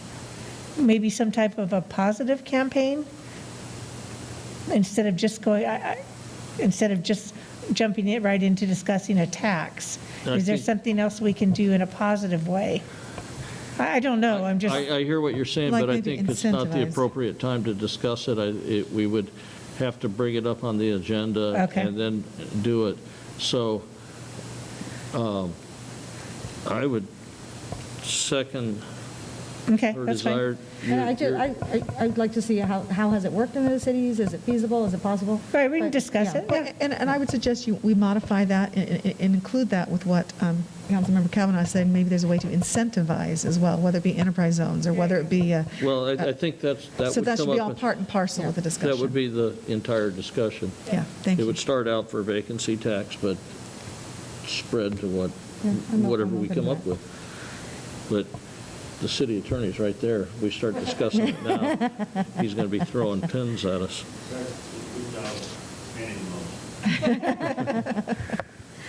The second request I have is I would like to know, there's been a lot of talk about businesses and ensuring the continuity of businesses, and we have lost a lot because of COVID, but we've also lost a lot due to other reasons. I've had multiple messages, and I said I would bring this back at 9B.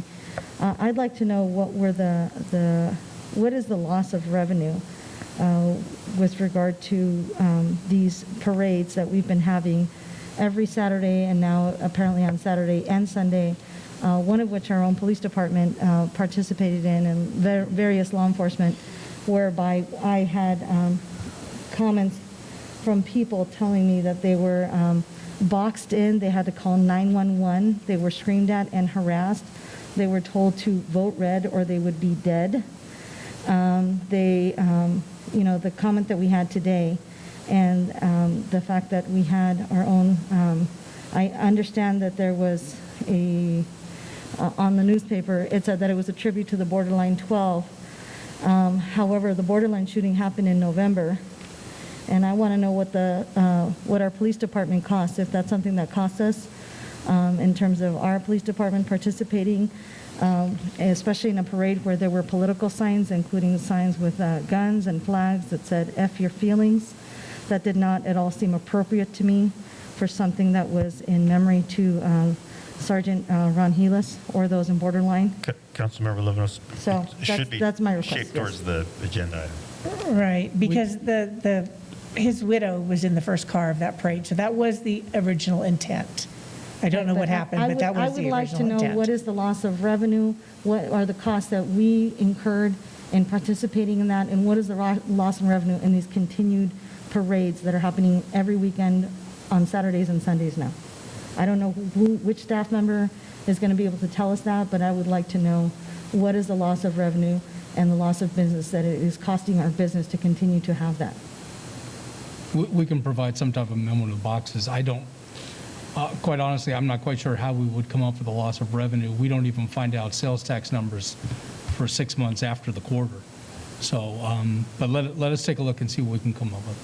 Well, I mean, we can invite business owners to, give their comments in terms of, or residents that have felt like, hey, I don't want to go shopping because this is happening. If they would like to send me an email, I'd be more than happy to take those. Okay. I don't think it's an agenda item necessarily.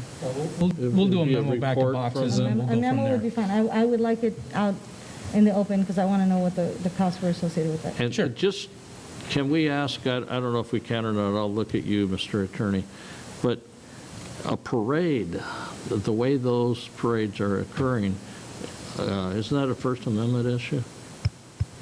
Well, technically, where we're at now in the agenda, you'd have to agendize the subject of the parade.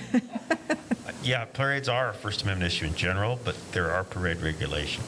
So, for the non-answer, Okay. cities have some control over parades, sure, but there are also First Amendment implications. Yeah, but when we talk about parades as a city, we're talking about limiting the use of the streets, stuff like that. And these parades do not do that. They stop at all the traffic lights. They do not, have the police close intersections for them or anything like that. So calling it a parade is really a misnomer. It is a cruise, and that's what they call it, and that's what they do. Okay, but the California Department of Public Health has banned those large gatherings. They're inside their vehicles. They don't gather unless they're inside their vehicles. When they get to the parking lot at the end, people can stay or they can go. They don't have to gather. When I've been to one I went to, they were wearing masks when they were outside their vehicles. That's what the Department of Health is telling people to do. But my other concern is that our own police department participated in one, and at least one of Our those. police department participated because it was a Ron Helis run, and his widow was there, and he was killed in the borderline incident. That's why our police department was there. When you have SWAT department vehicles parading through the town and I guess I behind just have flags to add, you got with political Okay, messaging. towards an agenda item, I guess. Let's, we'll either agendize it or get the report that you requested, and if we agendize it, then we can have We'll provide a discussion up here. Yeah, we'll provide the memo to the We just boxes don't and want we'll to go go from to, there. we don't want to go to Brown Act jail. So, okay. Thank you. So, Mayor, I have a couple things. It was interesting, your comment during our, that actually I had intended to have brought to us a discussion of code change to permanently allow outdoor dining. That actually had been one of my intentions. I know I've spoken with our city manager about this as well, but I guess I'm supporting your thought and would like it to be an active conversation to be held with our, a proactive conversation with our code and planning to see how maybe that code needs to be modified so that it is more embracing of what's going on right now. We'll bring a code change back to the council. Okay, I appreciate that.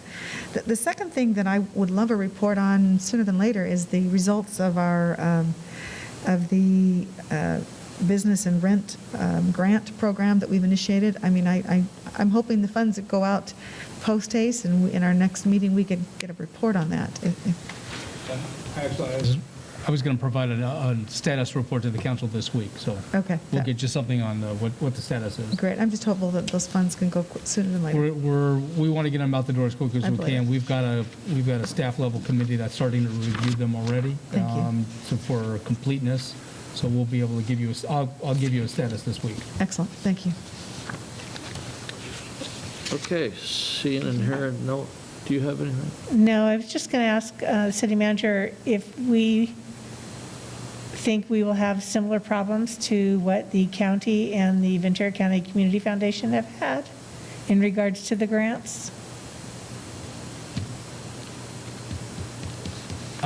No. Okay, thank you. Okay, hearing no more comments, request for 9B. We're going to adjourn tonight, and unfortunately, we're getting back into the 2020 year. And tonight, we're going to adjourn in memory of John Coley. John is a Marine and very active in the community. I can't say that I knew him well, but I saw him at every event. A man, in my opinion, of few words, but always there. And so now we'll miss him at every event because he won't be there in uniform and he won't be carrying the flag. And also, many know and remember Ray Holmes. Ray passed away. I've known Ray since Simi Valley Bank days. I was waiting for you to say something because I know I've known him forever. Exactly. Ray, anyone that did business in town or was active knew who Ray was. He was a great guy. Great sense of humor. Great sense of humor. So, and yeah, Colonial Realty, yeah. And so, and the last one I just learned today, and some of you may have had some dealings with him. I've known this gentleman, Leonard Liston, for, so long I don't even want to say it, 50 plus years, something. I was his roommate back in the 70s. And at any rate, Leonard became a kind of a star in our community. He was an architect, a licensed engineer, a civil engineer, and what have you, and did a lot of work here in the community. He lives out in Santa Rosa Valley, and his office is in Westlake. And he passed away yesterday, and he will be missed. And with that, this meeting's adjourned.